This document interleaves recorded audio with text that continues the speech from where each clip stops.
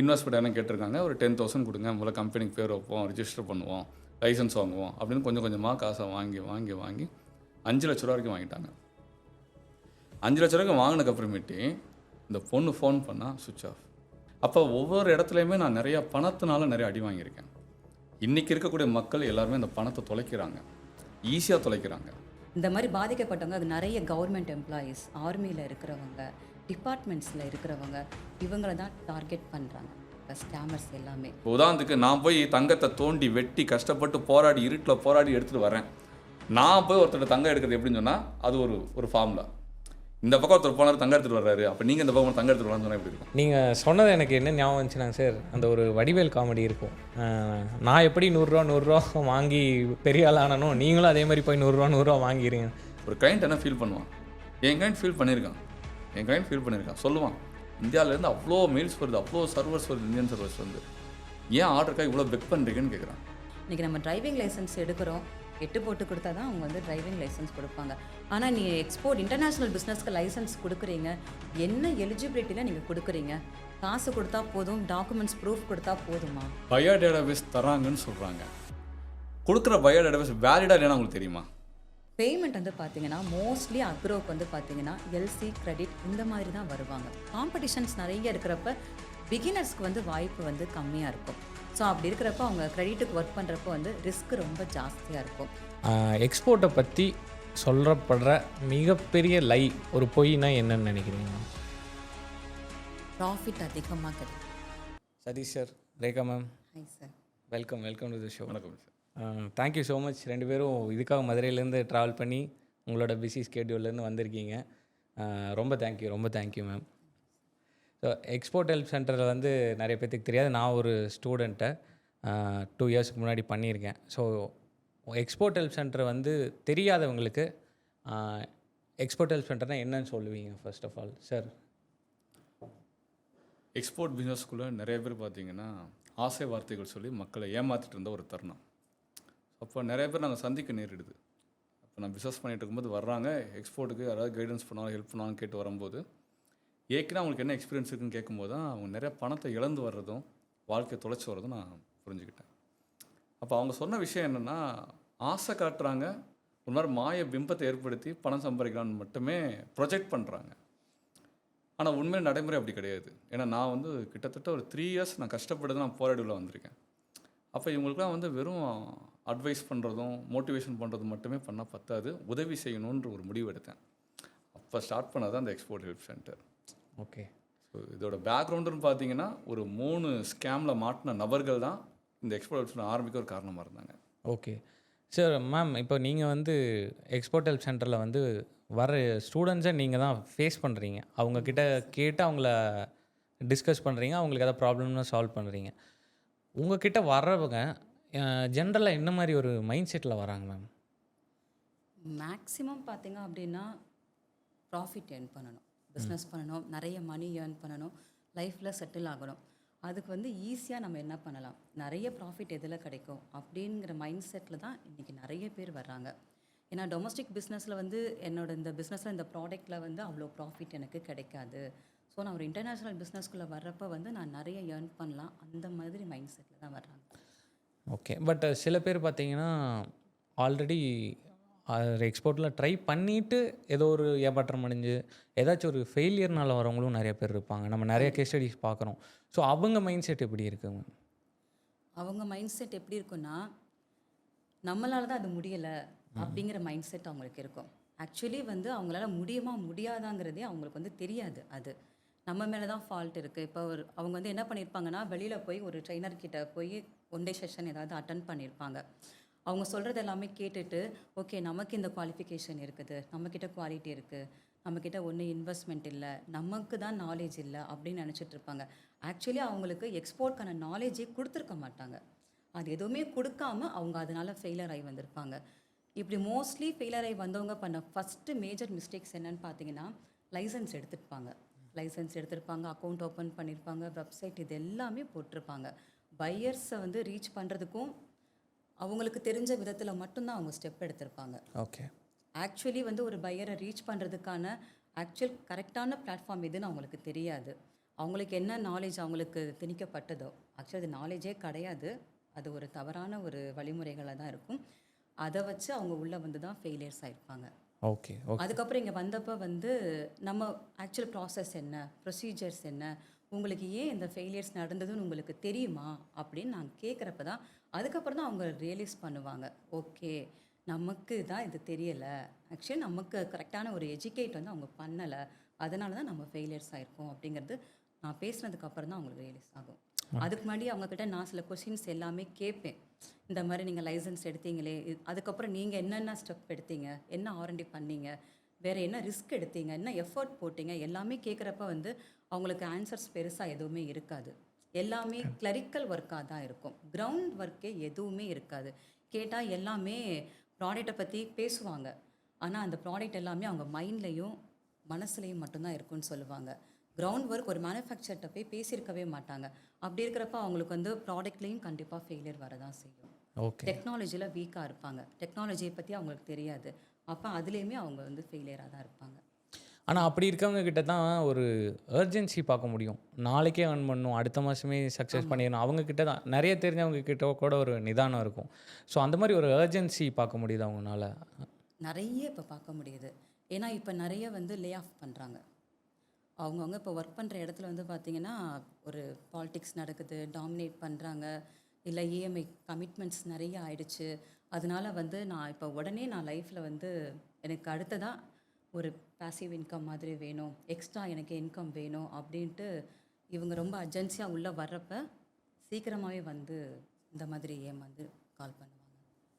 Sir அந்த urgency பத்தி பேசும்போது பார்த்தீங்கன்னா, நெறைய பேர்த்துக்கு ஒரு பேசிக் குவாலிஃபிகேஷன், ஒரு பேசிக் ஸ்கில்ஸ் என்ன வேணும்னு தெரியாம வந்துர்றாங்க. அதனால நெறைய பேர் வந்து நாளைக்கே நான் எக்ஸ்போர்ட் பண்ணணும். இன்னும் 1 மாசத்துல நான் பண்ணிற முடியுமா? அந்த மாரி கொஸ்டின்ஸ் எல்லாம் வருது.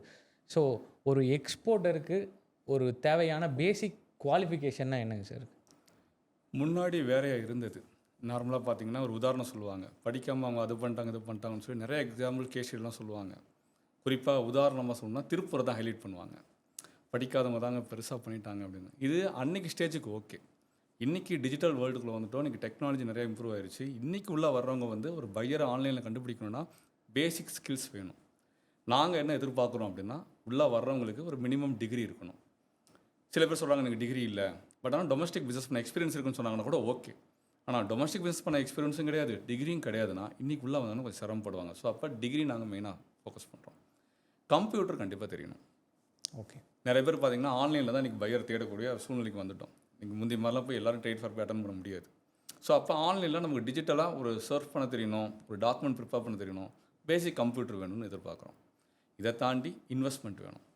இன்றைக்கி விளம்பரங்கள் உங்களுக்கு தெரியும்னு நினைக்கிறேன், நம்ம நிறையா பார்த்துட்ருக்கோம்.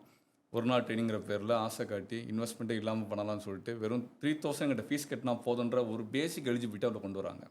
அப்படி கிடையாது. உள்ளே வந்தாலும் லைசன்ஸ் எடுக்கணும், ரிஜிஸ்ட்ரேஷன் பண்ணணும், மெம்பர்ஷிப்ஸ் இருக்குது, பேங்க் அக்கௌண்ட் ஓப்பன் பண்ணணும், நிறைய இடங்களில் பணங்கள் தேவைப்படுது. அப்போ பேசிக் இன்வெஸ்ட்மெண்ட்டுக்கு தயாராக இருக்கணும். இதெல்லாம் கோராக வச்சுக்கிட்டு ஸ்கில்லுன்னு பார்த்தோம்னா நான் சொல்கிறது பேஷன்ஸ் ரொம்ப வேணும்.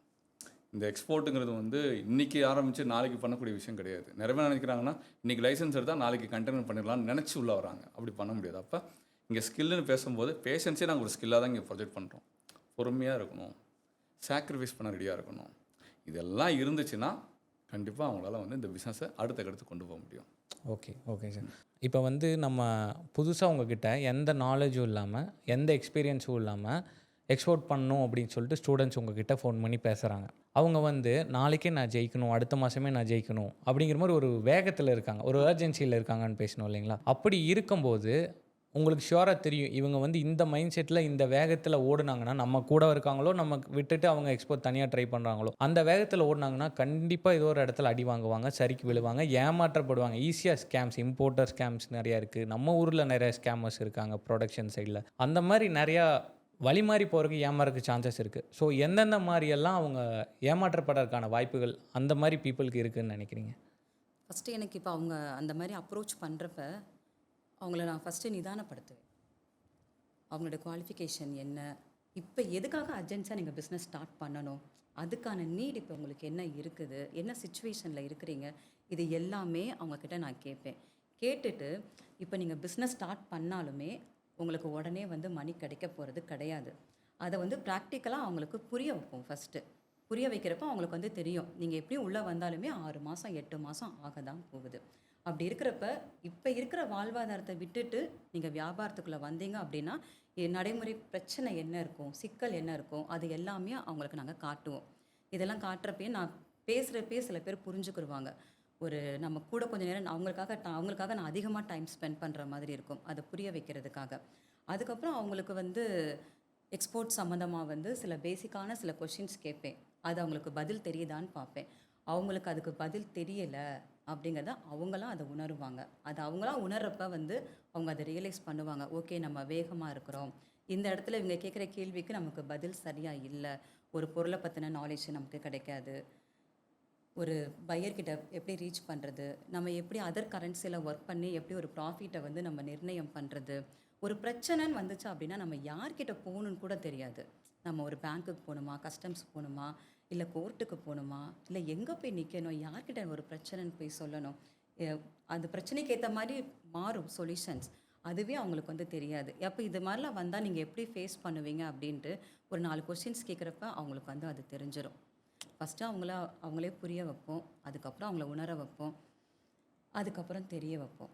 இங்கே உள்ள கிளாஸ்க்குள்ளே வர்றப்ப பார்த்தீங்கன்னா ஃப்ரீ கிளாஸ் தான் இங்கே முதல்ல அட்டன் பண்ணுவாங்க. எடுத்த உடனே இங்கே யாருமே பணத்தை கட்டி உள்ளே சேரவே மாட்டாங்க. அவங்க அந்த கிளாஸஸ் எல்லாம் அட்டன் பண்ணுறப்ப இந்த பிஸ்னஸில் என்ன பாசிட்டிவ் இருக்குது, நெகட்டிவ் இருக்குது, அவங்கக்கிட்ட என்ன ப்ளஸ் இருக்குது, மைனஸ் இருக்குது, எக்ஸ்போர்ட் ஹெல்ப் சென்டரோட சப்போர்ட் என்ன, கைடன்ஸ் என்ன, செஷன்ஸ் எப்படி இருக்கும், எல்லாமே ரியலைஸ் பண்ணிவிட்டு அவங்க தான் டிசிஷன் எடுப்பாங்க. ஓகே, என்னால் இது முடியும் முடியாது அப்படிங்கிறத அதுக்கப்புறம் தான் அவங்க உள்ளே வருவாங்க. Okay sir. இப்போ மேடம் வந்து இந்த ஃப்ரீ செஷன், அதாவது ஒரு ஃப்ரீ அவேர்னஸ், அதை அப்படி தான் சொல்ல முடியும், கொடுக்குறீங்க அப்படின்னு சொன்னாங்க. வேறு எங்கேயும் நானும் பார்த்ததில்லை சார். எல்லாருமே ஒரு 1000 2000 பே பண்ணிவிட்டு உள்ளே வாங்க அப்படிங்கிறாங்க. அது 1 டே செஷனாக இருக்கும். 1 டே செஷனை வந்து அப்செல்லிங் பண்ணுறாங்க. நெக்ஸ்ட் ஒரு 20,000 பே பண்ணுங்கள், 15 டே கோர்ஸாக இருக்கும். அப்புறம் ஒரு 50,000 பே பண்ணுங்கள், இது நாங்கள் கைடு பண்ணுறோம். அப்படி ஒரு ஸ்டேஜஸ் வச்சுருக்காங்க. அது ஃபர்ஸ்ட் சொல்ல மாட்டாங்க. பட் யாருமே ஒரு ஃப்ரீ செஷனை மெனக்கெட்டு கொடுக்க நான் பார்த்ததில்லை. அந்த மைண்டு உங்களுக்கு எப்படி வந்துச்சுங்க சார்? ஏன் பண்ணணும்னு நினச்சிங்க? ஆக்சுவலாக நான் இந்த பிஸ்னஸை ஸ்டார்ட் பண்ணுறதுக்கு முன்னாடி லோவர் மிடில் கிளாஸ். ஸோ ஒரு பணத்தோட மதிப்பு என்ன நமக்கு அப்போ நல்லா தெரியும். இப்போ நான் ஒரு சப்ளையரை பார்க்க போகிறேன்னா வீட்டில் டிபெண்ட் பண்ணியிருக்கணும் அதுக்கான மணிக்கு. இன்றைக்கி நான் ஒரு சாம்பிள் கலெக்ட் பண்ணிட்டு அதை நான் சென்ட் பண்ணால் வீட்டில் டிபெண்ட் பண்ணியிருக்கணும். அப்போ ஒவ்வொரு இடத்துலையுமே நான் நிறையா பணத்தினால நிறைய அடி வாங்கியிருக்கேன். இன்றைக்கி இருக்கக்கூடிய மக்கள் எல்லாருமே அந்த பணத்தை தொலைக்கிறாங்க, ஈஸியாக தொலைக்கிறாங்க. ஈஸியாக தொலைக்கிறாங்கன்னு சொல்கிறத விட ஒரு எமோஷ்னலாக தான் தொலைக்கிறாங்கன்னு நான் சொல்ல முடியும். இது வந்து முன்னாடிலாம் பேராசையில் தொலைச்சாங்கன்னு நம்ம பேசலாம். இன்றைக்கி பேராசை கிடையாது. இன்றைக்கி நிறையா மக்களுக்கு வந்து எமோஷ்னலாக கனெக்ட் ஆகிறாங்க, பாண்ட் ஆகிறாங்க. அந்த நீங்கள் சொன்னீங்களே இப்போ வேகம் அர்ஜென்சின்னு, அது ஏன் வருதுன்னா குடும்ப சூழ்நிலை இன்றைக்கி அப்படி ஆயிடுச்சு. முன்னாடிலாம் ஒரு வீட்டில் வந்து அப்பா மட்டும் சம்பாதிச்சார், அப்புறம் மனைவி சேர்ந்து சம்பாதிச்சாங்க. இன்றைக்கி பிள்ளைகள் சேர்ந்து சம்பாதிச்சா கூட இன்றைக்கி ஒரு பொருளாதாரத்தை ஃபேஸ் பண்ண முடியாமல் இருக்காங்க. அந்த அர்ஜென்சினால தான் நிறைய பேர் இன்றைக்கி ஏமாறப்படுறாங்க. அப்படி பணத்தை யாரும் தொலைச்சிடக்கூடாது எங்கேயும் அப்படிங்கிறதுக்காக தான் மெயினாக நாங்கள் வந்து இந்த 3 days ஃப்ரீ செஷன் கொடுக்குறோம். உங்களுக்கு தெரியும்னு நினைக்கிறேன். நாங்கள் 3 daysன்னு சொல்கிறது ஒரு பேருக்கு தான் 3 days சொல்கிறோம். அங்கே உட்கார வச்சு எந்த அளவுக்கு மேக்ஸிமம் இந்த பிஸ்னஸை பற்றி இன்புட் கொடுக்க முடியுமோ அவ்வளவும் கொடுத்து, இவ்வளோ டிபார்ட்மெண்ட்ஸ் இருக்குது, இவ்வளோ தூரத்துக்கு நீங்கள் உழைக்க வேண்டிய உழைப்பு இருக்குது, இவ்வளோ தூரம் நீங்கள் போராட வேண்டியது இருக்குது, மெனக்கிட வேண்டியது இருக்குன்னு காட்டிட்டோம்னா இதுக்கப்புறமேட்டு இந்த 1 day ட்ரைனிங் 1 week ட்ரைனிங் போய் இங்கே ஏமாற மாட்டாங்கன்ற ஒரு எண்ணத்தில் தான் இதை ஸ்டார்ட் பண்ணதே பேசிக்காக. இதில் ஃபீட்பேக்குன்னு பார்த்தீங்கன்னா நடுத்தர குடும்பம், அதுக்கு கீழ் மட்டத்தில் இருக்க குடும்பங்கள் எல்லாம் காப்பாற்றப்பட்டு இருக்காங்க. அதனால் இது தொடர்ந்து செய்யணும்னு நாங்கள் முடிவு பண்ணிட்டோம். ஓகே. ஆனால் எல்லோரும் எக்ஸ்போர்ட்டுக்கு வாங்கன்னு கூப்பிட்ற சென்டர்ஸ் பார்த்துருக்கேன். எக்ஸ்போர்ட்டுக்கு வராதீங்கன்னு சொல்கிற முதல் சென்டர் நீங்கள் தான் நினைக்கிறேன். இல்லை, வராதிங்கன்னு சொல்கிறத விட அதுக்கான தகுதியை வளர்த்துக்கிட்டு வாங்கன்னு சொல்கிறோம். கரெக்ட். ஏன்னா எப்போயுமே பார்த்தீங்கன்னா ஒவ்வொன்றுக்கும் ஒரு ஸ்கில் இருக்கும். இப்போ எம்பிபிஎஸ் படிக்கணும், அதுக்குன்னு ஒரு குவாலிஃபிகேஷன் இருக்குது, ஒரு நீட் இருக்குது. ஒரு பிசிஆர் ஆகணும், அதுக்கு ஒரு குவாலிஃபிகேஷன் நீட் இருக்குது. இப்போ பிசி வந்து எஸ்ஏ ஆகணும்னா அதுக்கு ஒரு குவாலிஃபிகேஷன் இருக்குது. அந்த மாதிரி இந்த பிஸ்னஸுக்கு ஒரு பேசிக்கான திறன்கள் தேவைப்படுது. அதை வளர்த்துக்கங்கன்னு சொல்கிறோம். அதுக்கப்புறம் உள்ள வந்தீங்கன்னா தான் அவங்களால அந்த பிஸ்னஸை சஸ்டெயின் பண்ண முடியும். நிறைய பேர் சக்ஸஸ்க்காக தான் ஓடுறாங்களே தவிர யாரும் சஸ்டெயின் பண்ணுறதுக்கு ஓடுற மாதிரி தெரியல. அதனால நாங்கள் கொஞ்சம் விரட்டுறோம், பார்த்துவாங்க. ஓகே ஓகே, புரியுதுங்க சார். பொதுவாக பிஸ்னஸ்குள்ளே எல்லாரும் எப்படி வர்றாங்கன்னா, ஒரு நெருக்கடியான மனநிலையில், சூழ்நிலையில், ஒரு கஷ்டத்தில், மாத கடைசியில் தான், காசு இல்லாத நேரத்தில் மட்டும்தான் அந்த பிஸ்னஸை பற்றி யோசிக்கிறாங்க. நான் என்ன சொல்லுவேன் அப்படின்னா, நிதானமாக இருக்கிறப்ப, பொறுமையாக இருக்கிறப்ப, பீஸ்ஃபுல்லாக இருக்கிறப்ப மட்டும்தான் அந்த ஒரு பிஸ்னஸை சக்ஸஸ்ஃபுல்லாக நம்ம லாங் டர்மாக கொண்டு போக முடியும். நீங்கள் வீட்டில் இவ்வளோ பிரச்சனையை வச்சுட்டு, ஆஃபீஸில் அவ்வளோ நெருக்கடியை வச்சுட்டு ஒரு பிஸ்னஸை ஸ்டார்ட் பண்ணுறப்ப நம்மளால் அதை ஃபோக்கஸ்டாக கொண்டு போக முடியாது. இப்போ ப்ராக்டிக்கலாக சொல்லணும் அப்படின்னா, இப்போ நான் இந்த மாதம் வந்து நான் இன்னைக்கு ஒரு கடைக்கு நான் போகிறேன். புதுசா நான் ஒரு ஏரியாவுக்கு போறேன். அந்த ஏரியால போறப்ப நான் அன்னைக்கு ஒரு ஃப்ரூட்ஸ் கடை நான் பார்த்துருப்பேன். இல்ல ஒரு ஜூஸ் கடை ஏதோ ஒண்ணு பார்க்குறேன். 1 மாசம் கழிச்சு திருப்பி நான் அதே ஏரியாவுக்கு நான் போறப்ப, நான் என் மைண்ட்ல என்ன இருக்கும்னா, சரி போற வழியில அங்க வந்து ஒரு ஸ்நாக்ஸ் கடை இருக்கு, ஃப்ரூட்ஸ் கடை இருக்கு. நம்ம அத வாங்கிட்டு போவோம் அப்படின்னு நெனைப்பேன். ஆனா அந்த கடை அந்த இடத்துல இருக்காது. அவசரப்படுறாங்க எல்லாருமே. உடனே டீலர்ஷிப் எடுக்கிறது, ஃப்ரான்ச்சைஸ் எடுக்கிறது, அது எல்லாமே இப்போ ஒரு ஃபேஷன் ஆயி போயிருச்சு. ஸோ ஒரு பேஷனா எடுத்துட்டு, பீஸ்ஃபுல்லா எப்ப நம்மனால ஒரு பிசினஸ ஸ்டார்ட் பண்ண முடியுமோ, அப்பதான் ஒரு பிசினஸ்க்குள்ள வரணும். அப்பதான் சஸ்டெயின் ஆக முடியும். இல்லைன்னா, இந்தா இன்னைக்கு எடுத்துட்டு நாளைக்கு அந்த கடை இருக்காது. அந்த மாரி தான் இன்னைக்கு நெறைய போய்க்கிட்டே இருக்கு. பட் இந்த மாதிரி கேஸ் ஸ்டடி உங்களுக்கு நிறைய தெரியும். ஏன்னா நீங்கள் நிறைய பேர்கிட்ட அப்ரோச் பண்ணி பேசுகிறீங்க. உங்களை அப்ரோச் பண்ணும்போது பேசுகிறீங்க. ஸோ உங்களுக்கு இப்போ மனசுக்கு டக்குன்னு ஞாபகம் வர ஒரு கேஸ் ஸ்டடி, நம்ம இந்த மாதிரி ஒருத்தங்க யாராச்சும் ஸ்கேம் பண்ணவங்களோ, ஏமாந்தவங்க ஏதாவது கேஸ் ஸ்டடி ஷேர் பண்ண முடியுங்களா? நெறைய இருக்கு. பர்சனலா எனக்கு பாதிக்கப்பட்டது நான் சொல்றேன். நெறைய பேர் பாதிக்கப்பட்டிருக்காங்க. இவங்களால வந்து வெளிய வந்து சொல்ல முடியாது. இந்த திருடனுக்கு தேள் கொட்டினா, நம்ம வந்து ஷட் அப் பண்ணிட்டு தான் இருக்கணும். வேற சான்ஸே கிடையாது. அந்த மாரி தான் என்னுடைய நெருங்கிய நண்பர் ஒருத்தர் தான் அவரு. இவங்க எல்லாருமே பார்த்தீங்கன்னா, ஒரு கவர்மெண்ட் ஜாப்ல தான் இருக்கிறாங்க. நல்லா படிச்சிருக்கிறாங்க. கவர்மெண்ட் ஜாப்ல இருக்கிறாங்க. என்ன பண்றாங்க அப்படின்னா, வெளியிலேருந்து வர்றாங்க. ஒரு இன்வெஸ்ட்மெண்ட் மாதிரி. நீங்க எனக்கு இத்தனை லட்ச ரூபாய் இன்வெஸ்ட்மெண்ட் பண்ணுங்க. மாசம் உங்களுக்கு நாங்க இவ்வளோ லட்ச ரூபாய் குடுக்குறோம். 2 லட்ச ரூபாய் இன்வெஸ்ட்மெண்ட் பண்ணா உங்களுக்கு மாசம் இவ்வளோ அமௌண்ட். 4 லட்ச ரூபாய் இன்வெஸ்ட்மெண்ட் பண்ணா அது உங்களுக்கு இவ்வளோ அமௌண்ட் குடுக்குறோம்னு சொல்றாங்க. அத அவர் இன்வெஸ்ட் பண்ணிட்டாரு. அவர் மட்டுமே இன்வெஸ்ட் பண்ணவே இல்ல. அவர் சர்க்கிள்ல இருக்கிற மத்த எல்லாரையுமே சேர்த்து அவர் இன்வெஸ்ட்மெண்ட் பண்ண வச்சுட்டாரு. கிட்டத்தட்ட 80 லட்சத்துக்கு மேல இன்வெஸ்ட்மெண்ட் பண்ணிட்டாங்க. அவர் மட்டுமே பண்ணிட்டாரு. இதுக்காக அவரு சொந்த வீடு கட்டியிருந்தாரு. அந்த கட்டின வீட்ட பத்திரத்த அடகு வச்சு தான் அவர் அந்த ப்ராஜெக்ட்டே பண்ணாரு. அப்ப கூட என்ட்ட சொல்லுவாரு, "நீ வந்து என் வளர்ச்சிய பார்த்து நீ பொறாமப்படுற. அதனால தான் நீ இது ஃபேக்குன்னு சொல்ற." அப்படின்னு சொல்லி என்கிட்ட ஆர்கியூமென்ட் பண்ணாரு. "இல்ல இது தப்பா தெரியுது. இந்த மாதிரிலாம் ஷார்ட் டேர்ம்ல இப்படிலாம் ஏர்ன் பண்ணா, அது வந்து தப்பா தான் போய் முடியும்னு சொல்றப்ப வந்து, நான் அவர பார்த்து பொறாமப்படுறேன்னு சொன்னாரு. சரி ஓகே நீ நல்லா இருந்தா எனக்கு சந்தோஷம் தான் அப்படின்னு சொல்லிட்டு நான் வந்துட்டேன். திருப்பி அவரே ஒரு 3 மாசம் கழிச்சு ஃபோன் பண்ணி, "எனக்கு ஒரு ஹெல்ப் வேணும். நான் இந்த மாரி ஒரு பிரச்சனையில மாட்டிட்டேன்." என்னன்னு கேட்டா, இப்ப அவர் பிரச்சனைக்கு அவர் வெளிய வந்து சொல்ல முடியாது. வெளிய வந்து சொன்னா அவர் வேல போயிடும். இந்த மாரி பாதிக்கப்பட்டவங்க அது நெறைய கவர்மெண்ட் எம்ப்ளாயீஸ், ஆர்மில இருக்கிறவங்க, டிபார்ட்மெண்ட்ஸ்ல இருக்கிறவங்க, இவங்கள தான் டார்கெட் பண்றாங்க. இப்ப ஸ்கேமர்ஸ் எல்லாமே. ஏன்னா பிரச்சனை வந்தா, "நீ வெளிய போக்கூடாது. வெளிய யார்கிட்டயும் சொல்லக்கூடாது." ஸோ என்னை கேட்டா, இவங்க வந்து ரொம்ப கேர்ஃபுல்லா இருக்கணும்.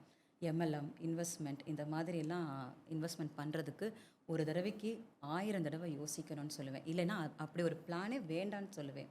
எதுவா இருந்தாலும் நீங்களா ஓனா பண்ணுங்க அப்படின்னு தான் சொல்லுவேன். யாரையும் டிபெண்ட் பண்ணி மத்தவங்க சப்போர்ட் மூலமா இந்த மாதிரி சீக்கிரமா ஸ்மார்ட்டா ஏர்ன் பண்ணலாம். அந்த மாதிரிலாம் பண்ணாதீங்க. ஓகே. என்கிட்ட ஒரு சின்ன ஒரு கேஸ் ஸ்டடி இருக்குது. என்னைய பாதித்த ஒரு விஷயம். இப்போ பர்சனலாக வந்து மேடம்கிட்ட தான் நிறைய விஷயம் ஷேர் பண்ணுவாங்க எப்பயுமே. என்கிட்ட எப்போ ஷேர் பண்ணுவாங்கன்னா, கிளாஸில் படிக்க வரும்போது தான் ஸ்டூடெண்ட்ஸாக ஷேர் பண்ணுவாங்க அவேர்னஸ் கொடுக்கும்போது. அப்படி ஒரு ஸ்டூடெண்ட் ஒருத்தவங்க ஷேர் பண்ணது தான் ரொம்ப வேதனை. இப்போ கூட நான் சொல்லும்போது எனக்கு ஒரு மாதிரி நர்வஸ் ஆகுது. அந்த விஷயத்தை எப்படி நான் ஜீரணிச்சு பேச போகிறேன்னு தெரில. ஒரு காலேஜில் ஒரு ஈவெண்ட் வச்சுருக்காங்க. அது ஒரு மேனேஜ்மெண்ட் காலேஜ் இது. அந்த ஈவெண்ட்டில் என்ன பண்ணியிருக்காங்க, நிறைய கேம் ஷோஸ் வச்சுருக்காங்க. அந்த கேம் ஷோஸில் பார்ட்டிசிபேட் பண்ணுற மாதிரி மக்களை ஃபுல்லாக இன்ட்ரெஸ்ட் காட்டி உள்ளே கொண்டு வந்துட்டாங்க. அப்போ 4-5 ஸ்டூடெண்ட்ஸ் போய் இன்ட்ரெஸ்ட்டாக ஒர்க் பண்ணுறாங்க, விளையாடுறாங்க, அது ஜெயிக்கிறாங்க. உடனே அடுத்த கட்டத்துக்கு அந்த ஸ்டால் போட்டவர் என்ன பண்ணுறாருன்னா, எம்பிஏ தானே படிக்கிறீங்க, மாஸ்டர் ஆஃப் பிஸ்னஸ் அட்மினிஸ்ட்ரேஷன், நீங்கள் எக்ஸ்போர்ட்டுக்குள்ளே வரக்கூடாது. அப்போ நீங்கள் சின்ன சின்னதாக ஒரு இன்வெஸ்ட்மெண்ட் எனக்கு கொடுத்தீங்கன்னா, நான் உங்களை வந்து வெளியே போகிறக்குள்ளேயும், அதாவது ஃபைனல் இயர் முடிச்சு வெளியே போகிறக்குள்ளேயும் உங்களை எக்ஸ்போர்ட்டராக மாற்றி அனுப்புகிறேன், வீட்டில் பெருமைப்படுவாங்க, காலேஜுக்கு கொஞ்சம் பெருமையாக இருக்கும்னு சொல்லிட்டு ஒரு சின்ன பிட்டை தூக்கி போட்டிருக்காப்புல அந்த ஈவெண்ட் நடத்துனவர், அந்த ஸ்டால். அதில் ஒரு பெண் என்ன பண்ணியிருக்காங்கன்னா, சரி ஓகே அவங்க சொல்கிறதுக்கு நல்லா இருக்குது, நம்மளும் ஃபேமிலி கொஞ்சம் கஷ்டப்படுறாங்க, விவசாயம் பார்க்குறாங்க, நம்ம அதை செய்யக்கூடாது அப்படின்னு சொல்லிட்டு இன்வெஸ்ட்மெண்ட் என்ன கேட்டிருக்காங்க, ஒரு 10,000 கொடுங்க, முதல்ல கம்பெனிக்கு பேர் வைப்போம், ரிஜிஸ்டர் பண்ணுவோம், லைசன்ஸ் வாங்குவோம் அப்படின்னு கொஞ்சம் கொஞ்சமாக காசை வாங்கி வாங்கி வாங்கி 5 லட்ச ரூபா வரைக்கும் வாங்கிட்டாங்க. 5 லட்ச ரூபாய்க்கு வாங்கினதுக்கப்புறமேட்டு இந்த பொண்ணு ஃபோன் பண்ணால் சுவிட்ச் off. Okay. Bio data base தரேன் கொடுத்துட்டாங்க. வெப்சைட்டு ஏதோ ஒன்று டம்மியாக போட்டாங்க. கம்பெனி ரிஜிஸ்ட்ரேஷன் பேசிக்கான விஷயத்துக்கு எல்லாத்தையும் பண்ணிட்டாங்க. பண்ணிட்டு டோட்டலாக ஒரு 5 லட்சத்தை வாங்கிட்டு சுட்டிட்டு போயிட்டான். ஃபோன் பண்ணால் சுவிட்ச் ஆஃப். இந்த பொண்ணு வீட்டில் போய் சொல்ல முடியல. ஏன்னா இந்த பொண்ணுக்காக சேர்த்து வச்சுருக்காங்க. அது வந்து விவசாயம் ஃபேமிலி போல் அவங்க பண்ணுறவங்க. இந்த பொண்ணு ஃப்யூச்சரில் வந்து கல்யாணம் பண்ணால் சேர்த்து வைக்கணுங்கிற பணம் சேர்த்து அந்த பணத்தை கொஞ்சம் கொஞ்சமாக எடுத்து வீட்டுக்கு தெரியாமல் கொடுத்து எக்ஸ்போர்ட் ஆகிட்டு நிறைய சம்பாதிக்கலாம்னு சொல்லிட்டு அந்த பொண்ணு இந்த வேலையை பார்த்துருச்சு. இப்போ ஏமாத்தினதுக்கப்புறம் அந்த பொண்ணால் வெளியே பேச முடியல, சொல்ல முடியல. தற்கொலை பண்ணி இறந்துருச்சு. இறந்துட்டாங்களா சார்? சூசைட் பண்ணி இறந்துருச்சு அந்த பொண்ணு. இது வந்து அவங்க க்ளோஸ் ஃப்ரெண்டு. இதை வந்து வெளியே சொல்ல முடியாமல் நம்ம அவேர்னஸ் செஷனில் பேசியிருப்பாங்க. அவ்வளோ மனவேதனை, அதுலேருந்து வெளியே வர முடியாமல். இது காலேஜில் வந்து பார்த்திங்கன்னா மேனேஜ்மெண்ட்டில் இது பெருசாக இஷ்யூஸாக கொண்டு போக முடியாதுன்னு சொல்லிட்டு அதை கொஞ்சம் அப்படியே லாக் பண்ணிட்டாங்க. என்ன பிரச்சனைனா, இன்றைக்கி இந்த ஏமாறவங்களுக்கு நான் சொல்ல ஒரே விஷயம் என்னென்னா, யார்கிட்ட நீங்கள் பணம் கொடுக்குறீங்கன்னு முதல்ல யோசிச்சு கொடுக்கணும், அனலைஸ் பண்ணி கொடுக்கணும். தெரிஞ்சவங்க காசு கிட்ட வந்தாலே கொடுக்க யோசிக்கிறாங்க. முன்னப்பின தெரியாத ஒரு ஆள் அவன் சொல்கிறத நம்பி முழுமையாக கொடுக்கறது எவ்வளோ பேர் அபத்தம். இந்த பொண்ணு என்ன பண்ணிருக்கு, அந்த சுவிட்ச் ஆஃப் பண்ண உடனே அந்த கம்பெனி பேர் போட்டு நெட்டில் தேனா அப்படி ஒரு கம்பெனியே கிடையாது. இது ஃபஸ்ட் டைம் அந்த பொண்ணு பணம் கொடுக்க போகிறதுக்கு முன்னாடி அந்த கம்பெனி எப்படிப்பட்ட கம்பெனி கூகுளில் சர்ச் பண்ணியிருந்தா அந்த கம்பெனி வரலன்னு சொல்லி அந்த பொண்ணு சுதாரிச்சிருக்கலாம். ஆனால் எப்போ சுதாரிக்குதுன்னா 5 லட்சம் போனதுக்கப்புறம் தான், ஃபோன் எடுக்கலங்கிறதுக்கப்புறம் தான் அந்த பொண்ணு நெட்லேயே போய் தேடுது. அப்போ இங்கே நிறைய ஏமாற்றப்படுறவங்களாம் எப்படி இருக்காங்கன்னா, ரொம்ப அறியாமல் இருக்காங்க. அதுவும் இப்போ படிச்சிருக்காங்க. அந்த பொண்ணு MBA படிச்சுட்டு இருக்கு. அந்த பொண்ணு இந்த ஒரு பேசிக் காரணம் கூட பண்ணாமல் அது செஞ்சிருச்சு. இதெல்லாம் ரொம்ப மனவேதனை நமக்கு. இதே மாதிரி இன்னொரு கேஸ் ஸ்டடியும் ஒரு ஷேர் பண்ணோன்னா, இதே மாதிரி ஒரு ஸ்டூடெண்ட் ஷேர் பண்ணாங்க. அவங்க காலேஜ் படிக்கும்போது அவங்க சக காலேஜ் மேட் அந்த பொண்ணு பயங்கர போல்டான பொண்ணா. அப்போ வந்து பார்த்திங்கன்னா ஃபேமிலி பிரச்சனை, லவ் பிரச்சனை, தற்கொலை பண்ண போகிறவங்க கூட இந்த பொண்ணு போய் சால்வ் பண்ணுமா. அப்போல்லாம் பண்ணக்கூடாதுன்னு சொல்லி புத்திமதி சொல்கிற பொண்ணு. மேரேஜுக்கு அப்புறம் ஹஸ்பண்ட் இதே மாதிரி எக்ஸ்போர்ட்டில் இன்வெஸ்ட் பண்ணி தோற்று போய் பல லட்ச ரூபா கடன் ஆனதில் ஹஸ்பண்ட் ஒய்ஃபும் சேர்ந்து சூசைட் பண்ணியிருக்காங்க. பிள்ளையை வந்து பெட்டில் போட்டு அப்படியே. இதை கேட்டு அவங்களால தூங்கவே முடியலங்கிறாங்க. இதெல்லாம் பார்க்கும்போது ரொம்ப பதட்டமாக இருக்குது. எல்லோரும் ஏமாத்துறதுன்னா வெறும் பணம் மட்டும் தான் இழக்கிறாங்கன்னு நினச்சிட்டு இருக்காங்க. பல குடும்பங்கள் வாழ்க்கையை இழக்குது, உசுரை மாச்சிருது. இதெல்லாம் தெரியவே மாட்டேது வெளியே மக்களுக்கு. இப்போ கூட சமீபத்தில் பார்த்தீங்கன்னா வாழைப்பழத்தை ஏற்றுமதி பண்ணுறேன்னு சொல்லிட்டு ஒரு டாக்டர் அவர் போய் ரஷ்யாவில் போய் பணத்தை இழந்து அவர் இறந்தார். அப்போ எவ்வளோ பேர் பின்னாடி இழப்புகள்லாம் இருக்குது. அவங்க ஸ்கேம் பண்ணுறேன்னா வெறும் பணத்தை மட்டும் அடிச்சுட்டு போயிட்டாங்கன்னு நினைக்கிறாங்க. அந்த பணம் எவ்வளோ பெரிய பாதிப்பு ஏற்படுத்துது ஒரு குடும்பத்துக்குங்கிறத புரிஞ்சிக்காமல் இருக்காங்க. இதெல்லாம் வந்து சொல்லும் போது நமக்கு சிவராது ஒரு மாதிரி. அதை கடந்து வர குடும்பங்கள்லாம் அப்படி எப்படி இருக்கும் பாருங்கள். கண்டிப்பாக இதெல்லாம் நடக்கக்கூடாங்கிறக்காக தான் இவ்வளோ போராட்டம் பண்ணிகிட்டு இருக்கோம். சார் இப்போது எனக்கு புரியுது. இப்போ கோவம் வந்து ஒருத்தவங்க ஏமாத்துறாங்க மேலே எல்லாத்துக்கும் கோவம் வரும், அது இயல்பு தான். பட் இப்படி ஏமாறுறீங்களே, இவ்வளோ படிச்சிருந்து நீங்கள் சொல்கிற மாதிரி ஒரு குழந்தைய விட்டுட்டு என்னவா இருக்கட்டும், ஏமாறுறவங்க மேலேயும் சில தடவை நம்மளுக்கு ஒரு கோவம் வருது.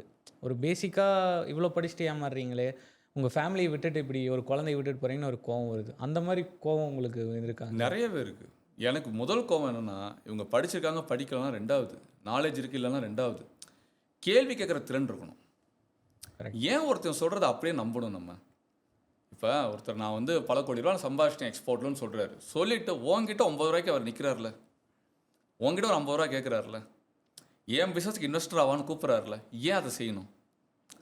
இப்போ ஒரு லேடி என்ன பண்ணியிருக்காங்க, ஒருத்தர்கிட்ட கிளாஸ் படிச்சிருக்காங்க. கிளாஸ் முடித்தோடனே அவர் என்ன சொல்லியிருக்காரு, எனக்கு ஒரு கிறிஸ்மஸ் ஆர்டர் இருக்குது, நான் வந்து இம்போர்ட் பண்ணுறேன், நல்ல ரேட்டுக்கு இது வந்து விற்கப்படும் டாய்ஸு, எனக்கு நீங்கள் இன்வெஸ்ட் பண்ணுங்கள், டபுளாக தரேன், 5 லட்சம் கொடுத்தா 10 லட்சம் தரேன், 6 லட்சம் கொடுத்தா 12 லட்சம் தரேன்னு சொல்லியிருக்காரு. இந்த அம்மா என்ன பண்ணியிருக்காங்க, தான் வீட்டுக்காருக்கு வந்து அந்த பக்கவாதம் அவருக்கு. அப்போ ஆப்ரேஷனுக்காக காசு சேர்த்து வச்சுட்ருக்காங்க, ஹாஸ்பிட்டாலிட்டிக்காக ஒரு 5 லட்சம் சேர்த்து வச்சுருக்காங்க. அப்போ இவர் 5 லட்சம் கொடுத்தா 10 லட்சம் தராருன்னு சொல்லிட்டு இவங்க என்ன பண்ணிட்டாங்க, பிளைண்டாக அது என்ன ஆர்டர்னு கேட்கல, எப்போ ரீச் ஆகுதுன்னு கேட்கல, எங்கே விற்க போகிறாருன்னு கேட்கல, எவ்வளோ லாபம் இருக்க போகுதுன்னு கேட்கல, எதுவுமே கேட்கல. அவர் சொன்னது என்ன, 5 லட்சம் கொடுத்தா 10 லட்சம். உடனே கேட்காம எதுவுமே கேட்காம 5 லட்சம் கொடுத்துட்டாங்க. அவன் என்ன பண்ணிட்டான் தெரியுமா, வெள்ளம் வந்துருச்சு, இந்த ஆர்டர் லாஸில் போயிடுச்சு, ஜாயிண்ட் வெஞ்சராக நீங்கள் ஜாயின் பண்ணிங்கன்னா லாபத்துலேயும் பாதி நஷ்டத்துலேயும் பாதி, அப்போ நஷ்டமானனால 2.5 லட்சம் தான் திருப்பி தர முடியும் அப்படின்னு சொல்லிட்டு 2 லட்சம் தூக்கிட்டான். அந்த 2 லட்சம் திருப்பி கொடுத்தானா உடனே கொடுக்கல, 5000 10,000 20,000 அவங்கள அலைய விட்டு நாயாப்பே சுத்த விட்டு. அதுக்கப்புறம் நான் என்ன கேட்குறேன், இப்படி ஒரு ஆர்டர் வருதுன்னா எங்கேருந்து வருதுன்னு கேட்டாலே மாட்டியிருப்பான், எங்கே விற்பீங்கன்னு கேட்டால் மாட்டியிருப்பான். இந்த கேள்வி கேட்குற திறன் ஏன் மக்களுக்கு இல்லைங்கிறது என்னோட கோபமாகவே இருக்குது அதிகமாக. அதுக்கு படிக்கணும் அவசியம் இல்லை, அதுக்கு நம்ம படிக்காமல் கூட கேட்கலாம் இல்லையா. இப்போ ஒருத்தர் சொல்கிறாரு, நான் 10 லட்சம் நான் சம்பாதிக்கிறேன்னு சொல்கிறாரு, 10 லட்சம் சம்பாதிக்கணும் ப்ரூஃப் என்ன சார்னு சாதாரணமாக கேட்டாலே போய் சொன்னால் வேர்க்கும்ல அவருக்கு. Correct sir. 10 லட்சம் சம்பாதிக்கக்கூடிய ஒரு வியாபாரமாக இருந்தால் ஏன் எல்லாரும் பண்ணலாமே, ஏன் அது பண்ண மாட்டான்னு ஒரு கேள்வி கேட்டாலே அவர் திணறுவார்ல. ஒரு கேள்வித்திறனே இல்லாமல் இருக்காங்க எல்லாரும், அதுதான் நம்ம கோபமாக இருக்குது. சார் நீங்கள் சொல்கிற மாதிரி இப்போ படிக்காதவங்க கூட ஸ்ட்ராங்காக தைரியமாக போல்டாக கேள்வி கேட்டுறாங்க, படித்தவங்க தான் ரொம்ப சாஃப்டாகி ரொம்ப பயந்துக்கிறாங்களோ அப்படின்னு தோணுது சார். கண்டிப்பாக அப்படி தான். இப்போ இந்த எம்பிஏ படித்த பொண்ணெல்லாம் பாருங்களேன், வீட்டில் அவ்வளோ பேச்சு பேசும், ஃப்ரெண்ட்ஸ்ட்டு அவ்வளோ பேச்சு பேசும்.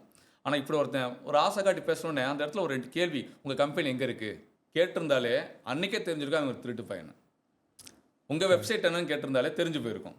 அவனுக்கு வெப்சைட்டில் கம்பெனி பேரில் எதுவுமே இல்லை, அன்றைக்கி ஸ்டாலுக்காக சும்மா பேசிக்காக ஒட்டியிருக்கான் டம்மியாக.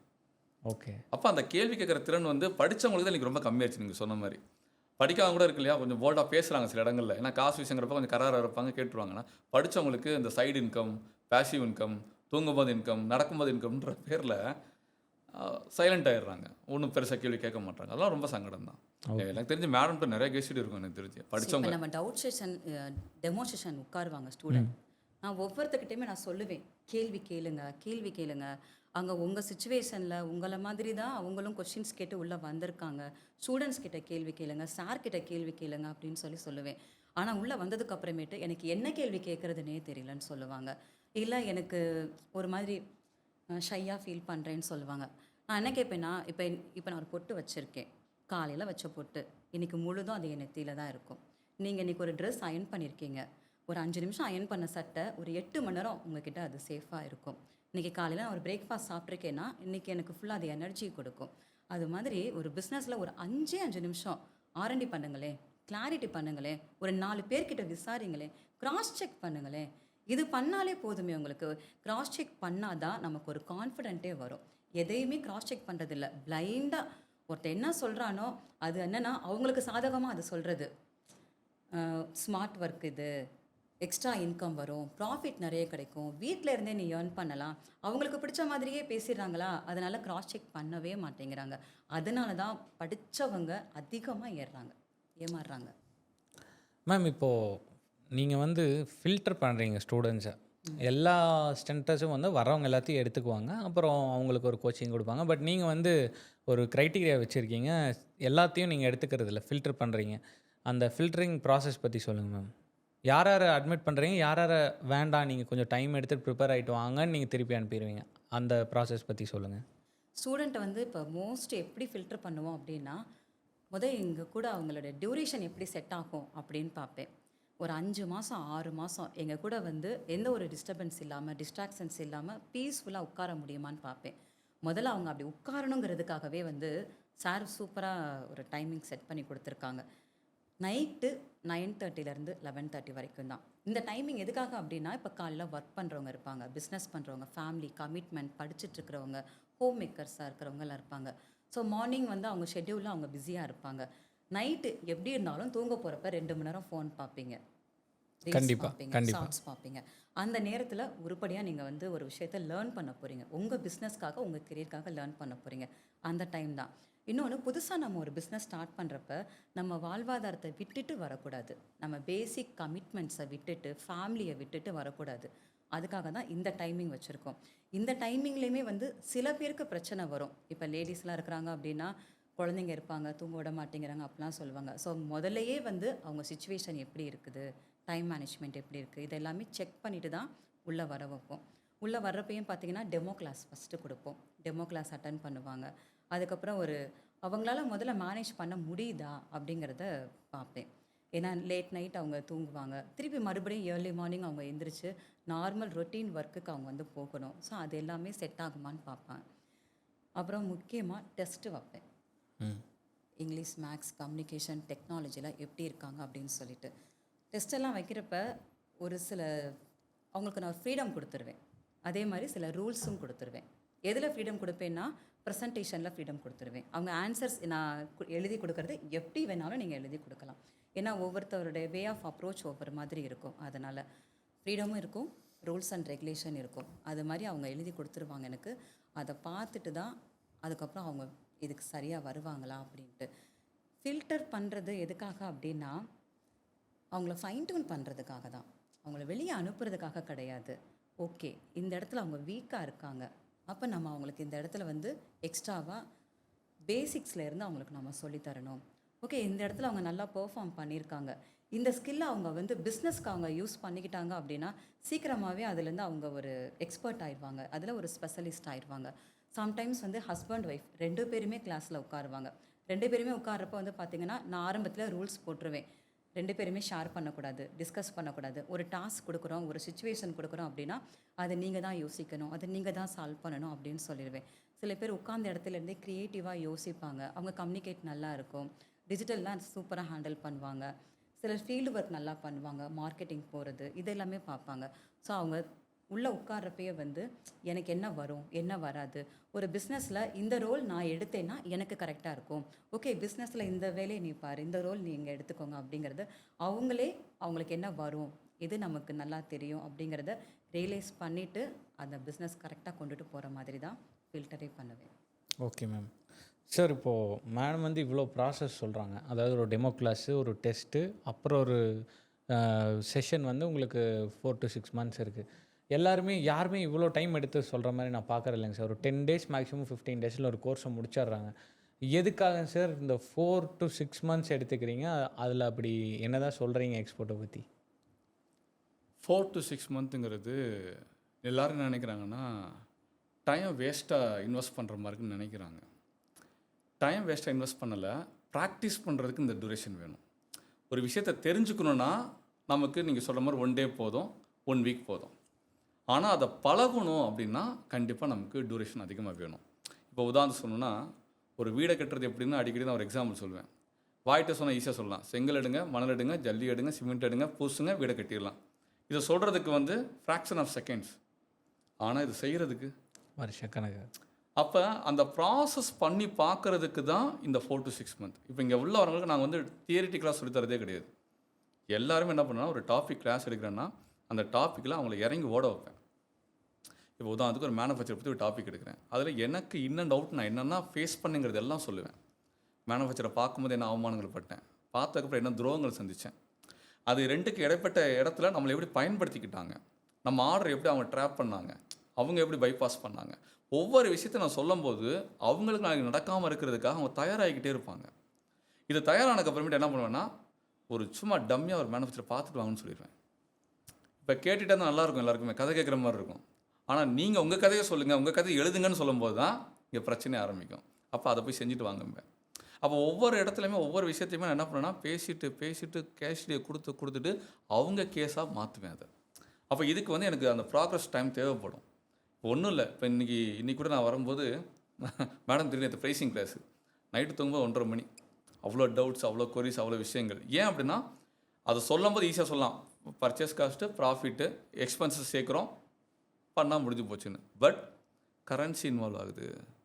அப்போ தேர்ட் கரன்சி இன்வால்வ் ஆகுது, நம்மளோட கரன்சி கிடையாது. அப்போ அதர் கரன்சி இன்வால்வ் ஆகும்போது ஃப்ளக்சுவேஷன்ஸ் இருக்குது.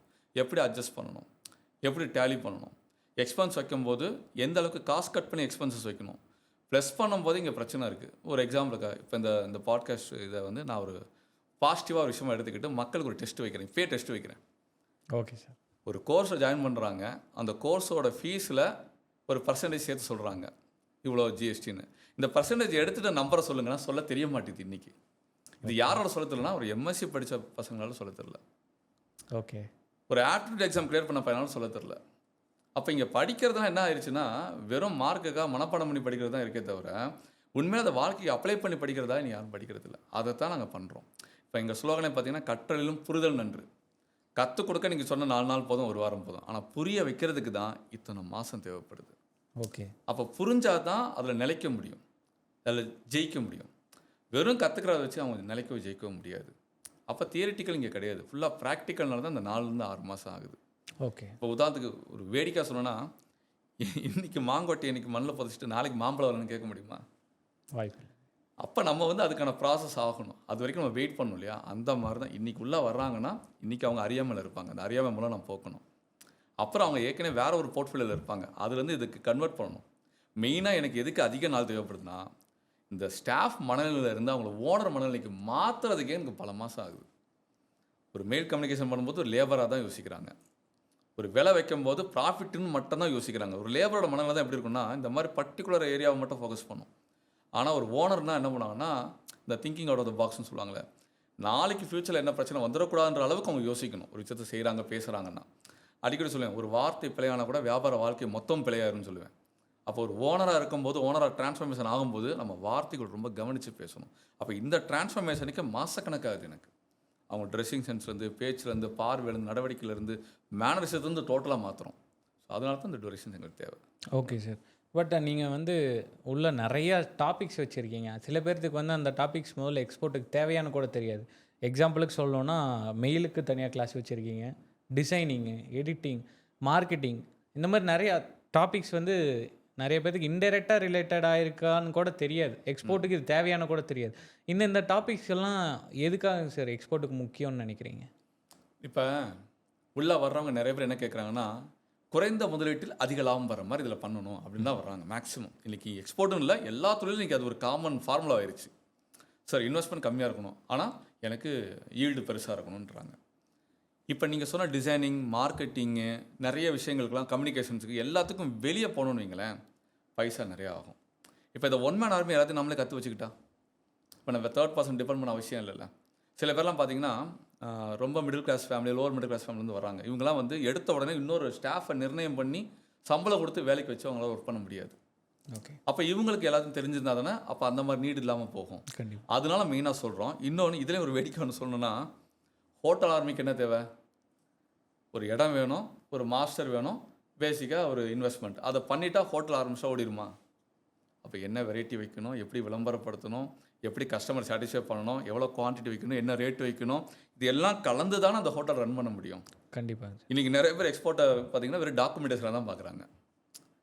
எங்கே லைசன்ஸ் இருக்குது, எங்கே மெம்பர்ஷிப் இருக்குது, எங்கே ரிஜிஸ்ட்ரேஷன் பண்ணுறது, என்ன மாதிரி நம்ம வந்து பேசிக்காக போர்ட்டில் பதிவு பண்ணுறது, இது மட்டும் தெரிஞ்சால் எக்ஸ்போர்ட் தெரிஞ்சுட்டா நினைக்கிறாங்க. கிடையாது. இது கிளரிக்கல் ப்ராசஸ். நீங்கள் சொன்ன அந்த டிசைனிங், மார்க்கெட்டிங், கம்யூனிகேஷன், அட்வர்டைசிங், அப்புறம் மார்க்கெட் ஸ்டடி, காம்படிஷன் ஸ்டடி, இதெல்லாம் தான் பேசிக் கோர். அப்போ இதை தெரிஞ்சுக்கிறதுக்கு தான் மெயினாக அவங்க முனைப்பை காட்டணுமே தவிர டாக்குமெண்டேஷனுக்காக அவங்க காட்டுறது வந்து தப்பு. அதனால தான் நான் எல்லாத்தையும் உள்ளே வச்சிட்டேன். இப்போ நான் உள்ளே வரும்போது நான் சொன்னேன், நான் லோவர் மிடில் கிளாஸ், நான் எல்லாத்தையும் ஒன் மேன் ஆர்மியாக நான் பார்க்கணும். ஏன்னா ஏதாவது ஒரு இடத்துல தப்பு நடந்தால் கூட இருக்கலையா, எனக்கு சரின்னு சொல்ல கூட ஆள் கிடையாது. அப்போ நான் வந்து தப்பு பண்ணி அடிபட்டு கற்றுக்கிட்டேன். அப்போ இன்றைக்கி அடிபட்டு கற்றுக்கிறாங்களாம் பார்த்தா ஒரு அடிப்பட்டால் ஓடி போயிடுறாங்க. அப்போ அந்த அடி பற்றக்கூடாது, எதுலேயும் பற்றக்கூடாதுன்னா எல்லாத்தையும் நம்மளே சொல்லிக் கொடுக்க ஆரம்பித்தோம். ஓகே மேடம், இப்போ இவ்வளோ ஸ்கில்ஸ் சார் சொன்னார் இல்லைங்களா? பர்சனலாக நான் நம்ம பேட்ச் அட்டன் பண்ணும்போதும் பார்த்துருக்கேன். நீங்கள் உங்கள் வீடியோஸ்லேயும் நிறைய சக்ஸஸ் ஸ்டோரிஸ் ஆகட்டும் நிறைய பேரில் பார்த்துருக்கேன். நிறைய ஸ்டூடெண்ட்ஸ் எக்ஸ்போர்ட்டில் டைரெக்டாக சக்ஸஸ் பண்ணலைனாலும் நிறைய லேடிஸ் வந்து இதை படிச்சுட்டு ஒரு டிசைனிங் மூலமாகவோ இல்லை ஒரு வெப்சைட்டை பில்ட் பண்ணுற ஸ்கில்ஸை வளர்த்திட்டு நிறைய பேர்த்துக்கு வெப்சைட் போட்டு தந்து அதில் ஏர்ன் பண்ணுறதாகட்டும். ஒரு ஸ்டூடெண்ட்டு கூட ஒருத்தர் மார்க்கெட்டிங் மட்டும் ஒரு எக்ஸ்போர்ட் கம்பெனிக்கு ஒரு மார்க்கெட்டிங் பண்ணி கொடுத்து ஒரு டீ கம்பெனின்னு நினைக்கிறேன், அதில் ஏர்ன் பண்ண அந்த மாதிரி இருக்காங்க. ஸோ அந்த மாதிரி கேஸ் ஸ்டடீஸ் உங்களுக்கு சக்ஸஸ் ஸ்டோரிஸ் ஏதாவது உங்களுக்கு இன்டைரக்டாக இந்த ஸ்கில்ஸ் எல்லாம் எக்ஸ்போர்ட்டில் ஹெல்ப் ஆகாட்டியும் அவங்களுக்கு லைஃப்பில் வேறு ஒரு கரியரையே உருவாக்கி தந்துச்சு, அந்த மாதிரி ஏதாவது உங்களுக்கு சக்ஸஸ் ஸ்டோரிஸ் ஞாபகத்துக்கு வருதுங்களா? கண்டிப்பாக இருக்குது சார். அது நம்ம செஷனில் உங்களுக்கு தெரியும்னு நினைக்கிறேன். உமன் என்டர்ப்ரனர் செஷனில் வந்து பார்த்தீங்க அப்படின்னா சார் வந்து ஃப்ரீயாகவே வந்து ஒரு 4 days வந்து, அதாவது நம்ம கூட வந்து ஒரு 6 மாதம் ட்ராவல் பண்ண முடியாது. டொமஸ்டிக்கில் என்னோடய பேஷன் என்ன, என்னோடய ஸ்கில் என்ன, எனக்கு என்ன வரும்னு எனக்கே தெரியல. அந்த மாதிரி பிளாங்காக நிறைய பேர் இருப்பாங்க. ஸோ பிளாங்காக பிளைண்டாக உள்ளே வருவாங்க, ஏதாவது ஒரு விஷயம் நம்ம அச்சீவ் பண்ணணுன்ட்டு. அப்படி உள்ளே வந்துட்டு இன்றைக்கி ஒரு மேம் வந்து பார்த்தீங்க அப்படின்னா அவங்க யூஎஸில் இன்றைக்கி அவங்க ஒரு ரேடியோ சேனலில், அது என்ன சார், ஆர்ஜேவாக இருக்காங்க. ஓ ஓகே, சரி சரி சரிங்க. அவங்க வந்து இப்போ இந்தியாவில் இருக்கிறப்போ வந்து பார்த்தீங்க அப்படின்னா அவங்க வந்து தமிழ் வந்து அவங்களுக்கு வந்து ஃப்ளூயண்ட்டாக வந்து நல்லா பேசுவாங்க. இந்த புராணங்கள், இலக்கியங்கள் இது மாதிரி எல்லாமே அவங்களுக்கு அதில் ஈடுபாடு இருக்குது. ஸோ அதனால் அவங்களுக்கு இலக்கணம் இது எல்லாமே நல்லாவே தெரியும். ஸோ ஸ்கூல் டேஸில் வந்து அவங்க வந்து ப்ரேயரில், ஆக்டிவிட்டீஸில் இந்த மாதிரி இருந்திருக்காங்க. ஸோ அது வந்து ஒன்ஸ் அப்பான் டைம் சைல்ட்ஹுட்டில் நடந்தது, அவங்களுக்கே அது மறந்துருச்சு. திருப்பி அவங்க இங்கே உள்ளே வந்ததுக்கு அப்புறமேட்டு வந்து பார்த்தீங்க அப்படின்னா அதை டெவலப் பண்ணி இன்றைக்கி அவங்க ஒரு வெளிநாட்டில் ஒரு ஆர்ஜேவாக இருக்கிறாங்க. ஓகே. அவங்க வந்து பிளாங்காக உள்ளே வந்தாங்க. நிறைய பேர் இருக்காங்க சார். அப்புறம் யூடியூப் சேனல் ரன் பண்ணுறாங்க. நிறைய பேர் இப்போ யூடியூப் சேனல் ரன் பண்ணுவாங்க, அமௌண்ட் அவங்களுக்கு வருதா வரலையாங்கிறது தெரியாது. நிறைய பேர் வந்து சேனல் ஓப்பன் பண்ணோம் அப்படின்னா நமக்கு அமௌண்ட் வரும்னு நினச்சிட்ருப்பாங்க. ஆனால் வந்து அதன் மூலமாக அவங்க வந்து ஏர்ன் பண்ணவும் செய்கிறாங்க சார். Okay okay. எனக்கு ஒரு சின்ன கேஷரி நான் சொல்லணும்னு ஆசைப்பட்றேன். ஆக்சுவலாக பார்த்தீங்கன்னா உங்கள் பேட்சுக்கு முந்தின பேட்சுன்னு நினைக்கிறேன் ஒருத்தர், அவருக்கு வந்து சிஸ்டம் நாலேஜ் பெருசாக கிடையாது. அவர் உள்ள வந்து எக்ஸ்போர்ட்டில் வரும்போது டவுட்டில் தான் வந்தார். சார் எக்ஸ்போர்ட் பண்ணிடுவேனா, எக்ஸ்போர்ட் பண்ண வச்சுருவீங்களா, எப்படியாவது என்ன செஞ்சு வச்சுருக்கீங்க, ரொம்ப டவுட்ஃபுல்லாக தான் வந்தார். ஆனால் அந்த செஷன் முடியும் போதே அவர் வெப்சைட் டிசைனராக மாறிட்டார். ஓகே. அவர் என்ன பண்ணாருன்னா, நம்ம வெப்சைட் கிளாஸ் நம்ம எடுப்போம் இல்லையா, அது ஒரு 1 வீக் போகும். அந்த செஷனில் பயங்கர ஈடுபாடு காட்டி அவருக்கான ஓன் வெப்சைட்டை க்ரியேட் பண்ணார். க்ரியேட் பண்ணிட்டு அது வாட்ஸ்அப்பில் சும்மா ஸ்டேட்டஸில் வச்சு அவரோட வெப்சைட்டை ப்ரொமோட் பண்ணி பார்த்தாரு. அதை பார்த்த ஃப்ரெண்ட்ஸு, ஃபேமிலி நெட்ஒர்க்ஸு, இது நல்லா இருக்குது, இது நல்லா இருக்குது அப்படின்னோடனே, இது நானே பண்ணேன்னு சொன்னோன்னே எனக்கு ஒன்று பண்ணி கொடுன்னு கேட்க ஆரம்பித்தோடனே ஒரு இன்ட்ரெஸ்ட்டாக ஸ்டார்ட் பண்ணார். இன்றைக்கி பல மேனுஃபேக்சருக்கு வெப்சைட் போட்டு கொடுத்து, பல எக்ஸ்போர்ட்டுக்கு வெப்சைட் போட்டு கொடுத்து, அதுலேருந்து யூனிக்கான பார்ட் எடுத்து அடுத்த இடத்துக்கு போயிருக்காரு. Super sir. அப்போ இது எக்ஸ்போர்ட்டுக்காக மட்டுமே இது கிடையாது. நம்ம கொடுக்குற எல்லாமே லைஃப் லெசன்ஸாக இருக்கும் நிறைய இடத்துல. இது நான் இங்கே சொல்லலாமான்னு எனக்கு தெரியல. வைட் பி நீங்களே எனக்கு ஒரு பெரிய கேஷியாக தான் நான் ஃபீல் பண்ணியிருக்கேன். இல்லை சார், நானே சொல்லலான்னு தான் வந்தேங்க சார். எனக்கு அந்த ஸ்டேஜ் ஃபியர் ரொம்ப இருந்துச்சு. அந்த வீடியோ கிளாஸ், வீடியோ ஹோம்ஒர்க் நம்ம கொடுக்கும்போது நான் ஃபஸ்ட்டு வந்து ஒரு ரொம்ப இறுக்கமாக அந்த வீடியோ கூட இன்னும் இருக்கும்னு நினைக்கிறேன். ஸோ அதில் நீங்கள் பார்த்துட்டு கொடுத்த ஃபீட்பேக்கு, நீங்கள் கொடுத்த கான்ஃபிடென்ஸு, அடுத்தடுத்த லெவல். அதுக்கப்புறம் தான் நான் இந்த யூடியூப் சேனல் ஆரம்பித்தேன். பட் எனக்கு அதனால தான் இந்த கொஸ்டின் வந்துச்சு, என்ன மாதிரி இன்னும் 4 பேர் இருப்பாங்களா அப்படிங்கிறனால தான் நான் கேட்டேன். சார், எனக்கு இன்னொரு கொஸ்டின் என்னென்னா, நிறைய பேர்த்துக்கு ஒரு மேனுஃபேக்சரர் எக்ஸ்போர்ட்டருக்கும் மர்ச்சன்ட் எக்ஸ்போர்ட்டருக்கும் ஒரு டிஃப்ரென்ஸ் தெரியல. இவங்க 2 பேர்த்துக்கும் ப்ரைமரியாக என்னங்க சார் வித்தியாசம்? ஒன்றும் இல்லை சார். ஒரு மேனுஃபேக்சர் அப்படின்னு போயிட்டோம்னா அவங்களுக்கு வந்து ஒரு பொருளோட டிமாண்ட் தெரிஞ்சு அந்த பொருளை எப்படி உற்பத்தி பண்ணுங்கிற அந்த டாக்டிக்ஸ், அந்த டெக்னாலஜி, அந்த ஒர்க்கிங் இது எல்லாமே புரிஞ்சு அதை எக்ஸிக்யூட் பண்ணி அவங்க பேர்லேயே அவங்க பில் பண்ணி அனுப்புனாங்கன்னா அவங்க மேனுஃபேக்சரிங் எக்ஸ்போர்ட்டர், மேனுஃபேக்சரிங் எக்ஸ்போர்ட். அதாவது ரா மெட்டீரியல்லேருந்து, மெஷினரியிலேருந்து, மேன் பவர்லேருந்து எல்லாத்தையும் யூட்டிலைஸ் பண்ணி ஒரு நாட்டோட தேவையை புரிஞ்சு அந்த பொருளை நம்ம நாட்டு மக்களின் தேவைக்கு போக சர்ப்ளஸ் குவான்டிட்டியை செஞ்சு அதை அனுப்புகிறாங்கன்னா அது manufacturing export. Okay sir. Merchant அப்படிங்கிறது அப்படியே ஆப்போசிட். எப்படின்னா, எனக்கு வந்து ப்ரொடக்ஷன்லாம் பயம் இல்லை, இன்வெஸ்ட் பண்ணுறதுக்கு எனக்கு அந்தளவுக்கு முடியாது. ஆனால் வெளிநாட்டோட தேவை எனக்கு தெரியுது. அப்போ வெளிநாட்டுக்கு நம்மளோட தேவையை தெரியுது, அதை பூர்த்தி பண்ண நபர்கள் இங்கே யாரும் தெரியுது. அவங்க 2 பேரையும் ஏன் மூலயமா கனெக்ட் பண்ணுறேன், நான் மறைச்சிக்குவேன். அப்போ இவரோட தேவை நான் கேட்டு வாங்கிடுவேன், இந்த தேவையை பூர்த்தி பண்ணுறேன்னு இவர்கிட்ட கேட்டு வாங்கிடுவேன். வாங்கி என் பேரில் பில் பண்ணி நான் அனுப்பிட்டேன்னா நான் மெர்ச்சன்ட். அப்போ அதில் வந்து பார்த்தீங்கன்னா கொஞ்சம் ஓவர் ஹெட்ஸ் நிறையா இருக்கும் மேனுஃபேக்சரிங், இதில் கொஞ்சம் ஓவர் ஹெட்ஸ் கம்மியாக இருக்கும். இதுதான் மேனுஃபேக்சரிங்க்கும் மெர்ச்சன்ட் எக்ஸ்போர்ட்டுக்கும் உள்ள மேஜர் டிஃப்ரென்ஸ். Okay sir. என்னோடய எக்ஸ்பீரியன்ஸில் நான் என்ன நினச்சேன்னாங்க சார், ஒரு மேனுஃபேக்சரர் எக்ஸ்போர்ட்டருக்கு வந்து ஒரு கேபிட்டல் இருக்கும், ஒரு தைரியமாக பணத்தை இன்வெஸ்ட் பண்ணிடுவார். ஒரு பையர்கிட்ட நீங்கள் வந்து விசிட் வேணால் பண்ணுங்க அப்படின்னு ஒரு கான்ஃபிடென்ஸில் இருப்பார். ஆனால் ஒரு மெர்ச்சன்ட் எக்ஸ்போர்ட்டருங்கிறவங்க வந்து உங்களுக்கு ஏதாச்சும் ஒரு எக்ஸ்பர்டீஸோ ஒரு பயங்கரமான கான்ஃபிடென்ஸ் வளர்றதுக்கு ஒரு ஸ்ட்ராங்கான பாயிண்ட் இருக்கணும். எக்ஸாம்பிளுக்கு பார்த்தீங்கன்னா, நான் ஒரு ப்ராடக்ட் நாலேஜ் எனக்கு பயங்கரமாக இருக்குது, நீங்கள் என்ன கொஸ்டின் பையர் கேட்டாலும் என்னால் எப்போ எழுப்பி கேட்டாலும் சொல்ல தெரியணும் அப்படின்னு இருக்கலாம். அப்படி இல்லாமல் ஏதாச்சும் ஒரு யூனிக்கான அவங்களுக்கு ஒரு அட்வான்டேஜ் இருந்தால் தான் அவங்களுக்கு ஒரு கான்ஃபிடென்ஸ் வரும். இல்லை அவங்களோட நேட்டிவ் ஏரியா வந்து ஒரு ஹப்பு, இந்த ப்ராடக்ட்டுக்கான ஒரு ஹப்பாக இருக்குது, ஸோ என்னால் எப்போ வேணால் சோர்ஸ் பண்ண முடியும்னு ஒரு கான்ஃபிடென்ஸ் இருக்கலாம். ஸோ அந்த மாதிரி ஏதாவது ஒரு மெர்ச்சன்ட் எக்ஸ்போர்ட்டருக்கு ஒரு யூனிக்கான ஒரு அட்வான்டேஜ் வேணும்னு நினைக்கிறீங்களா சார்? கண்டிப்பாக அது இருக்குன்னு சொல்லுவேன். அது வேணும் கூட இருக்குது அவங்களுக்கு. என்னென்னா, நீங்கள் சொன்னதே ஒரு best example, product knowledge.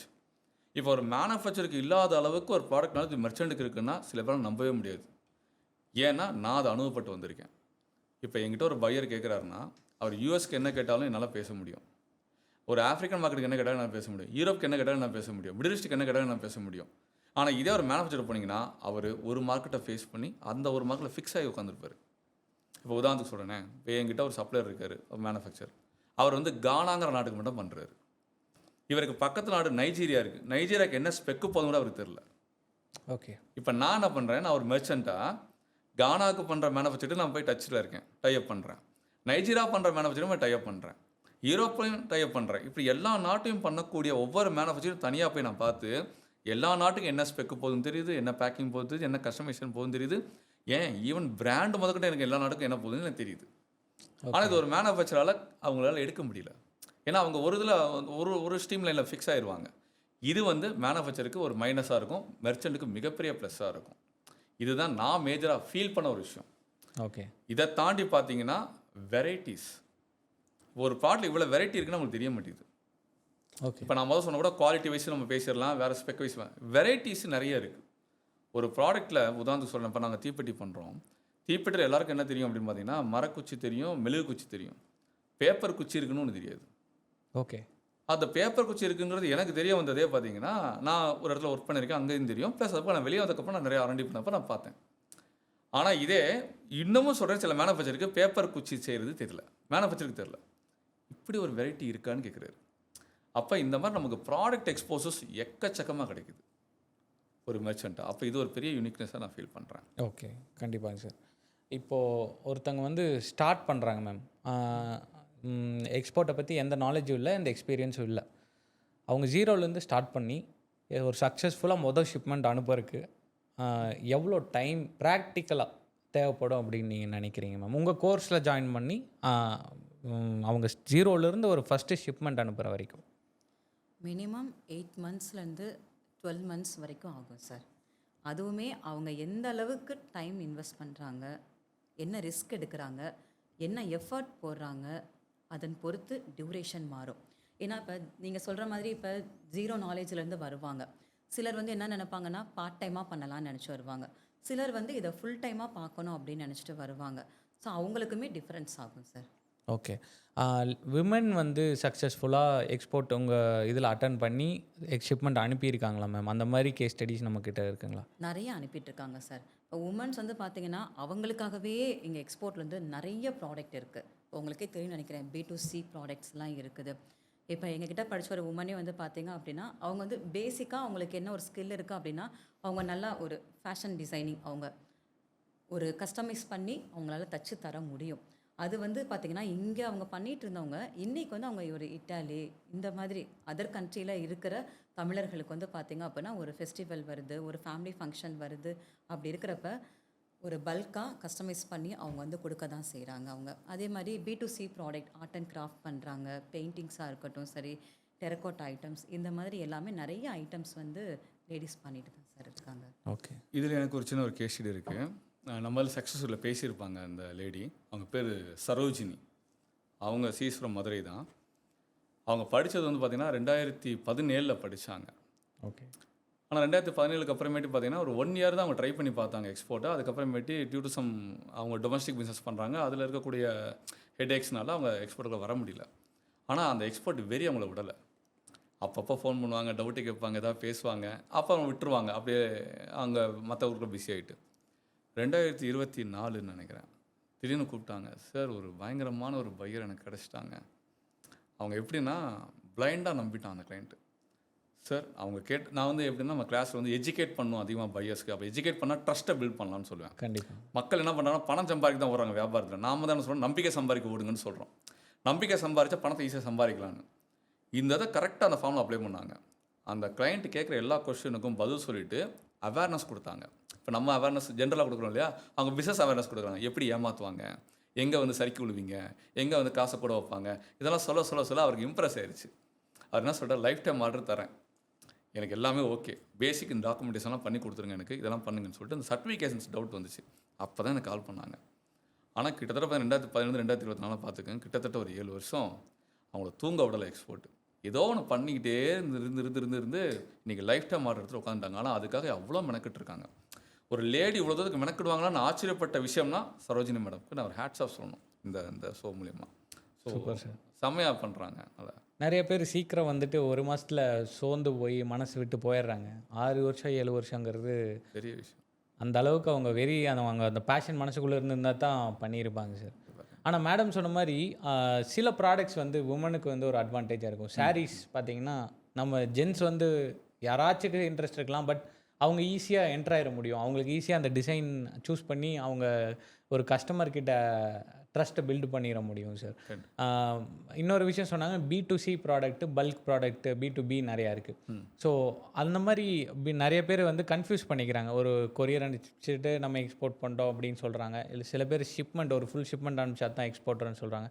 So ப்ரைமரியாக அதுக்கு என்னங்க சார் டிஃப்ரென்ஸ் இருக்குது? ஒரு B2C ஒரு இ-காமர்ஸ் மாதிரி பண்ணுறக்கும் ஒரு ப்ராப்பராக ஒரு கண்டெய்னர் FCL பண்ணுறக்கும் என்ன டிஃப்ரென்ஸ்? சிம்பிளாக புரிஞ்சுக்கணுன்னா பேசிக்காக சொல்கிறேன். ஒரு B2C அப்படின்னு சொல்கிறது business to customer or business to கன்சியூமர்னு அர்த்தம். அப்போ கஸ்டமரை டார்கெட் பண்ணிட்டா அது B2C. அப்போ கஸ்டமர் ஃபோக்கஸ்டாக இருப்பாங்க. ஆனால் B2Bங்கிறது பிஸ்னஸ் டு பிஸ்னஸ். அது வந்து மார்க்கெட்டை சார்ந்தது. நார்மலாக சொல்லும்போது ஹோல்சேல் டு ஹோல்சேல்னு சொல்லுவாங்க. பட் நான் என்ன டிஃபைன் பண்ணுறேன்னா, இது கஸ்டமர் ஃபோக்கஸ்டு, அது மார்க்கெட் ஃபோக்கஸ்டு. ஒரு மார்க்கெட்டோட தேவையை பூர்த்தி பண்ணிட்டீங்கன்னா B2Bயாக வந்துட்டீங்க. ஒரு கஸ்டமரோட தேவை மட்டும் ஃபோக்கஸ் பண்ணிட்டீங்க, ஒரு கன்சூமரோட ஃபோக்கஸ் மட்டும் நீங்கள் தேவை பண்ணிட்டீங்கன்னா அது B2C அமைய போகுது. இந்த B2Cங்கிறது நார்மலாக சொல்லணும்னா, சிம்பிளாக சொன்னால் ஒரு ஏர் ஷிப்மெண்ட் பண்ணுறோன்னா B2Cம்பாங்க. ஒரு கண்டெய்னர் ஷேரிங் கண்டெய்னர் அனுப்புவாங்க. பல பேர் பொருள் போகும், என் பொருள் ஒரு ஓரமாக போகுது அப்படின்னா அது B2Cன்னு சொல்லுவாங்க. அந்த சப்ளை செயின் நெட்வொர்க்கில் வால்யூம் யார் கம்மியாக வாங்குறாங்களோ அந்த கம்மியாக வாங்குறவங்கள B2Cயில் நார்மலாக தள்ளப்படுவாங்க. யார் பல்காக வாங்குறாங்களோ அவங்கள வந்து B2Bன்னு சொல்லுவாங்க. இவ்வளோ தான். அப்போ மார்க்கெட் ஃபோக்கஸ்டாக வரணும், நிறைய ஏர்ன் பண்ணணும், சஸ்டெயின் பண்ண வச்சாங்கன்னா B2Bக்கு போகிறாங்க. இல்லை அப்பப்போ வர்ற வாக்கிங் கிளைண்ட் மாதிரி இவங்களாம் வருவாங்க, அந்த தேவையை பூர்த்தி பண்ணுறோம், ரைட் ஓகே, அவங்க ரெஃபர் பண்ணால் உண்டு, இல்லை அவங்க திருப்பி வந்தால் உண்டு, இல்லைனா அடுத்த கிளைண்ட்டு அப்படின்னு போகிறவங்களா இருந்தால் அது B2Cக்கு போவாங்க. இப்படி தான் நார்மலாக டிஃபைன் பண்ணணும். Okay sir. மேம், இப்போது எக்ஸ்போர்ட் ஹெல்ப் சென்டர் அப்படின்னு வச்சுருக்கீங்க. ஸோ அப்போ நிறைய பேர் வந்து ஹெல்ப் சென்டர் போல் இருக்குது அப்படின்னு சொல்லிட்டு நான் பார்த்துருக்கேன். கால் பண்ணி கிளாஸுக்கு நடுவில் கூட கேட்பாங்க, இப்படி எனக்கு ஒரு ப்ராப்ளம் ஆயிடுச்சு, இப்படி பணம் ஏமாந்துட்டேன், ஸ்கேம் ஆகிட்டேன், நீங்கள் எனக்கு ரெக்கவர் பண்ணி தருவீங்களா அப்படின்னு ஒரு மைண்ட் செட்டில் கூட நிறைய கேட்குறாங்க அந்த எக்ஸ்போர்ட் ஹெல்ப் சென்டருங்கிற பேர் பார்த்துட்டு. ஸோ அவங்க என்ன மாதிரியான ஸ்கேம்ஸில் ஏமாந்துருக்காங்க, எதுக்காக உங்களுக்கு கால் பண்ணுறாங்கன்னு நினைக்கிறீங்க, அவங்களுக்கு நீங்கள் என்ன மாதிரி ஆறுதல் சொல்லி சப்போர்ட் பண்ணியிருக்கீங்க? Solution sir. இப்போ ஒருத்தவங்க வந்து ஹெல்ப்புங்கிற வார்த்தை வந்து எப்போ அவங்க யோசிப்பாங்க, எப்போ தேடுவாங்க அப்படின்னா, அவங்களுக்கு ஒரு பிரச்சனை இருக்கும், ஒரு நெருக்கடி இருக்கிறப்ப தான் ஒரு சொல்யூஷன் நமக்கு வேணும் அப்படிங்கிறதுக்காக தான் தேடுவாங்க. அந்த மாதிரி எனக்கு தேடுறப்ப ஒருத்தர் எனக்கு கால் பண்ணது வந்து எப்படின்னா, சில பேர் வந்து கால் பண்ணி டைரெக்டாகவே வந்து, மேம் நான் இவ்வளோ பிரச்சனையில் இருக்கிறேன், நான் சூசைட் அட்டன் பண்ணிக்க போகிறேன், அந்த மாதிரிலாம் சொல்லி என்னையை அவங்க பிளாக்மெயில் பண்ணுவாங்க. அதுக்கப்புறம் அவங்கள நான் கொஞ்சம் கூல் பண்ணி பேசி என்ன பிரச்சனை, என்ன நடந்தது, எல்லா பிரச்சனைக்கும் ஒரு சொல்யூஷன் இருக்கும் அப்படின்னு சொல்லிட்டு அவங்கள வந்து கன்வின்ஸ் பண்ண தான் பார்ப்பேன். இதில் ஒருத்தர் வந்து பார்த்தீங்க அப்படின்னா ஒரு ஃபிஷர்மேன். அவர் எனக்கு கால் பண்ணுறாரு. கால் பண்ணி அவர் என்ன சொல்கிறாரு, மேம் இந்த மாதிரி நான் வந்து கடலுக்கு போகிறேன், நான் மீன் பிடிக்கிறேன், என்கிட்ட இருக்கிற மீன் எல்லாமே வாங்கி அங்கே இருக்கிற ஒரு ஏஜென்ட் தான் வாங்கி அவர் எக்ஸ்போர்ட்டுக்கு அனுப்புகிறாரு. இது அவர் டெய்லி பார்த்துட்டே இருக்கிறாரு. அப்போ அவர் எனக்கு கால் பண்ணுறாரு, என்கிட்ட அவர் மீனை வாங்கி அவர் அனுப்புகிறாரு, ஆனால் எனக்கு அவர் காசு கொடுக்கல. அவர் எனக்கு காசு கொடுக்காம அவர் என்ன சொல்கிறாருன்னா, பையர் காசு கொடுக்கல, அவர் காசு கொடுத்தா தான் நான் உங்களுக்கு கொடுக்க முடியும் அப்படின்னு சொல்லி அவர் வந்து சொல்கிறாரு. நான் கேட்குறேன், காசே வாங்காமல் எப்படி நீங்கள் அவருக்கு அனுப்புனீங்க அப்படின்னு கேட்டேன். எக்ஸ்போர்ட்டுக்கெல்லாம் அனுப்பியிருக்கேன் நான். ஏன்னா அவர் ஒரு சாதாரண ஒரு ஃபிஷர்மேன், அவருக்கு படிப்பறிவே கிடையாது. அதனால் நம்பி அனுப்பிட்டாரு. நம்ம பிடிச்சிட்டு வர மீன் எக்ஸ்போர்ட்டுக்காக போகுது, அப்போ யாரும் ஏமாற்ற மாட்டாங்க அப்படின்னு சொல்லிட்டு.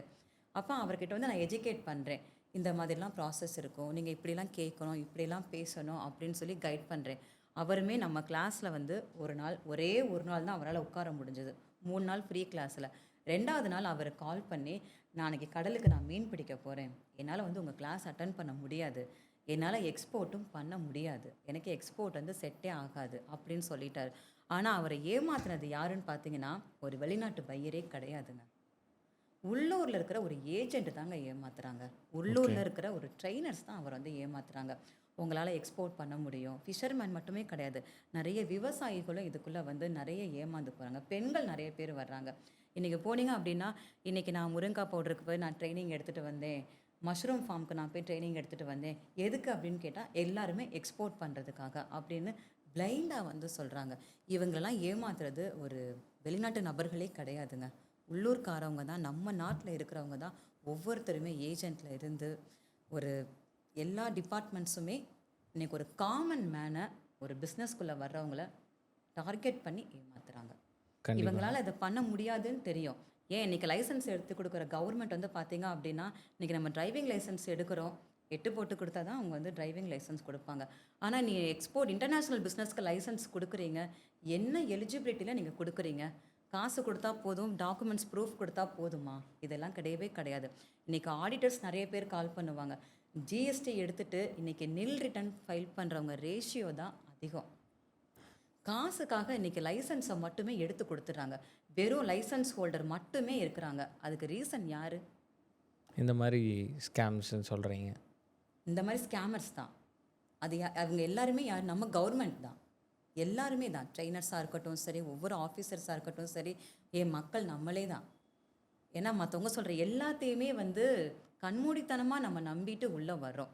அதனால் ஒரு ஸ்கேம் நடக்குது அப்படின்னா, இந்த ஸ்கேமில் வந்து எல்லாருமே தான் பாதிக்கப்பட்டுட்டு இருக்காங்க. இல்லை, கரெக்டாக சொன்னீங்க மேம்.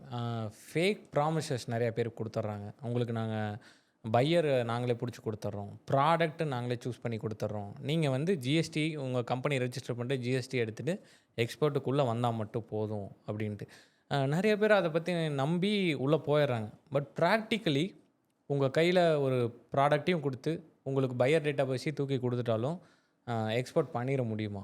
பண்ணவே முடியாது. இப்போ என்கிட்ட கால் பண்ணி கேட்பாங்க, மேடம் எனக்கு பையரோட டேட்டா பேஸ் கொடுக்குறீங்களா அப்படின்னு கேட்பாங்க.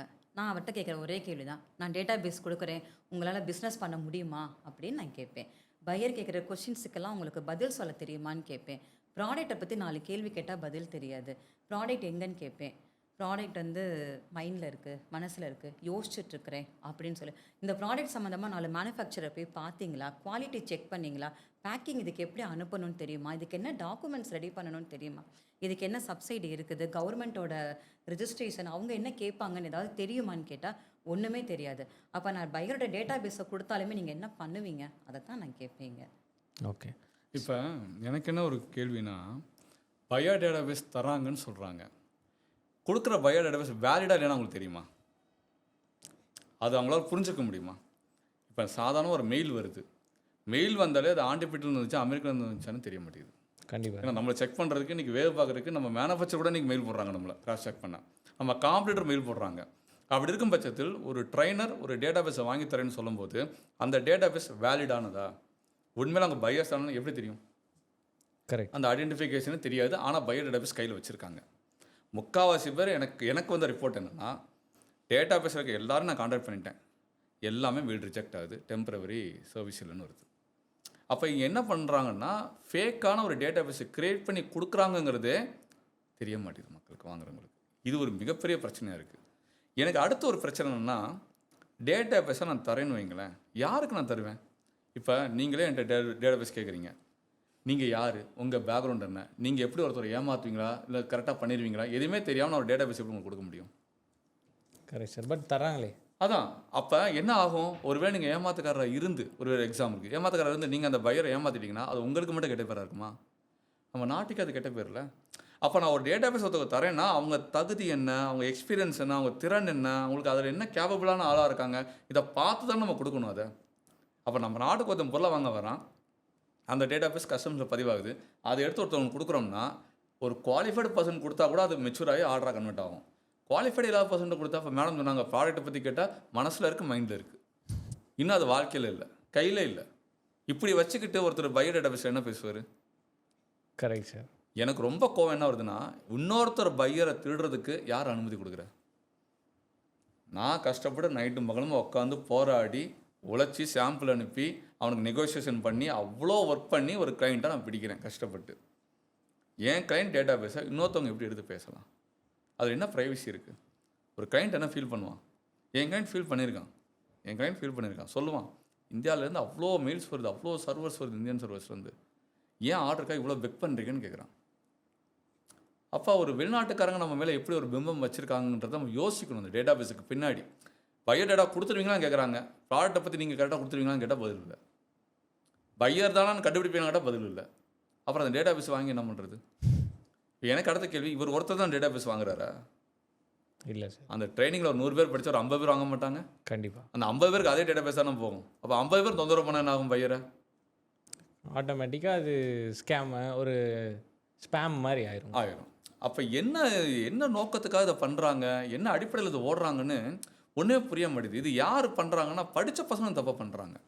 இப்போ படிக்காதவங்களா, சரி ரைட் ஓகே, நமக்கு ஒரு டேட்டா பேஸ் இருந்தால் பேசி ஆர்டர் எடுக்கலாம்னு சொல்லி அவங்க ஆசைப்பட்டு வாங்குறாங்க, ஓகே. ஆனால் படித்த பையன் கூட அதை யோசிக்க மாட்டான். இந்த டேட்டா பேஸ் ஏன் ஃபெயில் ஆகுது, இந்த இமெயில் ஏன் போக மாட்டேங்குது, அப்போ ஃபேக்காக கிரியேட் பண்ணியிருக்காங்களா, யோசிக்கிறது இல்லை. அப்போ இதெல்லாம் கொஞ்சம் மேடம் சொன்ன மாதிரி தான் அனலைஸ் பண்ணுறதே இல்லை. யாராவது ஆசையாக பேசினா காதை அப்படியே வச்சுட்டு போயிடுறாங்க. ஒரு 5 நிமிஷம் அவங்க சொல்கிறது எவ்வளோ உண்மை இருக்குது, நடைமுறை இருக்குது, ப்ராக்டிக்கல் டிஃபிகல்ட்டிஸ், கிரவுண்ட் ரியாலிட்டி என்ன இருக்குது, இதை பற்றி பார்க்குறதே கிடையாது. இதெல்லாம் கொஞ்சம் பார்க்கணும், அப்போ தான் அவேர்னஸோடு இருக்க முடியும். சரி, எனக்கு என்ன தோணுதுன்னா, பையர் டேட்டா பேஸ் நீங்கள் சொல்கிற மாதிரி எத்திக்கல் கொடுக்கக்கூடாது. அதேமாரி கொடுத்துட்டாலும் எக்ஸ்போர்ட்டை பற்றி படித்து ஒரு எக்ஸ்பீரியன்ஸ் ஆகி இருக்கவங்களுக்கே ஒரு ரெக்குயர்மெண்ட் வந்துச்சுன்னா டைம் எடுத்து அவங்களுக்கு ஒரு கொட்டேஷன் ஒர்க் பண்ணி அனுப்பி அவங்களுக்கு கன்வின்ஸ் பண்ணி நெகோஷியேட் பேமெண்ட் டேர்ம்ஸு ப்ரைஸிங் எல்லாம் கன்வின்ஸ் பண்ணி நம்ம அடுத்த ஆர்டருக்கு மெச்சூர் பண்ணுறதுக்கு ஒரு சாம்பிள் அனுப்பி ஒரு பயங்கரமான ஒரு ப்ராசஸ் இருக்குது, ஒரு டைம் இருக்குங்கிறதே நிறைய பேருக்கு தெரியாது. அந்த எந்த எக்ஸ்பீரியன்ஸும் இல்லாமல் சரி ஓகே எனக்கு ஒரு கொட்டேஷன் இந்த குவான்டிட்டி இந்த கண்ட்ரி இவ்வளோ இந்த டேர்ம்ஸுக்கு எனக்கு கொட்டேஷன் அனுப்பி விடுனா என்ன ஃபார்மேட்டில் அனுப்பணும் அதுவே தெரியாமல் பையர் டேட்டா பேஸ் வச்சு என்னங்க சார் பண்ணுறது? கண்டிப்பாக நான் தான் சொன்னேன்ல, ஒரு பர்சன்டேஜ் கால்குலேஷன் தெரிய மாட்டேது, ஒரு ஜிஎஸ்டி பிரித்து சொல்லலாம் தெரிய மாட்டேது, ஒரு சம்பளம் கூட்டல் பண்ண தெரிய மாட்டேது. அப்போ இப்படி இருக்கிற ஸ்டேஜில் இந்த டேட்டா பேஸை வாங்கி என்ன யூஸ் இருக்குது அவங்களுக்கு? கரெக்ட். கண்டிப்பாக இவங்க என்ன பண்ணுறாங்க தெரியுமா? அந்த டேட்டா பேஸை வாங்கி ஒன்று இந்தியா மேலே ஒரு தப்பான அபிப்பிராயத்தை கிரியேட் பண்ணுறாங்க. இல்லை அப்படின்னா அவன் என்ன நினைப்பான் தெரியுமா? இந்தியாவில் வந்து ஒரு எத்திக்கல் ப்ராக்டிஸே பண்ண மாட்டுறாங்க, அப்போ நம்ம இந்தியாவில் பிஸ்னஸ் பண்ணணும்னு சொல்லி அவன் அடுத்த கண்ட்ரிக்கு ப்ரிஃபர் பண்ணி போடுறான். அப்போ நம்ம நாட்டுக்கு எக்ஸ்போர்ட்டுக்கான வாய்ப்பு இது குறைக்கப்படுது. இதை யாருமே பார்க்குறதே கிடையாது, இதை பற்றி யாரும் பேசுகிறதும் கிடையாது. அப்போ ஒரு பக்கம் நம்ம எக்ஸ்போர்ட்டை டெவலப் ஆகிறோம், அது பண்ணுறோம்னு பேசுகிறது ஒரு பக்கம் இருந்தாலும், ஒரு பக்கம் எக்ஸ்போர்ட்டை குறைக்கிறதுக்கான வேலைகளும் பார்த்துட்டு தான் இருக்காங்க. அப்போ இதெல்லாம் நம்ம கொஞ்சம் சரி பண்ணணும். நமக்கு தான் அந்த கடமை, அந்த பொறுப்புணர்வு இருக்கணும். அதை முடிஞ்ச அளவுக்கு கொடுத்துட்ருக்கோம், பார்ப்போம். Okay sir. அதே மாதிரி பார்த்தீங்கன்னா ப்ராடக்ட்டில் நிறைய பேர் ஏமாந்துடுறாங்க சார். நம்ம இப்போ ரியாலிட்டி பார்த்தோன்னா 90%க்கு மேலே அவங்களுக்கு தெரிஞ்ச ஒன்றே ஒன்று அக்ரோ ப்ராடக்ட் எடுக்கிறோம், ஸ்பைஸ் பண்ணுறோம், பல்சஸ் பண்ணுறோம், ஸ்பைஸ் போர்டில் பேசுகிறோம், கோகோனட் பண்ணுறோம், இதுக்குள்ளேயே தான் அடங்கிடுறாங்க. அவங்களுக்கு அதை விட்டால் வேறு ப்ராடக்ட் தெரில. அப்படி இல்லைன்னா ட்ரெண்டில் இருக்கிற ப்ராடக்ட், எக்ஸாம்பிளுக்கு சொன்னீங்கன்னா லாக்டவுனில் வந்து கொரோனா மாஸ்க்கு எல்லோரும் எக்ஸ்போர்ட் பண்ணணும்னு முயற்சி பண்ணாங்க, அதுக்கப்புறம் அது டவுன் ஆயிடுச்சு. இப்போ பார்த்தீங்கன்னா நடுவில் அந்த ஸ்பெருலினா அப்படின்னு ஒரு ப்ராடக்ட் இருந்துச்சு, முருங்கைக்காய் பவுடர், முருங்கைக்காய் கேப்சூல் பண்ணாங்க. ஸோ இன்ஸ்டாகிராமில் நமக்கு ட்ரெண்டில் என்ன ப்ராடக்ட் இருக்குதுன்னு பார்த்து அதை நம்ம மட்டும்தான் எக்ஸ்போர்ட் பண்ண போகிறோம், நமக்கு மட்டும்தான் இந்த ஐடியா வந்து நினச்சி அந்த எங்கே சப்ளை கிடைக்கும், யார் பையரு, அதை பற்றின ஒரு பேக்ரவுண்ட் நாலேஜ், ஒரு ரிசர்ச் இல்லாமல் இறங்கி அப்படி போகிறவங்களும் உண்டு. அதை பற்றி என்ன சார் நினைக்கிறீங்க? இந்த அக்ரோ ஸ்பைசஸ் பற்றி நான் சொல்லணும். நான் அடிக்கடி சொல்கிற ஒரு விஷயம் இருக்குது. இந்த சூப்பர் ஸ்டார் யாருன்னு கேட்டால் சின்ன குழந்தைன்னு சொல்லணும்னு சொல்கிற மாதிரி, ரஜினி சார்னு சொல்கிற மாதிரி, இந்த எக்ஸ்போர்ட்டுன்னு யாரை கேளுங்க, பனியனா, அக்ரோவா, வெங்காயமா, கத்திரிக்காய், முருங்காவா, இந்த மஞ்சளா, இப்படி தான் பேசுவாங்க. ஏன்னா இது மறைமுகமாக திணிக்கப்படுது. இப்போ உதாரணத்துக்கு சொல்கிறேன், ஒரு உண்மையிலே எக்ஸ்போர்ட்டுக்கு ட்ரைனிங் கொடுக்குற நபர் உண்மையிலே எக்ஸ்போர்ட் பண்ணுறவராக இருந்தாருன்னு வைங்களேன், அவர் அக்ரோ பண்ணால் வேறு பாட் பண்ணுறாருன்னு வைங்களேன், ஏன் அவர் அக்ரோ சொல்கிறாருன்னா அவருக்கு போட்டி வந்துடக்கூடாதுங்கிறதுக்காக அதுக்குள்ளே திணிக்கப்படுறாங்க. ஒரு பக்கம் இப்படி ஒன்று போகுது. இல்லை, ஒரு ட்ரைனருக்கு எக்ஸ்போர்ட் நாலேஜோ எக்ஸ்போர்ட்டோ பண்ணலை, ஜஸ்ட் ட்ரைனிங் கொடுத்துட்ருக்காரு, அவர் ஏன் இதை சொல்கிறாருன்னா மக்களுக்கு ஈஸியாக அழியக்கூடிய பொருள் தான் தேவைப்படுங்கிற ஒரு பிம்பத்தை கிரியேட் பண்ணுறாங்க. அப்போ இந்த அக்ரோ ஸ்பைசஸ்லாம் பாருங்கள், அடிக்கடி அழியக்கூடிய பொருளாக இருக்கும், அடிக்கடி தேவைப்படக்கூடிய, நம்ம வீட்டுக்கு அடிக்கடி மசாலா தேவைப்படும், அடிக்கடி நம்ம காய்கறி தேவைப்படும், வாங்குகிறோம் இல்லையா, அப்போ வெளிநாட்டுக்காரங்களும் வாங்குவாங்க அப்படிங்கிற ஒரு பார்வையில் தான் அதை எடுங்கன்னு சொல்கிறாங்க. இன்னொன்று, நமக்கு ஏரியாவுக்குள்ளே நமக்கு நிறைய மார்க்கெட்டு, உழவர் சந்தைகள் நிறைய இருக்குது. அப்போ மக்கள் நினைக்கிறாங்கன்னா ஈஸியாக ஏதோ வீட்டில் காய்கறி வாங்கிட்டு வந்து அம்மாட்ட கொடுக்குற மாதிரி இப்படி வாங்கிட்டு பையோட்ட கொடுத்துடலாம்னு நினச்சிட்டு இருக்காங்க. பட் அதில் இருக்க சர்டிஃபிகேஷன், பெரிசபிள்னஸ், ப்ரைஸ் ஃப்ளக்சுவேஷன், நார்ம்ஸு, ஒரு கண்ட்ரி ஸ்டாண்டர்டு, இந்த மாதிரி அந்த ப்ராடக்ட்டுக்கு பின்னாடி எவ்வளோ விஷயங்கள் இருக்குங்கிறத யாரும் புரிஞ்சுக்கிறதே இல்லை, உள்ளே இறங்கி பார்க்காத வரைக்கும். பார்த்ததுக்கப்புறம் அக்ரோ பண்ண முடியாது ஓடினவங்க தான் அதிகம். இந்த பிஸ்னஸை விட்டு ஓடுறவங்கள யாராக இருக்காங்கன்னா, தப்பான பொருளை சூஸ் பண்ணிட்டோன்னு விட்டுட்டு ஓடினவங்க தான் அதிகம். இப்போ புதுசாக ஃப்ரெஷர் சொல்கிறேன். ஏன்னா இவங்களுக்கு ப்ராடக்ட் தப்பாக சூஸ் பண்ணிட்டோம், வேறு ப்ராடக்ட் சூஸ் பண்ணால் அந்த பிஸ்னஸை பண்ண முடியுங்கிற எண்ணத்தை யாரும் விதைக்கவே இல்லை. இவங்க விதைச்சதெல்லாம் அக்ரோ தான் எக்ஸ்போர்ட்டு, ஸ்பைசஸ் தான் எக்ஸ்போர்ட்டு, கார்மெண்ட்ஸ் தான் எக்ஸ்போர்ட்டு, இதை எடுத்து உங்களால் பண்ண முடியா, அப்போ உங்களால் பிஸ்னஸ் பண்ண முடியாது, வெளியே போயிருங்கன்ற மாதிரி அவங்களே குற்ற உணர்வாக்கி வெளியே அனுப்புகிறாங்க. இதெல்லாம் பார்க்கும்போது நம்ம கோவம் தான் வருதுன்னு. எவ்வளோ ப்ராடக்ட் இருக்குது இந்தியாவில். இன்றைக்கி வந்து இண்டஸ்ட்ரியல் ப்ராடக்ட்லாம் எடுத்திங்கன்னா இன்றைக்கி வீட்டிலே பாருங்கள், ஹவுஸ் ஹோல்ட் சென்டர்ஸ் அவ்வளோ விஷயங்கள் இருக்குது. எப்படி நம்ம காய்கறி வாங்குகிறோம், ட்ரெஸ்ஸு போடுறோம், நம்ம பேசிக்கான விஷயத்துக்காக இதை திணிக்கிறாங்களோ அதே மாதிரி தான் நம்ம வீட்டுக்கு கட்டக்கூடிய இன்றைக்கி சிமெண்ட்டாக இருக்கட்டும், செங்கலாக இருக்கட்டும், வீட்டில் போடுற டைல்ஸாக இருக்கட்டும், இந்த இப்போ நம்ம உட்காந்து பேசுகிற மைக்காக இருக்கட்டும், கம்ப்யூட்டராக இருக்கட்டும், எல்லாமே ப்ராடக்ட் தானே. ப்ராடக்ட்டை பார்க்குற வியூவே இன்றைக்கி மக்களுக்கு தப்பாக கற்பிக்கப்படுது. ப்ராடக்ட்னா ஏதோ கடையில் போய் வாங்குற ஒரு விஷயம் இப்படி தான் அப்படின்னு இல்லை, ஒரு இண்டஸ்ட்ரியில் போய் வாங்குறதும் ப்ராடக்ட் தான். ஒரு மெஷினை கூட விற்கிறவங்க இருக்காங்க இன்றைக்கி. அப்போ இதெல்லாம் வந்து மக்களுக்கு வந்து அந்த பிம்பத்தை வந்து உடைக்கணும். இது உடைக்கிறதுக்கு யாரும் ரெடியாகவே இல்லை. ஏன்னா இதை சொன்னால் ஈஸியாக இருக்குது. எனக்கு தெரிஞ்சு ஒருத்தர் சொன்னார், எனக்கு சிரிப்பு வந்துருச்சு. என் அண்ணன் அங்கே தான் மார்க்கெட் வச்சுருக்கான், என் சித்தப்பா இங்கே தான் வச்சுருக்கான், என் ஃப்ரெண்டு ஒருத்தர் அங்கே தான் வச்சுருக்கான் மார்க்கெட். அப்போ இவங்களுக்கு என்ன ஆகுதுன்னா, அந்த சொந்தக்காரங்க, ஃப்ரெண்ட்ஸு, தெரிஞ்சவங்க யாராவது ஒருத்தவங்க இந்த இண்டஸ்ட்ரிக்குள்ளே இருக்காங்களா, இவங்களை பயன்படுத்தி இந்த இதை எடுத்து பண்ணிடலான்னு ஒரு ஃபேக்கான ஒரு ப்ராமிஸ் அவங்க கிரியேட் பண்ணுறத வச்சு ஃபேக்கான கான்ஃபிடென்ட்டில் உள்ள வராங்க. அதனால் இதெல்லாம் கொஞ்சம் மக்கள் மாறணும், அதுக்கான முயற்சிகளை ஈடுபடுவோம். ஓகே மேடம், இந்த மாதிரி கொஸ்டினோடையும் உங்களை அப்ரோச் பண்ணியிருக்காங்களா ஸ்டூடெண்ட்ஸ்? நிறைய அப்ரோச் பண்ணுறவங்கள 90% வந்து பார்த்திங்க அப்படின்னா அக்ரோவை அவங்க மைண்டில் வச்சு தான் அப்ரோச் பண்ணுவாங்க. பேசிக்காக வந்து எக்ஸ்போர்ட் அப்படிங்கிறதே வந்து நம்ம நாட்டோட தேவைக்கு போக மீதம் இருக்கிற ப்ராடக்ட் தான் நம்ம எக்ஸ்போர்ட் பண்ணணும், எக்ஸஸாக இருக்கிறதா. ஆனால் இங்கே அப்படியே உல்ட்டாவாக இருக்குது. இங்கே நம்ம சாப்பிட்றோமோ இல்லையோ, ஆனால் வெளிநாட்டுக்காரவங்களுக்கு நம்ம ஆர்கானிக், இன்னொன்று எக்ஸ்போர்ட் அப்படின்னாலே அக்ரோவில் வந்துட்டோம் அப்படின்னா ஆர்கானிக் ஃபுட்டு அந்த மாதிரி தான் வந்துட்டுருக்குறாங்க. இன்றைக்கி எக்ஸ்போர்ட் குவாலிட்டி எல்லாமே நல்ல நல்ல ப்ராடக்ட் எல்லாமே வெளிநாட்டுக்கு ஏற்றுமதி பண்ணிடுறாங்க. ஆனால் நம்ம இன்றைக்கி ஹைப்ரிட்டை சாப்பிட்டுட்டே இருக்கிறோம். அது நம்ம கண்டிப்பாக அதை நம்ம டே டு லைஃப்பில் வந்து நம்ம ரெகுலராக பார்த்துட்டே தான் இருக்கோம். ஸோ அப்படி அப்ரோச் பண்ணுறவங்களுக்குமே நம்ம அவேர்னஸ் தான் முதல்ல கொடுப்போம். நீங்கள் இந்த மாதிரி ப்ராடக்ட்டை வந்து ஃபோக்கஸ் பண்ணி உள்ளே வர்றீங்க அப்படின்னா நம்ம அடுத்த ஜென்ரேஷனையும் கொஞ்சம் மைண்டில் வச்சுக்கோங்க, யோசிங்க. அதே மாதிரி சார் சொல்கிற மாதிரி தான், அது பெரிசபிள் குட்ஸாக இருக்கலாம், சீசன் ப்ராடக்டாக இருக்கலாம், ரேட் ஃப்ளெக்சிபிளாக இல்லாமல் இருக்கலாம். பேமெண்ட் வந்து பார்த்தீங்கன்னா மோஸ்ட்லி அக்ரோக்கு வந்து பார்த்தீங்கன்னா எல்சி கிரெடிட் இந்த மாதிரி தான் வருவாங்க. காம்படிஷன்ஸ் நிறைய இருக்கிறப்ப பிகினர்ஸ்க்கு வந்து வாய்ப்பு வந்து கம்மியாக இருக்கும். ஸோ அப்படி இருக்கிறப்ப அவங்க கிரெடிட்டுக்கு ஒர்க் பண்ணுறப்போ வந்து ரிஸ்க் ரொம்ப ஜாஸ்தியாக இருக்கும். ஸோ அதில் அவங்களுக்கு ப்ராஃபிட் வந்து கிடைக்காது. பேசிக்காக இப்போ நிறைய பேர் என்ன சொல்கிறாங்க அப்படின்னா 30 லட்ச ரூபா இன்வெஸ்ட் பண்ணுங்கள், 3 லட்ச ரூபா ப்ராஃபிட் பார்த்துடலாம். 10 லட்ச ரூபா இன்வெஸ்ட்மெண்ட் பண்ணுங்கள், 1 லட்ச ரூபா ப்ராஃபிட் பார்த்துடலாம். இந்த மாதிரிலாம் சொல்கிறாங்க. இப்படிலாம் ஒருத்தர்லாம் வந்து பார்த்தீங்க அப்படின்னா 30 லட்ச ரூபா இன்வெஸ்ட் பண்ணுறதுக்காக அவர் லோன் எடுத்துட்டாரு. அவர் லோனை எடுத்துட்டு அந்த மார்க்கெட் பஜாருக்கு போகிறாரு, அந்த ப்ராடக்ட்டை அவர் பர்ச்சேஸ் பண்ணிட்டாரு. ஆனால் வந்து அவரால் வந்து அதை சேல்ஸ் பண்ண முடியல. பையர் அதுக்குள்ளேயே வந்து உன்னை விட அவன் வந்து கொஞ்சம் கம்மியாக கொடுக்குறான்ப்பா, நான் அதனால் அந்த ஆர்டர் நான் அவங்ககிட்ட கொடுத்துட்டேன் அப்படின்னு சொல்லிட்டாரு. இன்றைக்கி அவர் வாங்கின கடனுக்கு வட்டி கட்டணும். அந்த ப்ராடக்டை மாற்றி விடுறதுக்கு நெட்வொர்க் இல்லை. ஏன்னா எக்ஸ்போர்ட்டு நம்ம இவருக்கு மட்டும்தான் அனுப்ப போகிறோன்னு நினச்சி வந்துட்டார். அப்போ டொமஸ்டிக்கில் கை மாற்றி விட ஆளே இல்லாமல் இன்றைக்கி அந்த ப்ராடக்டை ஃபுல்லாக அதை வைக்கிறதுக்குன்னே அவர் வீட்டிலே ஒரு குடோன் மாதிரி ஒரு ரூம் போட்டு வச்சுருக்காங்க.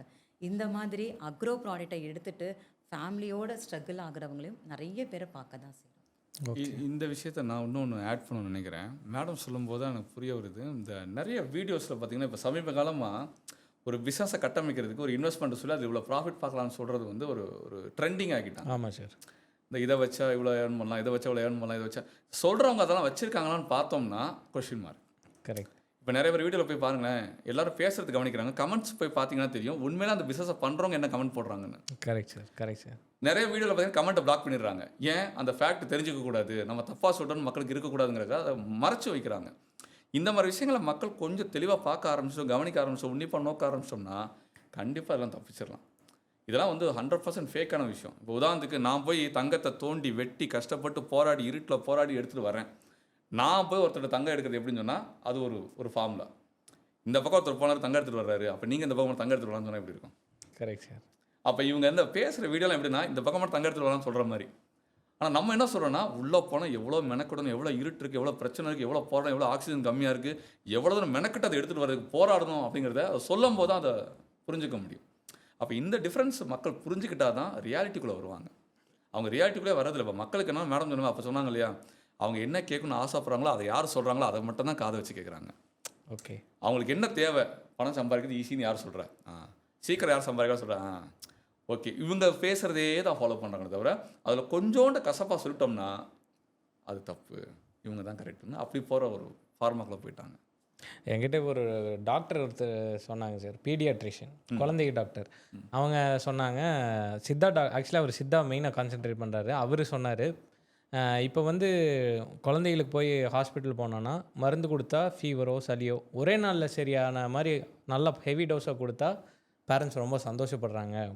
இல்லை நம்ம கொஞ்சம் ஒரு வாரம் ஆகுங்க, கொஞ்சம் பொறுமையாக இருங்க, இவ்வளோ ஹெவி டோஸ் இந்த குழந்தைக்கு வேண்டாம் அப்படின்னு சொன்னால் அந்த டாக்டர் சரியில்லை, உடனே க்யூர் ஆக மாட்டேங்குது அப்படின்னு எந்த டாக்டர் ஹெவி டோஸை கூட உடனே க்யூர் பண்ணணும்னு பிரியப்படுறாங்களோ அவங்களுக்கு நல்ல பேர் இருக்குது. ஸோ நீங்கள் சொல்கிறது அந்த மாதிரி சிமிலராக இருக்குது. யாரும் எனக்கு பாசிட்டிவாக சொல்கிறாங்க, ஆமாம் உங்களால் பண்ண முடியும் இப்போவே வாங்க அப்படின்னு பாசிட்டிவாக சொல்கிறாங்களோ அவங்கள பிடிக்குது. இல்லைங்க இதில் தான் ரிஸ்க் இருக்குது, இதெல்லாம் ப்ராப்ளம் இருக்குது அப்படின்னு சொன்னால் அப்போ நீங்கள் பொறாமப்படுறீங்க என் வளர்ச்சியை அப்படின்னு சொல்கிற க்ரௌட் அதிகமாகிடுச்சு இல்லைங்களா சார்? நீங்கள் டாக்டர் சொன்ன இன்னொரு கேஸ் சொல்கிறேன். எனக்கு நடந்தது தான். அம்மாவுக்கு உடம்பு சரியில்லை, ஆஸ்பத்திரி போகிறோம். அப்போ அம்மா வந்து டாக்டர் பேசும்போது டாக்டர் வந்து அந்த கேஸை பற்றி டீட்டெயிலாக சொல்லிட்டு இருக்காரு. இல்லை இப்படி இல்லை சொன்னாங்க அப்படின்னு. அப்போ டாக்டர் யார் சொன்னா அப்படின்னா யூடியூப்பில் சொல்லிட்டாங்கன்னு. இன்றைக்கி ட்ரெண்ட் என்ன ஆயிடுச்சுன்னா யூடியூப்பில் பேசுகிறவங்க டாக்டருக்கு மேலே கடவுளுக்கு மேலேன்னு பார்க்க ஆரம்பிச்சிட்டாங்க. இதுக்கெல்லாம் காரணம் அந்த தம்பனியில் தான். இப்போ தம்பனியில் வந்து அவங்க டெம்ட் ஏற்றுற மாதிரி தானே வைக்கிறாங்க. ஸோ அதை பார்க்குறப்ப ஒரு டாக்டர் கூட அவங்க பயன்படுத்துறாரு. ஆனால் யூடியூப் வந்து நம்மளை வந்து காப்பாற்றுது, ஒரு பாசிட்டிவான வைபை கிரியேட் பண்ணுது. அப்போ டாக்டருக்கு மேலே யூடியூப் தான் கரெக்டுன்னு நினைக்கிற அளவுக்கு ஆகிட்டாங்க. ஆமாம் sir. 0 to 7 crore in 6 months அப்படி போட்டுடுறாங்க. நம்ம வந்து ரியாலிட்டியை பேசும்போது அது யாரும் கவனிக்கிறது இல்லை சார். சார் இப்போது எக்ஸ்போர்ட்டில் வந்து ப்ராக்டிக்கல் டிஃபிகல்ட்டிஸ், இந்த கொஸ்டின் வந்து எக்ஸ்போர்ட் ஆரம்பித்து பண்ணுறவங்களுக்குன்னு கூட வச்சுக்கலாம். பண்ணதுக்கப்புறம் ப்ராக்டிக்கல் டிஃபிகல்ட்டிஸ் வரும். இப்போ எக்ஸாம்பிளுக்கு இப்போ ஈரான் வார் போயிட்டுருக்கு, டாலர் ஃப்ளக்சுவேஷன் பயங்கரமாக போயிட்டுருக்கு. சில டைம் வந்து பிளாக் பண்ணிடுறாங்க, நம்ம அந்த ரூட்டை சி ரூட் சில ரூட்டு ப்ராப்ளம் போக முடியறதில்ல, பெட்ரோல் விலை மாறுது. ஸோ அந்த மாதிரி சுச்சுவேஷனில் ஒரு எக்ஸ்போர்ட்டர் வந்து மைண்ட் செட் எப்படி இருக்கணும், எப்படி அந்த சேலஞ்சஸை நேவிகேட் பண்ணணும்னு நினைக்கிறீங்க சார்? முதல்ல இதை வந்து ஒரு குளோபல் கிரைசிஸாக பார்க்கணும். இப்போ இந்த கேசஸ் நிறைய வர்றாங்க. இப்போ நம்மகிட்ட படிச்சுட்டு பிஸ்னஸ் பண்ணிருக்க ஸ்டூடெண்ட்ஸ்க்கே சில நேரம் பயம் ஒரு கூப்பிடுவாங்க. அப்போ நான் அவங்களுக்கு என்ன சொல்லுவேன்னா, இது நமக்கு மட்டும் இந்த பிரச்சனையான்னு பாருங்க. இப்போ இந்தியாவுக்கு மட்டும் தான் அந்த பிரச்சனை, இந்த கண்ட்ரி வார் நடக்கிறது இந்தியாவுக்கு மட்டும் தான் பாதிப்புனா நம்ம ஏற்றுக்கலாம். நீங்கள் பயப்படுறதுல ஒரு அர்த்தம் இருக்குன்னு. ஆனால் அது டோட்டலாக குளோபலாக அந்த பிரச்சனை இருக்குது. இந்த கண்ட்ரிக்கு வார்னா இந்த போட்டை தொடாமல் தான் சுற்றி போகணுன்னா அது இந்தியாவிலேருந்து மட்டும் இல்லை, எந்த நாட்டிலேருந்து வந்தாலும் அந்த போட்டை தொடாமல் தான் சுற்றி போகணும். அப்போ இது வந்து கிளைண்ட்டும் அக்செப்ட் பண்ணிக்குவோம். இந்த சேஞ்ச் நாட் ஒன்லி ஃபார் எனக்கு மட்டும் கிடையாது. அதனால் எனக்கு அது சேஞ்ச் ஓவர் ஆயிரும், எனக்கு அது வந்து ப்ராப்ளம் ஆயிரும், எனக்கு அது வந்து ஆர்டர்லாம் போயிடும், எனக்கு அந்த வாய்ப்பெலாம் போயிடும், பயப்படவே வேண்டாம். இது வந்து குளோபல் பேண்டமிக், குளோபல் கிரைசிஸ், என்ன சொல்கிறது, ஒரு வேர்ல்டு வார் அப்படிங்கிறதுலாம் வந்து காமன் ப்ராப்ளம். அப்போ இதுக்கு நம்ம பயப்பட வேண்டாம், சொல்யூஷன் இருக்குது. பட் என்னன்னா உடனே நமக்கு தேவையான ரெமெடி கிடைக்காதுங்க. இப்போ ஒரு 10 ஆர்டர் பண்ணுற இடத்துல ஒரு 4 ஆர்டர் ஸ்லோ டவுன் ஆக தான் செய்யும். ஏன்னா இந்த குளோபல் கிரைசிஸில் அவனு எடுக்கிறவனு யோசிப்பான், விற்கிறதுக்கும் அங்கே ஸ்லோ டவுன் ஆகும். அப்போ இந்த இடத்துல வந்து நம்ம வந்து நல்லா பண்ணிட்டு வந்து ஏன் டல் ஆகுது அப்படின்னு பயப்படக்கூடாது. கொஞ்சம் வெயிட் பண்ணி அந்த சூழல் மாறும், அந்த சுச்சுவேஷன் மாறாமல் இருக்க போகிறதில்ல. மாறுறப்ப திருப்பி நம்ம ரீகெயின் பண்ணிக்கலாம். அந்த ஒரு பேஷன்ஸ் இருக்கணும். நமக்கு ஆர்டர் இல்லாமல் போச்சுன்னா நமக்கு வருத்தப்படலாம். ஆர்டர் இருக்கும், கொஞ்சம் ஸ்லோ டவுன் ஆகும், கொடுத்துட்டு இருக்கிறது கொஞ்சம் கம்மியாகும். அதனால் பயப்பட தேவையில்லை. ஓகேங்களா சார்? இப்போது நம்ம அந்த எக்ஸ்பீரியன்ஸை பற்றி பேசணும், ப்ராக்டிக்கல் எக்ஸ்பீரியன்ஸ். இப்போ ஒரு அத்தாரிட்டி வேணும், நம்ம ஒரு விஷயத்தை கைட் பண்ணுறோன்னா நமக்கு அந்த ப்ராக்டிக்கல் எக்ஸ்பீரியன்ஸ் இருந்து கைட் பண்ணுறக்கும், சும்மா நான் ஒரு இங்கே போங்க இப்படி இருக்கும், இதில் இவ்வளோ ப்ராஃபிட் இருக்குன்னு சொல்கிறக்கு ஒரு டிஃப்ரென்ஸ் இருக்குது அப்படின்னு சொன்னீங்க சார். எக்ஸ்போர்ட்டில் நிறையா பேர் அந்த மாதிரி பண்ணுறவங்க இருக்காங்க. அதாவது ஒரு எக்ஸ்போர்ட்டில் ஒரு பேசிக் எக்ஸ்பீரியன்ஸ் கூட இல்லாதவங்க, சும்மா ஒரு ப்ராக்டிக்கலாக அவங்க ரியாலிட்டி தெரியாதவங்க கூட இன்றைக்கி எக்ஸ்போர்ட் கிளாஸ் நடத்துகிறாங்க, சென்டர்ஸ் நிறைய வச்சுருக்காங்க. நிறைய பேர் அவங்கக்கிட்ட போகிறாங்க. ஏன்னா அவங்க சிம்பிளாக மார்க்கெட்டிங் தெரிஞ்சு வச்சுருக்காங்க, இன்ஸ்டாகிராமில் எப்படி அவங்கள ப்ரொமோட் பண்ணிக்கணும், ஒரு யூடியூப்பில் ப்ரொமோட் பண்ணிக்கணுன்ட்டு. ஸோ அந்த மாதிரி ஒரு எக்ஸ்பீரியன்ஸ் இல்லாமல் போகும்போது என்னென்ன ப்ராப்ளம் சார் ஃபேஸ் பண்ணுறாங்க ஸ்டூடெண்ட்ஸ்? நார்மலாக பார்த்தீங்கன்னா, இப்போ சமீபத்தில் ஒரு கேஸ் ஸ்டடி சொல்கிறேனே, ஒருத்தர் வந்து பயங்கரமாக பேசுகிறார். என்ன பேசுகிறாருன்னா, வீட்டு சூழலை மாற்றுறதுக்காக தான் உள்ளே வர்றோம், குழந்தைகளோட படிப்புக்காக தான் உள்ளே வர்றோம். அப்போ நிறைய விஷயங்களை வந்து அந்த எமோஷனல் முதல்ல சொன்னோம் இல்லையா, எமோஷ்னலாக பாண்டிங் ஆகிறாங்க முதல்ல ஒருத்தவங்க கேட்குறவங்க, லிசன் பண்ணுறவங்கள.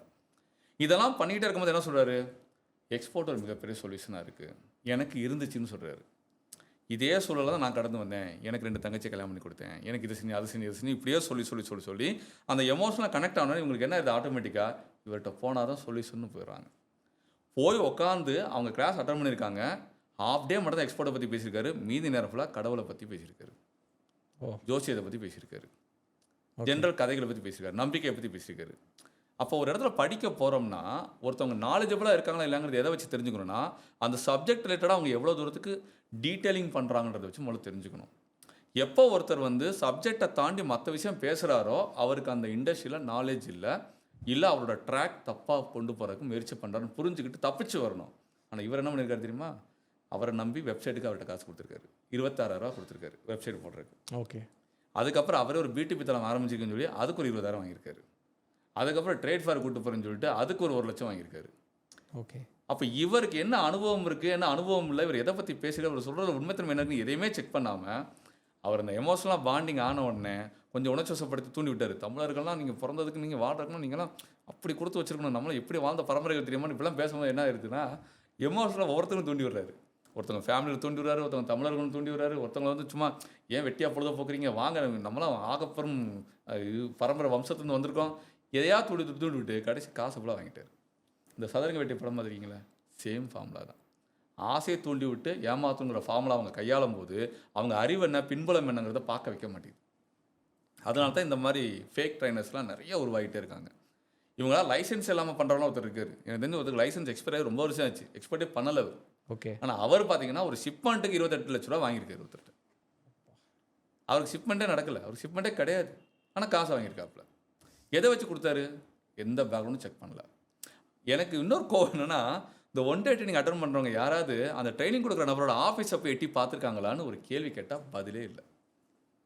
எல்லாமே ஆன்லைனாங்க சார்? ஆன்லைனை விட நேர்லேயே போகிறாங்க, அவங்க ஊருக்கே போகிறாங்க. இப்போ அதுக்கு திருச்சியில் போய் ஒரு நாள், சென்னையில் போய் ஒரு நாள், திண்டுக்கல்ல போய் ஒரு நாள், கோயம்புத்தூர் போய் ஒரு நாள், இப்படி ஊருக்கு ஒரு ட்ராவல் பண்ணுறாங்க. ட்ராவல் பண்ணுற நபர்கள் அந்த ஹோட்டல் தான் தெரியுதே தவிர இவரோட ஆஃபீஸ் எங்கே இருக்குன்னு தெரிய மாட்டேங்குது. ஓகே.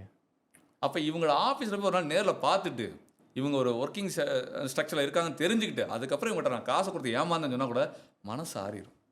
அப்போ போனாங்கப்போ ஒரு பேக்ரவுண்ட் செக் பண்ணாங்க. அவர் ஓரளவுக்கு ஏதோ ஒரு பிஸ்னஸ் ஒரு பில்டப் காட்டியிருக்காரு. இந்த காதல கால படத்து மாதிரி 100 மகள்னு சொல்லி ஒரு வாடகைக்கு வாங்கி கூட அவர் காட்டினார்ன்ற மாதிரி ஒரு திருப்தி இருக்கும். அது கூட கிடையாது. இப்போ நம்மகிட்ட படிக்க வரவங்கலாம் ரூ. 1000 கொடுத்துட்டு ஃபீஸுக்கு பில்லு கேட்பாங்க. ரூ. 1,00,000 கொடுத்துட்டு பில்லே வாங்கல. ஓகே. அந்த ரூ. 1,00,000 கையில போய் கொடுத்தவங்க இருக்காங்க, ஏடிஎம்ல போட்டவங்க இருக்காங்க, அக்கவுண்ட் ட்ரான்ஸ்ஃபர் பண்ணாம இருக்காங்க. இதெல்லாம் எப்படி எடுத்துக்கிறது? இது என்னன்னா ஃபேக் ட்ரெய்னர்ஸ் உருவாக்கப்படுறாங்களே தவிர உருவாகலை எனக்கு தெரிஞ்சு இப்போ. இப்போ ஒருத்தன் பாசிட்டிவ் இப்போ யாரை பாருங்க, சோஷியல் மீடியா உள்ள போய் பாருங்க, இன்ஃப்ளூயன்சர். அவன் தான் பெரிய அந்த அப்பாட்ட கருத்து சொல்ற 4 புக்கை படிச்சிடறாங்க. அந்த ரிச் டாட் புவர் டாடு நிறைய இந்த புக்கெல்லாம் படிச்சுட்டு அதில் இருக்கக்கூடிய கண்டென்ட்டை வந்து பேச ஆரம்பிச்சோடனே மக்களுக்கு என்ன ஆயிருதுன்னா அவங்க மேலே ஒரு பயங்கரமான ஒரு ஈர்ப்பு வந்துடுது. அந்த ஈர்ப்பில் தான் என்ன பண்ணுறாங்கன்னா இவங்களை பெரிய அப்பாட்டக்கரை காட்டிட்டு பெரிய பிஸ்னஸ் மேனை காட்டிட்டு ஓடுறாங்க. இப்போ சமீபத்தில் ஒரு ஸ்டூடெண்ட் சொன்னார், இப்போ செஷனுக்கு போயிட்டு நைட் பேட்ச், அவர் சொன்னார், சார் ஒருத்தர் 4 வருஷமாக ட்ரேடிங்கில் இருந்தார் சார், ட்ரேடிங் பற்றி நியூஸ் போட்டுகிட்டே இருந்தார், வீடியோஸ் போட்டுட்டே இருந்தார், திடீர்னு 4 மாதமாக எக்ஸ்போர்ட்டு தான் வேறு லெவல்னு எக்ஸ்போர்ட்டுக்குள்ள வந்துட்டார், எக்ஸ்போர்ட்டை பற்றி அவர் இது வரைக்கும் பேசினதே இல்லை, திடீர்னு எக்ஸ்போர்ட் பற்றி அவ்வளோ நாலேஜபிளாக பேசி எக்ஸ்போர்ட்டுக்கு ஸ்கேம் பண்ணிகிட்ருக்காரு. ஓகே. அப்போ ஒரு 4 மாதத்துக்குள்ள என்ன ஆச்சு அவருக்கு எக்ஸ்போர்ட்டுக்குள்ள? என்ன கற்றுருப்பாரு, என்ன எக்ஸ்பீரியன்ஸ் ஆகிருக்கும்? உண்மையிலே எக்ஸ்போர்ட்டுக்குள்ள வந்திருந்தா தெரியல. எனக்கு தெரிஞ்சு நீங்கள் சொல்கிற ஒரு ஹைலைட்டான பாயிண்ட்டு, ட்ரைனிங் கொடுக்குற நிறைய பேர் பல ட்ரைனிங் அட்டன் பண்ணிட்டு எக்ஸ்போர்ட்டே நம்மளால் பண்ண முடியாது போல், நம்மளும் பேச ட்ரெயினராக மாறின கூட்டம் தான் இன்றைக்கி அதிகமாக இருக்குது. கரெக்ட். அப்படி தான் நாங்கள் பார்க்குறோம். கண்டிப்பாக. பல பேர் நோட்ஸ் வாங்கிறாங்களா, பல பேர் டேட்டா வாங்கிறாங்களா, பல பேர் கண்டென்ட் வாங்கிறாங்களா, இது எல்லாத்தையும் ஒன்றா சேகரிச்சுட்டு நம்மையும் ஒரு ட்ரைனிங் கொடுக்கக்கூடாதுன்னு அப்படி வரவங்க தான் இன்றைக்கி அதிகமாகிட்டாங்க. நீங்கள் சொன்னது எனக்கு என்ன ஞாபகம் வந்துச்சுனாங்க சார், அந்த ஒரு வடிவேல் காமெடி இருக்கும். நான் எப்படி 100 ரூபா வாங்கி பெரிய ஆள் ஆனனோ நீங்களும் அதே மாதிரி போய் 100 ரூபா வாங்கிடுங்க. ஸோ ரியாலிட்டி அப்படி தான் போயிட்டுருக்கு சார். ஸோ எக்ஸ்போர்ட் பண்ணுறதுக்கு வந்து ஒரு எக்ஸ்பீரியன்ஸ் தேவையில்லை, ஒரு ஃபால்ஸ் கான்ஃபிடென்ஸ் இருந்தால் போதும். நீங்கள் சொல்கிற மாதிரி சோஷியல் மீடியாவில் நான் கான்ஃபிடெண்ட்டாக எனக்கு தெரியும் அப்படின்னு பேசினா போதும், மக்கள் பாவம் ஏமாந்துடுறாங்க அப்படிங்கிறது அன்றைக்கி ஒரு பெரிய பிரச்சனையாக போயிட்டுருக்குங்க சார். மேடம், இப்போ நீங்கள் வந்து இந்த மாதிரி ஏமாந்துட்டு வரவங்க, ஒரு ஃபேக்கான ஹெல்ப் சென்டர்ஸு, ஒரு எக்ஸ்பீரியன்ஸ் இல்லாமல் எக்ஸ்போர்ட் சொல்லி தரவங்க, அந்த மாதிரி ஏமாந்துட்டு 2வது கோச்சிங்க்கு உங்ககிட்ட வர ஸ்டூடெண்ட்ஸும் இருக்காங்களா? 2வதுன்னு இல்லை சார், பல கோச்சிங்கில் போய் ஏமாந்துட்டு நார்த் வரைக்கும்லாம் போய் ட்ரைனிங் அட்டன் பண்ணிவிட்டு வந்தவங்களாம் நிறைய பேர் இருக்காங்க சார். சிலர் எப்படி சூஸ் பண்ணுறாங்க அப்படின்னா, அவங்க ஊர்லேயே இருக்கணும் அப்படின்னு சொல்லி சிலர் சூஸ் பண்ணுவாங்க. அவங்க ட்ரைனரை பற்றி அவங்க பேக்ரவுண்ட் என்ன, அவங்க எக்ஸ்பீரியன்ஸ் என்ன, அவங்க நாலேஜ் எப்படி இருக்கும், சப்போர்ட் எப்படி இருக்கும், அந்த மாதிரிலாம் எடுக்கவே மாட்டாங்க. அவங்க எது நமக்கு பக்கத்தில் இருக்கும் அந்த மாதிரி சூஸ் பண்ணுவாங்க. ஓகே, இவர் நமக்கு செட் ஆகலை, லாங்குவேஜ் செட் ஆகலை. சிலர் வந்து ஆசையாக எப்படி பேசுவாங்க அந்த மாதிரி போவாங்க. ஏன்னா அவங்களுக்கு ஆப்டாக இருக்கிற மாதிரி பேசணும். நீங்கள் எனக்கு ஒரு 2 lakhs இன்வெஸ்ட் பண்ணுங்கள், நான் உங்களுக்கு இவ்வளோ லேக்ஸ் அமௌண்ட் கொடுக்குறேன், நானே உங்களுக்கு வெப்சைட் போட்டு கொடுத்துறேன், ரெஜிஸ்ட்ரேஷன்ஸ் நானே உங்களுக்கு பண்ணி கொடுத்துட்றேன், நானே உங்களுக்கு பையரோட ஃபஸ்ட்டு ஷிப்மெண்ட் வரைக்கும் நானே உங்கள் கூட இருக்கிறேன், இந்த மாதிரி யார் நமக்கு சொல்லுவாங்க? அந்த மாதிரிலாம் பல ட்ரைனிங்கில் போயிட்டு பல லாங்குவேஜில் அட்டன் பண்ணிவிட்டு ஃபைனலாக தான் யாரா நமக்கு ஹெல்ப் பண்ணுவாங்க அப்படின்னு தேடுறப்ப தான் இங்கே நம்மக்கிட்ட வருவாங்க. ஓகே. இது நான் இன்னொன்று சொல்லணுன்னா, நான் வேடிக்கை சொல்லுவேன் எல்லார்ட்டையும். கிளாஸில் அப்பப்போ டெமோ வருவாங்க. டெமோ வரும்போது நான் அவங்கள கேள்வி கேட்பேன். எவ்வளோ பிஸ்னஸ் இருக்கும்போது இங்கே ஏன் ஜெஸ்ஸி சொல்கிற மாதிரி ஏன் எக்ஸ்போர்ட் சொல்லுதுன்னு கேட்கும்போது அவங்க சொல்கிறது வந்து, இங்கே போனேன் அங்கே போனேன் எதுவும் பண்ண முடியல இப்படியே தான் பேசிகிட்டே இருப்பாங்க. எனக்கு என்னென்னா, இவ்வளோ ஒன் டே ட்ரைனிங் அட்டன் பண்ணியிருக்காங்களே, இவ்வளோ ஒன் டே ட்ரைனிங் அட்டன் பண்ணி கேள்வி கேட்டு வந்த எல்லாருக்குமே எக்ஸ்போர்ட்டுக்குள்ளே இருக்கக்கூடிய பேசிக் ப்ராசஸ் தெரியாது. ஓகே. இப்போ அவங்க ப்ராசஸ் என்ன நினைக்கிறாங்க, இந்த டாக்குமெண்ட் சொன்னாங்களே ஆரம்பத்தில், வெறும் லைசன்சிங் இது மட்டும்தான் பேசிக்ஸ். இதை எடுத்துட்டா மீதியெல்லாம் ஈஸின்னு நினைக்கிறாங்க. அந்த மனதில் தான் வருவாங்க. வந்தோடனே என்ன கேட்பாங்க, மேடம்கிட்ட எப்படி பேசுகிறாங்கன்னு தெரியல, ஆனால் டெமோக்கு உட்காரவங்க என்ன கேட்பாங்கன்னா, பையர் மட்டும் பிடிச்சி கொடுத்துட்டிங்கன்னா போதும் சார், அதோடு எனக்கு எல்லாம் முடிஞ்சு போச்சு. எனக்கு இதை கேட்கும்போது எனக்கு எப்படி இருக்குன்னா, இதை வந்து இந்த ஹாஸ்பிட்டலில் சொல்லுவாங்கள்ல, இது ரொம்ப அடி வாங்கிட்டு வந்த கேஸு, இது ஐசியூவில் போடுங்க, இல்லை இது கொஞ்சம் தேத்துற கேஸ், இது கொஞ்சம் இங்கே போடுங்க, இந்த வார்டு சொல்லுவாங்கள்ல, அந்த மாதிரி நாங்கள் பிரிச்சுருவோம் உள்ளே வர்றவங்கள. இல்லை இவங்க வந்து கொஞ்சம் சொன்னால் கேட்டுக்குவாங்க, புரிஞ்சுக்குவாங்க, இவங்களை தேத்திடலாம், இவங்களை உட்கார வைங்க மேடம், அடுத்து 3 days ஃப்ரீ செஷன். இல்லை எனக்கு பையர் பிடிச்சி கொடுத்தாதான் அப்படின்னாங்கன்னா, இதெல்லாம் வந்து ஐசியூவில் போய் அட்மிட் ஆகிற கேஸு மேடம் அனுப்பிடுங்கன்றேன். இது எதுக்காக சொல்ல வரேன்னா, வர்றவங்க ஒவ்வொருத்தவங்களும் பார்த்தீங்கன்னா ஒவ்வொரு வேகத்தில் இருக்காங்க. அந்த வேகத்தில் இருக்கும்போது அவங்களுக்கு என்னென்னா, என்ன பண்ணியிருக்கோம், எது பண்ணியிருக்கோம், எங்கே போயிருக்கோம், எது போயிருக்கோம் எதுவுமே தெரிய மாட்டேது. பிஸ்னஸாக டாக்குமெண்ட் முடிச்சிட்டோம், பையர் பிடிச்சி கொடுத்துருவீங்களா, ரைட்டு, பையர் என் கையில் இருக்காங்க, என்ன பாட்டு அனுப்பலாம் கேட்பாங்க. இது எப்படி பார்க்குறது நீங்கள் சொல்லுங்கள். பையர் இருக்காங்களா, யாருன்னா சொந்தக்காரர், ஓகே, சித்தப்பா இருக்காரு, அண்ணன் அங்கே இருக்காரு, துபாயில் இருக்காங்க. இது நான் பேசணும்னு நினச்சேன். இது அண்ணன் அங்கே இருக்காரு. அண்ணன் என்ன விசால போயிருக்காரு? ஒர்க்கிங் விசால போயிருக்காரு. ஒர்க்கிங் விசால போய் பிஸ்னஸ் இன்வால்வ் பண்ண முடியுமா? பண்ணக்கூடாது. ஒரு லாஜிக்கே இருக்காது இவங்ககிட்ட. ஆனால் இவங்க என்ன பண்ணியிருப்பாங்கன்னா, மேடம் சொன்னால் 10 ட்ரைனிங் போயிட்டு வந்திருப்பாங்க. இந்த 10 ட்ரைனிங்லையுமே இதை புரிய வச்சிருக்க மாட்டாங்க அவங்களுக்கு. ஏன்னா அவனே என்ன சொல்கிறான்னா, 10 ட்ரைனிங் போன இடத்துலையே உங்கள் அண்ணன் அங்கே இருக்காரா, ஹஸ்பண்ட் அங்கே இருக்காரா, சொந்தக்காரங்க இருக்காங்களா, நீங்கள் அவங்களுக்கு அந்த பாட்டை கைமாற்றி விட்டு நீங்கள் பண்ணிடலாம் அப்படிங்கிறாங்க. அவருக்கு அந்த லைசன்ஸ் இருக்கா? பிஸ்னஸ் விசா இருக்கா? பிஸ்னஸ் அனுபவம் இருக்கா? ஒருத்தர்லாம் வந்து ஒரு ட்ரைனிங் என்ன சொல்லியிருக்காங்க, நீங்கள் பணம் கொடுத்துருவாங்க கொடுக்க மாட்டாங்க பயப்பட வேண்டாம், அங்கே ஏதாவது சொந்தக்காரங்களை பிடிங்க, ஃப்ரெண்டை பிடிங்க, அவரை போய் கேட்டு வாங்கிட்டு வர சொல்லிடுங்க. எப்படி போக முடியும்? யாருன்னு கேட்பானா இல்லையா? இந்த கம்பெனிக்கு உங்களுக்கு என்ன சம்மந்தம், நீ ஏன் வந்து காசை கேட்கணும்னு கேட்பானா இல்லையா? என்ன பதில் இருக்கு? இல்லை நான் ஒரு சொந்தக்காரரு அதனால நான் உரிமை அதை கேட்கணும்னு சொல்ல முடியுமா? கேஷுவலாக சொல்கிறாங்க. அண்ணன் இருக்கானா, தம்பி இருக்கானா, ஃப்ரெண்ட் இருக்கானா, அவரை போய் பையரை பார்க்க சொல்லுங்கள், அவரை போய் இம்போர்ட்டர் பிடிக்க சொல்லுங்கள். இங்கே பாருங்கள், ப்ராடக்ட்டை நான் போய் ஒரு ஃபேக்ட்ரியில் படிக்கிறேன், மாத கணக்காக போய் படிக்கிறேன், எனக்கு அவ்வளோ தகவல் கொடுத்துருக்காங்க, எல்லா இன்ஃபர்மேஷன் கேதர் பண்ணி உட்காந்துருக்கேன். என்கிட்ட ஒரு என்கொயரி வருது, இந்த பையர் கேட்டால் திடீர்னு நானே தயக்கப்படுறேன், தடுமாறுறேன். திருப்பி யாரை கேட்குறேன்? மேனுஃபேக்சர் கூப்பிட்டு கேட்குறேன். இப்போ ப்ராடக்ட்டை பற்றி எந்த நாலேஜ் இல்லாமல் சொந்தக்கார ஒருத்தர் வெளிநாட்டில் அவர் போய் இம்போர்ட்டர்கிட்ட போய் என்ன பேசுவார்? அவர் எப்படி கூப்பிட்டு வருவார்? ஏதாவது லாஜிக் இருக்கணும்ல.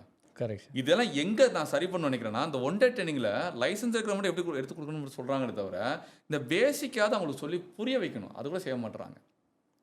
அப்போ இதெல்லாம் பார்க்கும்போது ரொம்ப வேடிக்கையாகவும் இருக்குது, வேதனையாகவும் இருக்குது. அது எப்படி எக்ஸ்பிரஸ் பண்ணனே தெரியல நமக்கு. கேட்குறவங்களாம் படித்தவங்க, ஐடியில் வேலை பார்க்குறாங்க. மேடம் அது எந்த அளவுக்கு அவங்க அக்செப்ட் பண்ணுறாங்கன்னு தெரியல.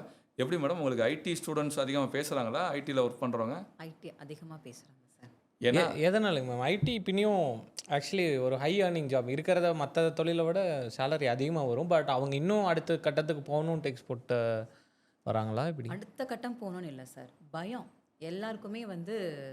ஏன்னா ஐடியில் இருக்கிறப்ப அவங்க அப்டேட்டாக இருக்கணும். நான் சொல்கிற மாதிரி தான், ஸ்டார்டிங்கில் அவங்களுக்கு லே ஆஃப் எப்போனாலும் ஆகிடும். ஜாப் ஒரு செக்யூரிட்டியான ஒரு ஜாப் கிடையாது. அது நம்ம அவங்கள டிபெண்ட் பண்ணியே இருக்கிற மாதிரி இருக்கணும். இதுனா நம்ம ஒரு ஓன் பிஸ்னஸ் அந்த மாதிரி. ஸோ அதுக்காக தான் ஐடியில் இருக்கிறவங்க தான் இப்போ நிறைய உள்ளே வர்றாங்க. ஏன்னா அவங்க என்ன நினச்சிட்டு இருக்காங்கன்னா, கம்யூனிகேஷனில் நான் ஸ்ட்ராங்காக இருக்கிறேன், டெக்னாலஜிலே நான் ஸ்ட்ராங்காக இருக்கிறேன், அப்போ எக்ஸ்போர்ட் எனக்கு வந்து ஈஸியாக வந்துடும், அப்படி தான் உள்ளே வந்துடுறாங்க. ஆனால் அவங்க என்ன நினைக்கிறாங்கன்னா, இந்த 30 செகண்டில் பார்க்குற ரீல்ஸ் மாதிரி தான் இந்த பிஸ்னஸ் வந்து ஒரு 3 நாளில் கற்றுக்கலாம், 30 நாளில் நம்ம வந்து ப்ராஃபிட் பார்த்துடலாம் அப்படின்னு நினச்சிட்டு உள்ளே வந்துடுறாங்க. ஆனால் அப்படி பண்ணவே முடியாது அப்படிங்கிறது உள்ளே வந்து எங்கள் செஷன் ஒரு அட்டன் பண்ணதுக்கப்புறம் தான் அவங்க ரியலைஸ் பண்ணுவாங்க. இப்போ மோஸ்ட்லி இப்போ இந்த நைட் பேட்ச் உட்காந்துருக்கிற செஷனுமே 50% மேலே ஐடி பீப்புள்ஸ் தான் உட்காந்துருக்காங்க. ஓகே. ஐடி பீப்புள்ஸ் அப்ராடில் இருக்கிறவங்க அவங்க தான் அட்டன் பண்ணிகிட்ருக்காங்க. ஓகே. செஷனை வந்துட்டு ரியலைஸ் பண்ணி போனவங்க தான் அதிகம்னு நினைக்கிறேன். நமக்கு இது சூட் ஆகுமா ஆகாதா அப்படின்னு அந்த ரியாலிட்டி புரிஞ்சு போனவங்க தான் அதிகம்னு நினைக்கிறேன். சக்ஸஸ் அப்படிங்கிறது வந்து பார்த்தீங்க அப்படின்னா, இப்போ அவங்க வந்து உள்ள செஷன் வந்து அட்டன் பண்ணி எக்ஸ்போர்ட்காக ட்ரைனிங் எடுத்துகிட்டு அதுக்கப்புறம் அவங்க ஃப்யூச்சரில் ப்ராஃபிட் பார்க்குறது, இது எல்லாத்தையுமே தாண்டி அவங்க ரியலைஸ் பண்ணிவிட்டு, ஓகே நமக்கு வந்து எக்ஸ்போர்ட் சூட் ஆகாது, இருக்கிறத நம்ம காப்பாற்றிக்கிறலாம் அப்படின்ட்டு அவங்க லைஃப்பையும் அவங்க மணியையும் சேவ் பண்ணணும்னு நினச்சிட்டு வெளியே போனால் தான் எனக்கு ஒரு ஆத்ம திருப்தி இருக்கும் இதில். ஓகே. எக்ஸ்போர்ட்டை பற்றி சொல்லப்படுற மிகப்பெரிய லை ஒரு பொய்னா என்னன்னு நினைக்கிறீங்க மேம்? ப்ராஃபிட் அதிகமாக கிடைக்கும். ப்ராஃபிட் அதிகமாக கிடைக்கும், எல்லாரும் அதை தான் சொல்கிறாங்க. எக்ஸ்போர்ட்டுக்குள்ளே வந்தால் பணக்காரன் ஆயிடலாங்கிறது தான் மிகப்பெரிய ஒரு ஐடியாலஜியாக இருக்குது இப்போ வரைக்கும். ஈஸியாக பண்ணிடலாம், கொரியர் மாதிரி தான் இது. அப்ரோச் பண்ணுறப்போ நிறைய பேர் சொல்லுவாங்க, மேம் இது கொரியர் பார்சல் சர்வீஸ் மாதிரி தானே மேம், ஈஸியாக பண்ணிடலாமே, இதுக்கு ஏன் இவ்வளோ ப்ரொசீஜர் சொல்கிறீங்க, இதுக்கு ஏன் இவ்வளோ டீட்டெயில்ஸ் சொல்கிறீங்க அப்படின்னு சொல்லுவாங்க. சில பேருக்கு சொன்னால் புரியும், சில பேருக்கு பட்டாதான் புரியும், சில பேருக்கு கெட்டாதான் புரியும், அந்த மாதிரி இருப்பாங்க. ஓகே நம்ம சொல்லிவிட்டு அவங்க புரிஞ்சுக்கிட்டாங்களா, அவங்க அதோடு தப்பிச்சுக்கிடுவாங்க. இல்லை நான் லைட்டாக ரிஸ்க் எடுத்து பார்க்குறேன் அப்படின்ட்டு உள்ள பையர்கிட்ட பேசி பார்ப்பாங்க, அப்ரோச் பண்ணி பார்ப்பாங்க, சின்ன சின்னதாக இன்வெஸ்ட்மெண்ட் பண்ணி பார்ப்பாங்க. சின்ன சின்னதாக இன்வெஸ்ட்மெண்ட் மீன்ஸ் இந்த ரிஜிஸ்ட்ரேஷன் பண்ணுறது, அவங்க பிஸ்னஸ்க்கான ப்ராசஸ் இன்வெஸ்ட்மெண்ட் பண்ணி ஆர்டரே எடுக்காமல் அவங்க டைம் வேஸ்ட் பண்ணியிருப்பாங்க, மணி வேஸ்ட் பண்ணியிருப்பாங்க. சிலர் அப்படி. சிலர் என்ன பண்ணுவாங்கன்னா, ஹை ரிஸ்க் என்னென்னா லோனை வாங்கி அந்த எல்சி கிரெடிட்டு இசிஜிசி இதெல்லாம் சொல்கிறத நம்பி ப்ராடக்டே அனுப்பிடுவாங்க. ப்ராடக்ட் அனுப்புனதுக்கு அப்புறமேட்டு ஆல் அப்ஸ்காண்ட், அங்கே அந்த சைட்லேருந்து எந்த ஒரு ரிப்ளையும் வராது. இந்த மாதிரி அதுக்கப்புறம் நிறைய லாஸ் ஆகிட்டு இழந்துட்டு அதுக்கப்புறம் ரிலீஸ் பண்ணவங்களும் இருக்காங்க. Okay sir. இப்போது நிறைய எக்ஸ்போர்ட் சென்டர்ஸ் வந்து என்ன சொல்கிறாங்கன்னா, பேமெண்ட் ரிஸ்க்கு தான் எல்லோரும் கேட்பாங்க. சார் பணம் போயிடுச்சுன்னா என்ன பண்ணுறது? அவங்க எல்லோரும் ஸ்டாண்டர்டாக சொல்கிறது என்னென்னா, எல்சிக்கு ஒர்க் பண்ணிக்கோங்க, எல்சி ஒர்க் பண்ணிட்டீங்கன்னா பிரச்சனை இல்லை, பேங்க் கேரண்டி இருக்கும். அது உண்மையாங்க சார்? உண்மைதான். ஆனால் யாருக்கு உண்மைனா ஏற்கனவே எக்ஸ்போர்ட் அனுபவம் சார்ந்தவங்களுக்கு தான் உண்மை. இப்போ ஒரு 3 வருஷம் எக்ஸ்போர்ட் பண்ணியிருக்காங்களா, பேங்க் வந்து அதை வந்து அக்செப்ட் பண்ணுறாங்க, கொடுக்குறாங்க எல்லா பேங்க்கும். மேக்ஸிமம் பேங்க்கு ஃபஸ்ட் டைம் எக்ஸ்போர்ட்டர்ஸ்க்கு அந்த பெனிஃபிட் கொடுக்கறது இல்ல. ஏன் அப்படின்னா, இப்போ உதாரணத்துக்கு இப்போ நான் இப்போ தான் எக்ஸ்போர்ட் லைசன்ஸ் எடுத்திருக்கேன். எனக்கு ஃபஸ்ட்டு ஆர்டர் எல்சி வருதுன்னு வைங்களேன். எந்த அடிப்பில் என்னை நம்புவாங்க? எனக்கு என்ன பேக்ரவுண்ட் இருக்குது? நான் அக்கௌண்ட் 25,000 கொடுத்து நான் அந்த இதில் போட்டதை தவிர எனக்கு என்ன பேக்ரவுண்ட் இருக்குது? அப்போ அவங்க என்ன சொல்கிறாங்க, ஆட்டோமேட்டிக்காக பல பேங்க் வந்து இங்கே ரிஜெக்ட் பண்ணுறாங்க. இல்லை எல்சிக்கான கேரண்டி நாங்கள் கொடுக்குறதுக்கு யோசிப்போன்னு. இப்போ எனக்கு என்ன பிரச்சனை, இப்போ பேங்க் கேரண்டி கொடுக்குறவங்க ரெண்டாவது எல்சிங்கிறப்ப பேமெண்ட் எப்போ ரிலீஸ் ஆகுது? ஆர்டர் செஞ்சு ஷிப்மெண்ட் முடிச்சு டாக்குமெண்ட் கரெக்டாக சப்மிட் பண்ணி முடிச்சு அந்த டாக்குமெண்ட் அக்செப்ட் பண்ணதுக்கப்புறம் லாஸ்ட்டு தான் பேமெண்ட் வருது. அதுக்கு முன்னாடி மேனுஃபேக்சர்கிட்ட காசை கொடுத்து தான் அந்த பொருளை வாங்கணும், செய்ய சொல்லணும், வாங்கணும். இது யார் செய்கிறது? இப்போ பேங்க்கு எல்சிக்கு வந்து இப்போ லோன் தருது, கேரண்டி கொடுக்குதுன்னு சொன்னால் கூட அது ஒரு பார்ஷியல் அமௌண்ட்டு கேரண்டி கொடுக்கும். 100% கொடுக்குமா? கொடுக்க மாட்டேன். அப்போ ஒரு பிகினர்ஸ்க்கு அந்த மாதிரி பெனிஃபிட் மேக்ஸிமம் கிடையாது நிறைய பேங்க்கில். எனக்கு என்னென்னா, இப்போ சொல்கிறாங்கல்ல இந்த மாதிரி எல்சிலாம் கொடுத்தா பேங்க் கேரண்டி இருக்குது, பேங்க்கில் இந்த மாதிரி லோன் வாங்கிக்கலான்னு. எந்த பேங்க் தருதுன்னு பேரை சொல்லுங்கள் யாரையாவது சொல்கிற யாராவது எந்த வீடியோலையாவது இது வரைக்கும் இத்தனை வருஷத்தில் இந்த பேங்க்னு பேரை சொல்லியிருக்காங்களான்னு கேளுங்க. ஓகே, சொல்ல மாட்டாங்க. ட்ரைனிங்கில் சொல்லியிருக்காங்களான்னு கேளுங்க, சொல்ல மாட்டாங்க. ஆனால் பேங்க் கொடுக்குது அப்படி சொல்லிட்டு அவங்க பேங்க்கில் போய் செக் பண்ண போயிடுவாங்க. அப்படி இல்லைன்னு சொல்கிறாங்கன்னா அவங்க பேங்க் இல்லைன்னு சொல்லி அவங்க அக்செப்ட் பண்ணி கன்வின்ஸ் ஆகி போயிடுவாங்க. வேறு எந்த பேங்க் கேட்க மாட்டாங்கன்னு இவங்க நினச்சிக்கிறாங்க. இப்போ மக்களுக்கு ஃபைனலாக என்னென்னா, கேள்வி கேட்குற திறன் இல்லை, அப்போ என்ன சொன்னால் கேட்டுக்குவாங்கன்னு மட்டும்தான் அப்படி பேசுகிறாங்களே தவிர பிகினர்ஸ்க்கு இனிஷியலாக அது வந்து கை கொடுக்குமான கொஷின் மார்க் தான் அது நிறைய பேருக்கு. Okay sir. சார், எக்ஸ்பீரியன்ஸ்டானவங்களுக்கும் எல்சியில் ஏதாச்சும் ஒரு டேர்ம்ஸோ லூப் ஹோலோ தவறாக இருந்தாலும் லாக் ஆக வாய்ப்பு இருக்குது? கண்டிப்பாக இருக்குது. இப்போ உதாரணத்துக்குலாம் எனக்கு தெரிஞ்ச ஒரு நண்பருக்குலாம் சின்ன ஸ்பெல்லிங் மிஸ்டேக் அதெல்லாம் நிராகரிக்கப்பட்டுருச்சு. இந்த எல்சி வேண்டான்னு. இந்த எல்சி ரிஜெக்ட் பண்ணுறதுக்குன்னு எதுக்கு ரெடியாக இருக்காங்கன்னா, இதோட கொட்டேஷன் கம்மியாக கிடச்சிடும் வேறு இடத்துல, என்ன சொல்லி இதை ரிஜெக்ட் பண்ணலான்னு யோசிச்சுட்டு இருப்பான். அப்போ சின்ன தப்பு நடந்தாலும் டக்குன்னு கேன்சல் பண்ணிடுவாங்க.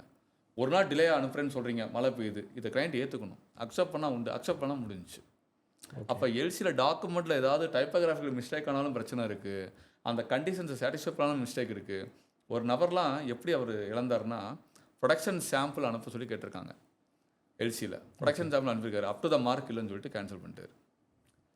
இந்த கேன்சல் பண்ணுறதுக்குன்னு சில பேசிக்காக சில பேராமீட்டர்ஸ் வச்சுருப்பாங்க. அந்த லூப் ஹோல்ஸ்லாம் அவங்களுக்கு தெரியும்.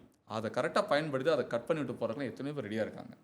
இந்த ரிஸ்க்கெல்லாம் தெரிய மாட்டேது, பிளைண்டாக பார்க்குறாங்க. அதாவது அப்போ சொன்னது தான், சூப்பர் ஸ்டார் சின்ன கொஞ்சம் சொன்ன மாதிரி எல்சினா இவங்களுக்கு சூப்பர் ஸ்டார் மாதிரி தெரியுது, எஃப்ஓபினா தெரியுது, இதுனா தெரியுதுன்ற மாதிரி வர்றாங்க. அப்படி வரக்கூடாது. நமக்கு எது செட் ஆகும், நமக்கு எது உண்மையில் அந்த ஃபேவர் கிடைக்குது, என்ன சொல்கிறாங்க.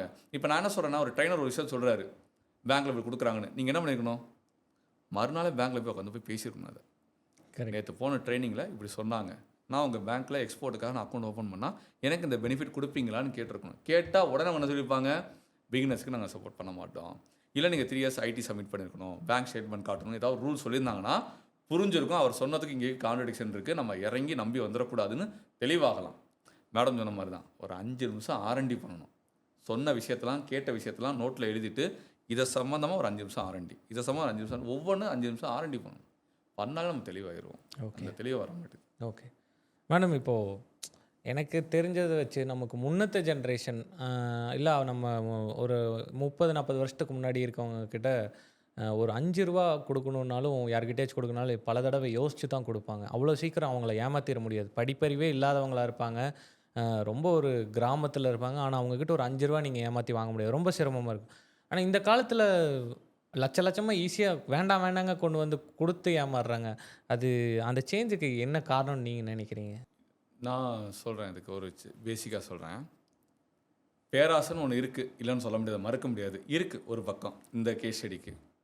ரெண்டாவது கம்பேரிசன் ஆயிடுச்சு. இப்போ அவங்க பண்ணுறாங்க இவங்க பண்ணுறாங்கன்னு சொல்லியே கம்பேரிசன் பண்ணி ஒருத்தவங்க பணம் போட வைக்கிறாங்க. ஓகே, இது நீங்கள் எங்கே பார்க்கலான்னா, இப்போ லைவ் ஆன்லைன் ஜூம் மீட்லாம் பண்ணுறாங்க இல்லையா செஷனு. ஆமாம் சார். அதில் முடியும் போது பாருங்களேன், ஒரு டைமர் ஆன் பண்ணிடுவாங்க. நீங்கள் சொன்னீங்க ஸ்டார்டிங்கில் முதல்ல ஒரு 100 ரூபா கோர்ஸுக்கு வர சொல்லுவாங்க, அப்புறம் ஒரு 10,000 வர சொல்லுவாங்க, அப்புறம் 25,000 மாஸ்டர் கோர்ஸ்னு சொல்லிட்டு மாஸ்டர் பிளான் பண்ணுவாங்க. அது பண்ணும்போது என்ன பண்ணுவாங்கன்னா, ஒரு டைமர் ஆன் பண்ணிவிட்டு 10 நிமிஷம் தான் ஸ்லாட் ஓப்பனாக இருக்கும், உடனே நீங்கள் புக் பண்ணிங்கன்னா உடனே நீங்கள் வந்து இந்த ப்ரைஸுக்கு இந்த ஆஃபருக்கு நீங்கள் வாங்கிக்கலாம்னு சொல்லுவாங்க. அப்படி சொல்லும்போது என்ன பண்ணுவாங்க தெரியுமா, மறைமுகமாக ஒரு பேரை வாசிப்பாங்க. வினோத் வெரி குட் பணம் போட்டிங்க, வாழ்த்துக்கள், தேங்க்யூ. அந்த வினோத்ன்றவன் யாருன்னு நமக்கு தெரியாது. கரெக்ட். உண்மையாக பணம் போட்டால் நமக்கு தெரியாது. இது என்ன தூண்டுதுன்னா, ஒருத்தர் முந்திக்கிறாரு, நம்மளும் முந்தணும், நம்மளும் அதுக்குள்ளே வந்துடணும்னு. ஒரு வேடிக்கையாக சொல்லணும்னா, இந்த ஒரு எக்ஸாம்பிளுக்கு இப்போ சமீபத்தில் நடந்துச்சு. ஒரு ஸ்டூடெண்ட் பேசுகிறப்ப இந்த கேஸ் நம்ம சொல்கிறோம். ஒரு கூட்டத்தில் ஒருத்தர் என்ன பண்ணுறாரு, ஃபைனலாக முடிக்கும்போது இந்த மாதிரி ஒரு செஷன் இருக்குது, அடுத்து மாஸ்டர் கோர்ஸ் இருக்குது, நான் சொல்ல முடியாத சீக்ரெட்ஸ் நான் அதில் சொல்ல போகிறேன், இது வந்து 1 lakh கோர்ஸு, இப்போ நீங்கள் உடனே 10 நிமிஷம் புக் பண்ணால் 50,000 தான் சொல்கிறாரு. எல்லாருமே முழிக்கிறாங்க. முடிச்சுட்டு டக்குன்னு ஒருத்தர் எழுப்பி விடுறாரு, எந்திரிங்க, என்ன ரொம்ப யோசிக்கிறீங்க, பாருங்கள் சுற்றி பாருங்கள், எல்லாம் பணம் போட ரெடியாக இருக்காங்க, எல்லாம் அடுத்தது போக ரெடியாக இருக்காங்க, என்ன பண்ண போகிறீங்க, இவங்கெல்லாம் அடுத்த வாழ்க்கை செட்டில் ஆகிடுவாங்க, நீங்கள் என்ன பண்ணுவீங்க அப்படின்னு கேட்டோடனே இவருக்கு ஒரு மாதிரி கூனி குறுக்கிட்டாராம். நான் 50,000 போடணும்னு மனசு வந்துருச்சு அங்கேயே. சார் நான் வீட்டில் ஒரு வார்த்தை டிஸ்கஸ் நாளைக்கு போட்டுறேன்னு இருக்கு. நல்ல வேலை அதுக்கு முன்னாடி நம்மளை பார்த்துட்டாரு, வந்துட்டார் உள்ள தெரியாமல். ஓகே. அப்போ என்ன பண்ணாங்க, சபையில் அத்தனை பேர் முன்னாடி எல்லாம் அடுத்த கடைக்கு போயிடுவாங்க, நீ என்ன பண்ண போகிற. ஓகே. அந்த ஒரு கம்பேரிசனை கொடுத்தோன்னே அவருக்கு என்ன ஆகுதுன்னா, ஆட்டோமேட்டிக்காக கையில் பணம் இல்லை, ஆனால் நாளைக்கு வீட்டில் கேட்டு எப்படியா போட்டுருவோம் நம்பிக்கையில், சார் கண்டிப்பாக நாளைக்கு வீட்டில் டிஸ்கஸ் நாளைக்கு நான் பண்ணிடுறேன் சார் சொல்லும்போது, அப்போ ஒருத்தர் கம்பேர் பண்ணி அடுத்தவங்க முன்னேறிடுவாங்க, அடுத்தவங்க முன்னேறாங்கன்னு பார்த்து இன்றைக்கி மக்கள் ஓட ஆரம்பிச்சிட்டாங்க. ஓகே. இன்னொன்று லேக் ஆஃப் அவேர்னஸ். இப்போ நான் சொன்ன வினோத்ன்றவர் இருக்காருன்னு யார் செக் பண்ணுவேன், அவர் போட்டாருங்க என்ன ப்ரூஃப் இருக்குது, கரெக்ட், இவரோ ஒரு பேரை வாசிட்டு சொல்லிடுவார். அப்போ இந்த மாதிரி மக்களை ஃபோர்ஸ் பண்ண ஆரம்பிச்சிட்டாங்க. அதனால் மக்கள் என்ன பண்ணுறாங்க, வேறு வழி இல்லை, நம்மளும் அதை வந்து கடந்து வரணும், நம்மளும் அவங்க மாதிரி போனால் நம்மளை அதை கொடுத்துருவோன்னு பிளைண்ட் ஃபோல்டாக கொடுக்க ஆரம்பிச்சிடறாங்க இன்றைக்கி. ஓகே. ஏன்னா நீங்கள் யோசிச்சு பாருங்கள், இன்றைக்கி வீட்டில் வாங்குற பொருள் எல்லாமே நமக்கு தேவைப்பட்டு தான் வாங்கியிருக்கோம்னு பாருங்கள். இப்போ எங்கள் வீட்டில் நடக்கும், ஏற்று வீட்டில் வாங்கிட்டா எங்கள் வீட்டில் அது இருக்கும், மறுநாள் இருக்கும். அது ஏன்னா அங்கே இருக்குது, நம்மகிட்ட இருக்கணும், அதை டிஸ்கஸ் பண்ணாங்கன்னா கொண்டு வந்துடணும். அந்த கம்பேரிசன் இன்றைக்கி எல்லாத்துலேயும் வந்துருச்சு, பணம் கொடுக்கறது வாங்குறது எல்லாத்துலையும் செட்டில் ஆகிறது. அது ஒரு மேஜர் ரீசனாக நான் பார்க்குறேன். கண்டிப்பாக சார். அதே மாதிரி ட்ரேட் ஃபேரை பற்றி ஒரு கொஸ்டின் கேட்கணும்னு நினைக்கிறேன் சார். நிறைய பேர் வந்து நாங்கள் ட்ரேட் ஃபேருக்கு கூட்டிகிட்டு போகிறோம், உங்களை வந்து அங்கே போய் விட்டுருவோம், நீங்கள் பையர்ஸ் அழகாக பிடிச்சிட்டு வந்துடலாம் அப்படிங்கிறாங்க. Chinese Canton fare, Dubai fare, எல்லா பக்கம் ட்ரேட் ஃபேரில் நிஜமாகவே பையர்ஸ் கிடைப்பாங்க, நம்ம போனோன்னே பையர்ஸை பிடிச்சிட்டு வந்துட முடியுமாங்க சார்? இது ஒரு கேஸாகவே நான் சொல்கிறேன். நாங்கள் ஒரு அனுபவப்பட்டிருக்கோம். இந்த ட்ரேட் ஃபேரை ஃபேக்காக நடத்தின ஒரு ட்ரைனர், ஓகே, அவர் இல்லாத ஒரு ஆர்கனைசேஷன் எங்கேயுமே கிடையாது, அப்படி ஒரு ஆர்கனைசேஷன் பேரை சொல்லி இவங்க ட்ரேட் ஃபேர் கண்டக்ட் பண்ணுறாங்க, அதுக்கு என்னையே தான் ஆர்கனைஸ் பண்ண சொல்லியிருக்காங்க, நான் தான் வந்து லீட் எடுத்திருக்கேன் தமிழ்நாட்டில், எல்லோரும் வாங்கன்னு சொல்லி ஆர்கனைஸ் பண்ணி ஒரு ஃபேக்கான ஒரு ட்ரேட் ஃபேரை க்ரியேட் பண்ணார். இதை நம்பி ஆயிரக்கணக்கான பேர் பணம் கொடுத்துருக்காங்க. பணம் கொடுத்து எல்லாத்தையும் சுட்டிட்டு ஓடிட்டார். அவருக்கு சாதகமாக அமைஞ்சது கொரோனா, அவர் சாதகமாக அமைஞ்சு இன்னும் 2-3 விஷயங்கள், இந்த பாம் பிளாஸ்ட் நடந்துச்சு ஸ்ரீலங்காவில், இதெல்லாம் நடந்தது வந்து அவருக்கு சாதகமாக அமைஞ்சு பணத்தை சுட்டிட்டு ஓடிட்டார். இந்த பணத்தை திருப்பி கேட்டவங்க ரேஷியோ ரொம்ப கம்மி. அப்படி கேட்டவங்களுக்கு இவர் திருப்பி கொடுக்கல. என்னன்னா இவர் லாக் ஆகிட்டேன்னு சொல்லி இவர் கதையை சொல்லி, இவர் உங்களுக்காக நான் போராடினே வச்சேன், கடைசி எனக்கு இதான் நிலைமையா, நான் வந்து உங்களுக்கு எல்லாத்துக்கும் நான் வேறு ஆர்டர் தரேன், நான் வந்து கனடாவில் வந்து நான் உங்களுக்கு ஹைப்பர் மார்க்கெட் பண்ணி கதையை பெருசாக்கி பணத்தை யாரும் திருப்பி தராமே ஒப்பேத்திட்டார். இது ஒரு பக்கம். ட்ரேட் ஃபேரை பற்றி ஏன் இதை சொல்கிறேன்னா, பேக்ரவுண்ட் செக் பண்ணவே இல்லை யாரும். இந்த ட்ரேட் ஃபேர் நடத்துகிற ஒரு ஆர்கனைசேஷன் பேர் சொல்கிறாங்களே, இது இருக்கான்னு நெட்டில் அடித்து பார்த்துருந்தாலே அது ஃபேக்குன்னு தெரிஞ்சிருக்கும். ஆனால் அந்தளவுக்கு கூட பண்ணுறதில்ல. இது ஒரு பக்கம். ட்ரேட் ஃபேருக்கு கூட்டு போகிறேன்னு சொல்லிட்டு இன்னொரு ஸ்கேம் எப்படி நடக்குதுன்னா, இவங்க ட்ரேட் ஃபேரில் கலந்துக்கிறதுக்காக புக் பண்ண நினைக்கிறாங்க, ஆனால் இவங்க புக் பண்ணால் 6 லட்சம் 7 லட்சம் செலவாகும். அப்போ என்ன பண்ணுறாங்க, ஒரு குரூப் ஆஃப் பீப்புளை க்ரியேட் பண்ணுறாங்க. நம்ம ட்ரேட் ஃபேர் ஆர்கனைஸ் பண்ணி போவோம், அந்த ஃபேரில் எப்படி நடக்கிறாங்க, எப்படி நடந்துக்கிறாங்க, எப்படி ப்ராடக்ட் டிஸ்பிளே பண்ணுறாங்க, எப்படி ரேட் சொல்கிறாங்க, எப்படி குவாலிட்டி இருக்குது, எப்படி கஸ்டமைஸ் பண்ணுறாங்கன்னு தெரிஞ்சுக்கோங்க. முதல்ல ட்ரேட் ஃபேர்னால் வந்தோடனே ஆர்டர் எடுக்க முடியாது, முதல்ல மார்க்கெட்டை படிக்கணும், போட்டியாளர் தெரிஞ்சுக்கணும் அப்படின்னு சொல்லி ஒவ்வொருத்தரும் 2 லட்சம் வாங்கியிருக்காரு. அப்போ 4 பேர்ட்ட 2 லட்சம் 8 லட்சம் வாங்கிட்டாரு. ஸ்டால் புக்கிங் 6 லட்சம். அப்போ 8 லட்சத்தை வாங்கிட்டு போய் இவர் பேரில் ஸ்டால் புக் பண்ணி இவங்க 4 பேரையும் இந்த என்னது பன்னீர் தெளிக்க விட்டார். ஓ, இது ஒரு ஸ்கேம். ஓகே. இதை தாண்டி பார்த்தீங்கன்னா இப்போ ட்ரேட் ஃபேரில் மேக்ஸிமம் பார்த்தீங்கன்னா எப்படி ஏமாறுறாங்க அப்படின்னா, இவங்களே கன்வென்ஷன் சென்டர் புக் பண்ணிக்கிறது. இப்போ ஒரு ட்ரைனர் இருக்கார், இப்போ ஸ்ரீலங்காலையோ சிங்கப்பூர்லையோ ஒரு கன்வென்ஷன் சென்டர் இருக்குன்னா, இப்போ நம்ம புக் ஸ்டால்லாம் புக் பண்ணுறோம் இல்லையா, அந்த மாதிரி ஒரு ஸ்டாலை புக் பண்ணி இவங்களே போய் என்ன பண்ணுறாங்கன்னா, வாக்கிங் கிளைண்ட்டை வர வைக்கிற மாதிரி அங்கே விளம்பரப்படுத்தி அவங்கள வர வைக்கிறது. அப்போ உண்மையான கிளைண்ட் வர்றதில்ல, ஒரு சுற்றுலாக்காகவோ இந்த சும்மா நம்ம இந்த வீட்டில் இருந்தால் போர் அடிக்க நம்ம ஒரு எக்ஸிபிஷன் போவோம் இல்லையா, அந்த மாதிரி நபர்களை வர வச்சு ஒரு ஃபேராக க்ரியேட் பண்ணி அப்படி ஏமாத்துற கூட்டமும் இருக்குது. ட்ரேட் ஃபேர்னு எடுத்துட்டிங்கன்னா எக்கச்சக்க விஷயங்கள் இருக்குது. ஆனால் ஜென்யூன் ட்ரேட் ஃபேருக்குள்ளே போனோம்னா பையர் பிடிக்க வாய்ப்பு இருக்குது. ஓகே. இப்போ அந்த ட்ரேட் ஃபேர் எப்படி சூஸ் பண்ணணும், பேராமீட்டர்ஸ் இருக்குது. இப்போ இன்றைக்கி தான் ஒருத்தர் ட்ரேட் ஃபேர் ஆரம்பிக்கிறாங்க, ஒரு ஜென்யூன் ஃபேராகவே இருக்கட்டுமே, ஆனால் ஆடியன்ஸ் அந்த ரெப்புடேஷன்ஸ் கம்மியாக இருக்கும், ஏன்னா அவங்களுக்கு அது ட்ரையல் அண்ட் எரராக இருக்கும். அப்போ ஒரு ட்ரேட் ஃபேரை சூஸ் பண்ணும்போது பேசிக் பேராமீட்டர்ஸ் வச்சுக்கணும். அப்படி வச்சுக்கிட்டு போனால் பையர்ஸ் கிடைப்பாங்க. ஒரு 5 வருஷத்துக்கு குறையாமல் நடந்திருக்க ஒரு ட்ரேட் ஃபேர் அங்கே கலந்துக்கலாம். ஒரு 5 ப்ராடக்ட்டுக்கு மேலே டிஸ்பிளே பண்ணுறாங்களா கலந்துக்கலாம், இல்லை நம்ம ப்ராடக்டாக தனியாக நடக்குதா கலந்துக்கலாம். ஓகே. இன்னொன்று, இது வந்து ஃபினான்ஷியலாக வீக்காக இருக்கவங்க இதை ட்ரை பண்ண முடியாது. நான் ட்ரேட் ஃபேர்னு போனால் ஸ்டால் புக்கிங் இருக்குது, அது போக எக்ஸ்பென்சஸ் இருக்குது. ஏன்னா தான் கவர்மெண்ட் மானியம் கொடுத்தாலும் 50% கவர் பண்ணால் பேலன்ஸ் 50% செலவு பண்ணணும். அப்போ ஒரு 3 லட்சம் 4 லட்சம் செலவு பண்ணுறாங்கன்னா போன உடனே ஒரு ஆர்டரில் அது லாபம் எடுக்க முடியாது. அப்போ கொஞ்சம் வெயிட் பண்ணணும். அங்கே இருக்க டேட்டா பேஸை வாங்கணும், அங்கே வர பையரை இம்ப்ரெஸ் பண்ணணும்.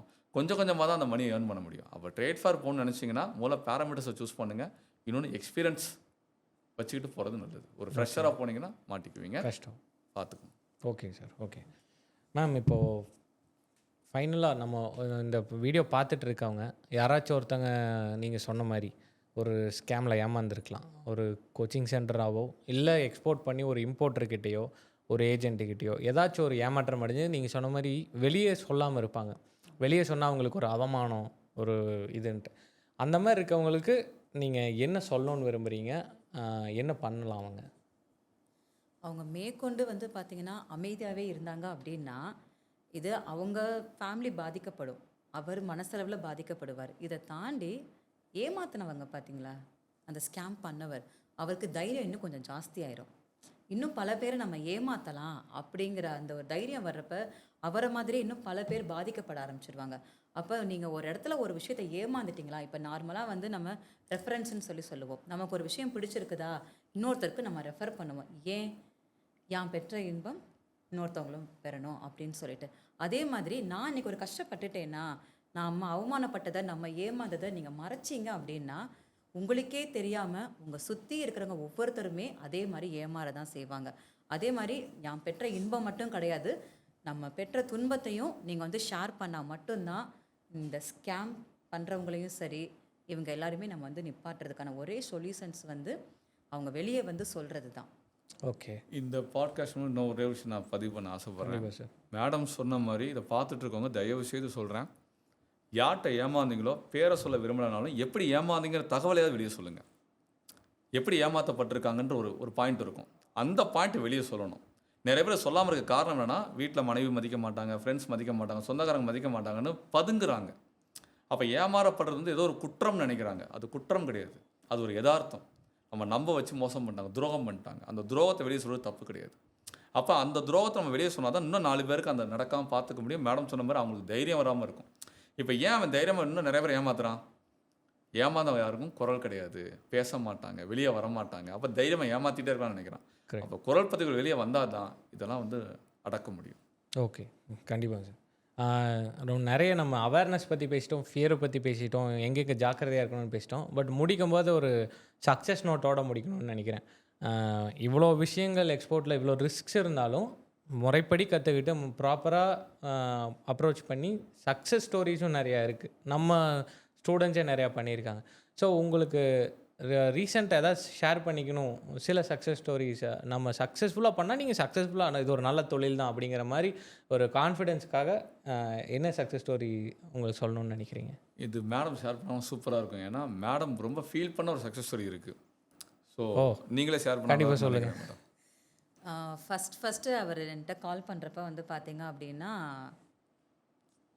நிராயுதபாணின்னு சொல்லுவாங்க தமிழில், ஒரு அழகான வார்த்தை. அது இந்த கொரோனா பேண்டமிக் சுச்சுவேஷனில் அவங்க ஃபேமிலியில் நடந்த ஒரு விஷயந்தான். அவர் பிஸ்னஸ் பேக்ரவுண்டுமே கிடையாது, ஃபேமிலியுமே யாருமே பிஸ்னஸே கிடையாது. கொரோனா டயத்தில் வீட்டுக்கு வந்துட்டாங்க. வரைக்கும் வெளிநாட்டிலே தான் அவர் இருந்திருக்காரு. திருப்பி நீங்கள் வந்து வெளியே வேலைக்கு போகக்கூடாது, எங்களை விட்டு பிரிஞ்சு இருக்கக்கூடாது, நீங்கள் என்ன வேணாலும் பண்ணுங்கள், ஆனால் எங்கள் கூட சேர்ந்து இருந்து தான் பண்ணணும் அப்படின்னு அவங்க ஃபேமிலி வந்து ஒரு அன்பான ஒரு வேண்டுகோள் விடுக்கிறாங்க. அந்த டயத்தில் தான் எனக்கு அவர் கால் பண்ணுறாரு. ஃபஸ்ட்டு அவர் யோசித்த முதல் பிஸ்னஸே வந்து பார்த்திங்கன்னா எக்ஸ்போர்ட் பிஸ்னஸ். அவருக்கு ஜிஎஸ்டி அப்படின்னா கூட என்னன்னே தெரியாது. அவருக்கு நம்மளை மாதிரி மனிதர்கள்கிட்ட கூட நார்மலாக வந்து ஒரு கம்யூனிகேஷன்ஸ் அந்த மாதிரிலாம் எதுவுமே இல்லை. அந்த மாதிரி பிளாங்காக வந்த ஒருத்தர் தான். ஆனால் என்ன நடந்துச்சு அப்படின்னா, இங்கே உள்ள கிளாஸ்க்கு வந்ததுக்கு அப்புறமேட்டு ஒரு விஷயத்தை முழுசாக நம்பினார். ஒரு நம்புறது அப்படிங்கிறதுனா அது நடக்கிற வரைக்கும் நம்பணும், அதை நம்ம செஞ்சு முடிக்கிற வரைக்கும் அந்த நம்பிக்கை இருக்கணும். அது ஒட்டுமொத்த ஃபேமிலியுமே அந்த ஒரே விஷயத்த பாசிட்டிவாக பிஸ்னஸில் தொழில் தர்மம்னு ஒன்று சொல்லுவாங்க. ஆனால் இப்போ வந்து இருக்கிற நீங்கள் கேட்டிங்க பார்த்தீங்கன்னா ஒரு கொஸ்டின்ஸ், இன்றைக்கி இருக்கிற ஜென்ரேஷன்ஸ் வந்து பணத்துக்காக என்ன வேணாலும் பண்ணலாம், எப்படி வேணாலும் பணம் சம்பாதிக்கலாம் அப்படின்னு இருந்தாங்க. ஆனால் நமக்கு முன்னாடி ஜென்ரேஷன்ஸ்லாம் நம்ம இந்த வழியில் தான் நம்ம பணம் சம்பாதிக்கணும், இந்த அளவில் தான் நமக்கு ப்ராஃபிட் இருக்கணும், எல்லா தொழிலையும் ஒரு தர்மம் ஒன்று இருந்துச்சு. இன்றைக்கி அப்பெல்லாம் எதுவுமே கிடையாது. கலப்படம், இந்த மாதிரி ஏமாத்துறது, இந்த மாதிரி நிறைய வந்ததுனால தான் அதே மாதிரி அவங்கவுங்க பண்ணுறதுக்கு ஏற்ற மாதிரி அவங்கவுங்க அனுபவிச்சுட்டு இருக்கிறாங்க. அவர் வந்து அந்த தொழிலை வந்து முழுசாக நம்பி குடும்பமே சேர்ந்து நிறைய எஃபர்ட் போட்டாங்க, நிறைய சாக்ரிஃபைஸ் பண்ணுறாங்க. அவங்க என்டர்டெயின்மெண்ட்டாக இருக்கட்டும் சரி, நிறைய விஷயங்களை சாக்ரிஃபைஸ் பண்ணி பிஸ்னஸ்க்காக எஃபோர்ட் போட்டு இன்னைக்கு ஒரு எக்ஸ்போர்ட்டராக இருந்தவர் ப்ரைவேட் லிமிடெட் கம்பெனி ஓப்பன் பண்ணி கான்ட்ராக்ட் ஆர்டர் சைன் பண்ணி இன்னைக்கு அவங்களுடைய லைஃப் ஸ்டைலே மாறிடுச்சு. Super super. குறிப்பாக அவரோட லைஃப் சொல்லணும்னா ஸ்டைல் மட்டும் இல்லை, ஃபேமிலியோட எல்லாரோட லைஃப் ஸ்டைலுமே சரி, அவரை சுற்றி இருக்கிற ரிலேஷன்ஸ் எல்லாருக்குமே அவர் லைஃப்பை மாற்றி கொடுத்துருக்காரு. குறிப்பாக சொல்லணும்னா அவர் இன்னைக்கு மேனுஃபேக்சரிங் ஸ்டார்ட் பண்ணி மேனுஃபேக்சரிங் எக்ஸ்போர்ட்டராக மாதிரி இருக்காரு. ஓகே. அவர் வந்து மேடம் சொன்ன மாதிரி ஹியூமன்ட்டே ரொம்ப பேசல, அவர் ஷிப்லேயே இருந்தவர். ஓகே. அப்போ எப்படி பேச போகிறோம், எப்படி பழக போகிறோம், எப்படி இருக்க போகிறோம் தெரியாத ஒரு நபர் இன்னைக்கு வந்து பிஸ்னஸை சக்ஸஸ்ஃபுல்லாக பண்ணி ஒரு நாங்கள் சொல்கிறோம் அடிக்கடி சொல்கிறது என்னன்னா, எடுத்தோடனே மேனுஃபேக்சரிங் ட்ரை பண்ணாங்க மெர்ச்சன்ட் போகணும்னு சொல்லுவோம். ஆமாம் சார். அவ்வளோ போல்டாக அவ்வளோ கான்ஃபிடென்ட்டாக அவர் சக்ஸஸ்ஃபுல்லாக மெர்ச்சன்ட் எக்ஸ்போர்ட்டை சக்ஸஸ் பண்ணி மேனுஃபேக்சரும். ஓகே. கண்டிப்பாக. ஏன்னா இப்போ பிஸ்னஸ்குள்ளே வர்றப்ப நிறைய பேர் என்ன நினைக்கிறாங்கன்னா, ஐடியா இருந்தால் பிஸ்னஸ் பண்ணிடலாம், இன்வெஸ்ட்மெண்ட் இருந்தால் பிஸ்னஸ் பண்ணிடலாம், ஸ்பேஸ் இருந்தால் பிஸ்னஸ் பண்ணிடலாம், பார்ட்னர் இருந்தால் பிஸ்னஸ் பண்ணிடலாம் அப்படின்னு தான் உள்ளே வர்றாங்க. அப்படி உள்ளே வந்தவங்க யாருமே வந்து பார்த்திங்கன்னா பிஸ்னஸை வந்து எனக்கு தெரிஞ்சு பண்ணதே கிடையாது. அதே அந்த பிஸ்னஸில் வந்து பார்த்திங்கன்னா அவேர்னஸோடு உள்ளே வந்தவங்க, அலர்ட்டாக இருக்கிறவங்க, ஒரு எக்ஸ்பீரியன்ஸோட, ஒரு நாலேஜோட, முக்கியமாக பொறுமையாக இருந்தவங்க கண்டிப்பாக அந்த பிஸ்னஸில் வந்து சஸ்டெயின் ஆகியிருக்காங்க. நான் ஒன்று ஆட் பண்ணிக்கிறேன், டிசிப்ளினும் சேர்த்து. கண்டிப்பாக டிசிப்ளின். கண்டிப்பாக. இல்லை, நீங்கள் சொன்ன சக்ஸஸ் ஸ்டோரி நான் கேட்டிருக்கேன், நம்ம சேனலில் நான் பார்த்துருக்கேன். நான் அட்டன் பண்ணும்போது அது ஒரு பயங்கரமான இன்ஸ்பிரேஷனாக இருந்துச்சு சார். இன்றைக்கி வரைக்கும் அந்த வீடியோ வந்து எனக்கு மனசுக்குள்ளே ஒரு பெரிய இன்ஸ்பிரேஷன், ஒரு நல்ல சக்ஸஸ் ஸ்டோரி. ஸோ அது நீங்கள் சொன்னது ரொம்ப கரெக்ட் சார். அவ்வளோ பேஷனாக அவர் வந்து பண்ணி இன்றைக்கி சக்ஸஸ்ஃபுல்லாக பண்ணியிருக்காரு. நம்ம மதுரையில் கூட நீங்கள் ஒரு மீட்டப் வச்சிங்க முடிச்ச ஸ்டூடெண்ட்ஸுக்கு. அப்போ வந்து நான் அவர்கிட்ட பேசி ரொம்ப நேரம் டிஸ்கஸ் பண்ணேன். அப்போ அவர் நிறைய அட்வைஸ் எனக்கு கொடுத்தாரு, ரொம்ப யூஸ்ஃபுல்லாக இருந்துச்சு. கரெக்ட். ஆமாம், மதுரையில் அந்த எக்ஸ்போர்ட் டாக் ஷோ. ஆமாம் சார். ஆமாம், அது ரொம்ப யூஸ்ஃபுல்லாக இருந்துச்சுங்க சார். நம்ம அந்த முடிச்ச ஸ்டூடெண்ட்ஸுக்கு ஒரு திருப்பி ஒரு ரீகேப் மாதிரி கொடுத்தீங்க. ரொம்ப எல்லா கொஷின் நான் கேட்க வேண்டிய கொஷின்ஸ் எல்லாம் கேட்டேன்னு நினைக்கிறேன். எல்லா டாப்பிக்கும் டிஸ்கஸ் பண்ணிட்டோம். கண்டிப்பாக இது பார்க்குறவங்க வந்து நீங்கள் சொன்ன மாதிரி நம்ம எத்தனை பேர் ரீச் அவுட் பண்ண முடியும், ஒரு போய் ஏமாறாமல், எக்ஸ்போர்ட்டை பற்றி ஒரு தப்பான புரிதலில் வேகமாக போய் அடி வாங்காமல். ஏன்னா நீங்கள் நிறைய டைம் சொல்லியிருக்கீங்க சார், நம்ம எஸ்பெஷலி ஒரு மிடில் கிளாஸுக்கு வந்து லைஃப்பில் ஒரு சான்ஸ் தான் கிடைக்கும். அந்த நம்பிக்கை, அந்த ஃபேமிலி வந்து அந்த ஒரு நம்பிக்கையை ஏமாந்துட்டாங்க அப்படின்னா லைஃப் லாங் அவங்க திருப்பி அந்த பிஸ்னஸில் கால் எடுத்து வைக்கிறதுக்கு அவங்களுக்கு ஒரு தைரியம் வராது, அவங்க ஃபேமிலிக்கு அவங்க மேலே ரெண்டாவது நம்பிக்கை வராது. ஸோ அந்த மாதிரி நிறைய பேரும் இருந்திருக்காங்க. ஸோ கண்டிப்பாக இந்த வீடியோ பார்க்குறவங்க யாராச்சும் அந்த மாதிரி ஒரு போய் பள்ளத்தில் விழுகாமல் தப்பிப்பாங்க அப்படின்னு நான் நினைக்கிறேன். நீங்கள் வந்து 2 பேருமே உங்களோட பிஸி டைம் எனக்கு தெரியும் உங்கள் ஸ்கெட்யூல் எப்படி இருக்கும் அப்படின்ட்டு, அதை விட்டுட்டு மதுரையிலேருந்து இன்றைக்கி ட்ராவல் பண்ணி இந்த பாட்காஸ்ட்டுக்காக வந்திருக்கீங்க. உண்மையிலே நான் ரொம்ப கிரேட்ஃபுல்லாக ஃபீல் பண்ணுறேன். 2 பேர்த்துக்கும் ரொம்ப தேங்க்யூ. இந்த பாட்காஸ்ட்டு உங்களுக்கு எப்படி போச்சுன்னு தெரில, எனக்கு ரொம்ப யூஸ்ஃபுல்லாக ரொம்ப ப்ரொடக்டிவாக இருந்துச்சுங்க சார். உங்களோட ஃபைனல் தாட்ஸ் பாட்காஸ்ட் ரிலேட்டடாவா இல்லை எப்படி வேணால்? நான் ஒரு விஷயம் என்னென்னா, உங்களோட மெச்சூரிட்டி நான் பார்க்குறேன். நான் முதல் பார்த்த உங்களுக்கும் இப்போ பார்க்குற உங்களுக்குமே நிறைய டிஃப்ரென்ஸ் நான் ரியலைஸ் பண்ணுறேன். ஓகே. அப்போ நீங்கள் ஒரு வார்த்தை பேசும்போது கூட ரொம்ப யோசித்து பேசுவீங்க, இப்போ யோசிக்காமல் அவ்வளோ விஷயம் பேசுகிறீங்க. அதுவே மிகப்பெரிய வளர்ச்சியாக பார்க்குறேன் நான். ஏன்னா இப்போ சக்ஸஸ்ங்கிறது ஒவ்வொருத்தவங்களுக்கு ஒவ்வொரு மாதிரி இருக்கும். நான் இது உங்களோட சக்ஸஸாக பார்க்குறேன் நான். ஏன்னா எல்லாருமே நினைக்கிறாங்க பணம் ஏர்ன் பண்ணுறது சக்ஸஸ்ன்னு நினைக்கிறாங்க, வீடு செட்டில் பண்ணுறது சக்ஸஸ்ன்னு நினைக்கிறாங்க. அப்படி கிடையாது. நம்ம என்ன ஸ்கில்ஃபுல்லாக மாறுறோங்கிறது தான் மிகப்பெரிய சக்ஸஸ். நம்ம ஸ்கில்ஸ் நம்மளை வேறு மாதிரி கொண்டு போய் டெவலப் பண்ணி வைக்கும் ஒரு இடத்துல. அது இன்றைக்கி நடக்கலாம், நாளைக்கு நடக்கலாம், எப்போனா நடக்கலாம். கண்டிப்பாக இந்த முயற்சியை விட்டுறாதீங்க. வேறு லெவலில் வளருவீங்கன்னு நான் நம்புகிறேன். கண்டிப்பாக சார். நான் இது எங்கே வேணால் ஓப்பனாக சொல்லுவேன். நம்ம கிளாஸ் நம்ம அங்கே கற்றுக்கிட்ட ஸ்கில்ஸ் வந்து எனக்கு அதுதான் ஃபவுண்டேஷன் போட்டுச்சுங்க சார். ஸோ அதுதான் இன்றைக்கி இப்படி பில்டாகி நிற்கிது. Very good. Thank you so much sir. சிறப்பாக பண்ணுங்கள். Thank you ma'am. உங்களோட ஃபைனல் தாட்ஸ்? ஸ்டார்டிங்கில் சொன்ன மாதிரி தான் சார் உங்களை சொன்ன மாதிரி தான். நீங்கள் என்கிட்ட ஃபஸ்ட்டு பேசுகிறப்பையும் சரி, இப்போ பேசுகிறப்பையும் சரி, நான் உங்ககிட்ட நிறைய டிஃப்ரென்ஸ் பார்க்குறேன். இன்னொன்று, உங்கள் ஹாபி, பேஷன் இதை நீங்கள் தனித்தனியாக பிரித்து அதை கரெக்டாக அந்த ரோலை வந்து நீங்கள் கொண்டுட்டு போகிறீங்க. நீங்கள் நம்ம லைஃப்பில் வந்து எதுக்கு எல்லாத்துக்குமே இம்பார்ட்டன்ஸ் கொடுக்கணும். இன்னொன்று, நீங்கள் இப்போ யோசிக்கிற விஷயமா இருக்கட்டும் சரி, நீங்கள் பண்ணுற விஷயம் இது உங்களுக்கு மட்டுமே கிடையாது, இந்த சேனலில் பார்த்துட்ருக்கிற ஒவ்வொருத்தருக்குமே வந்து ஒரு டேர்னிங் பாயிண்ட்டாக இது கண்டிப்பாக இருக்கும்னு நினைக்கிறேன் நான். இது நீங்கள் எடுத்திருக்கிற இப்போ இந்த ஒரு ஸ்டெப்னால வந்து பார்த்தீங்கன்னா உங்களுக்கு பின்னாடி ஒவ்வொருத்தருமே உங்கள் ஸ்டெப்ஸை ஃபாலோ பண்ணியே வருவாங்க. கண்டிப்பாக மேம். நம்மளோட சேனலோட ஃபோக்கஸ் இதுதான். ஒரு பிஸ்னஸை பற்றி பேசணும், ஒவ்வொரு ஃபீல்டில் இருக்கிறவங்களையும் கூட்டிகிட்டு வந்து பேசணும். பட் அந்த பாலிஷ்டாக ஐ வாஷ் பண்ணாமல் ரியாலிட்டியை பேசணும் அப்படிங்கிறது தான் இந்த சேனலோட நோக்கம். ஸோ ஒவ்வொரு ஃபீல்டையும் நாங்கள் அதுக்கு சார்ந்தவங்களை கூட்டிகிட்டு வந்து பேச ட்ரை பண்ணுறோம். எக்ஸ்போர்ட்டுன்னு நினச்ச உடனே எனக்கு வேறு யாருமே மைண்டுக்கே வரல உங்களை தவிர. ஸோ அதனால் இந்த பாட்காஸ்ட்டு பண்ணி கொடுத்ததுக்கு ரொம்ப தேங்க்யூ. உங்களோட டைம் 2க்கும் ரொம்பவே thank you so much sir. Thank you. நன்றி சார். நன்றி சார்.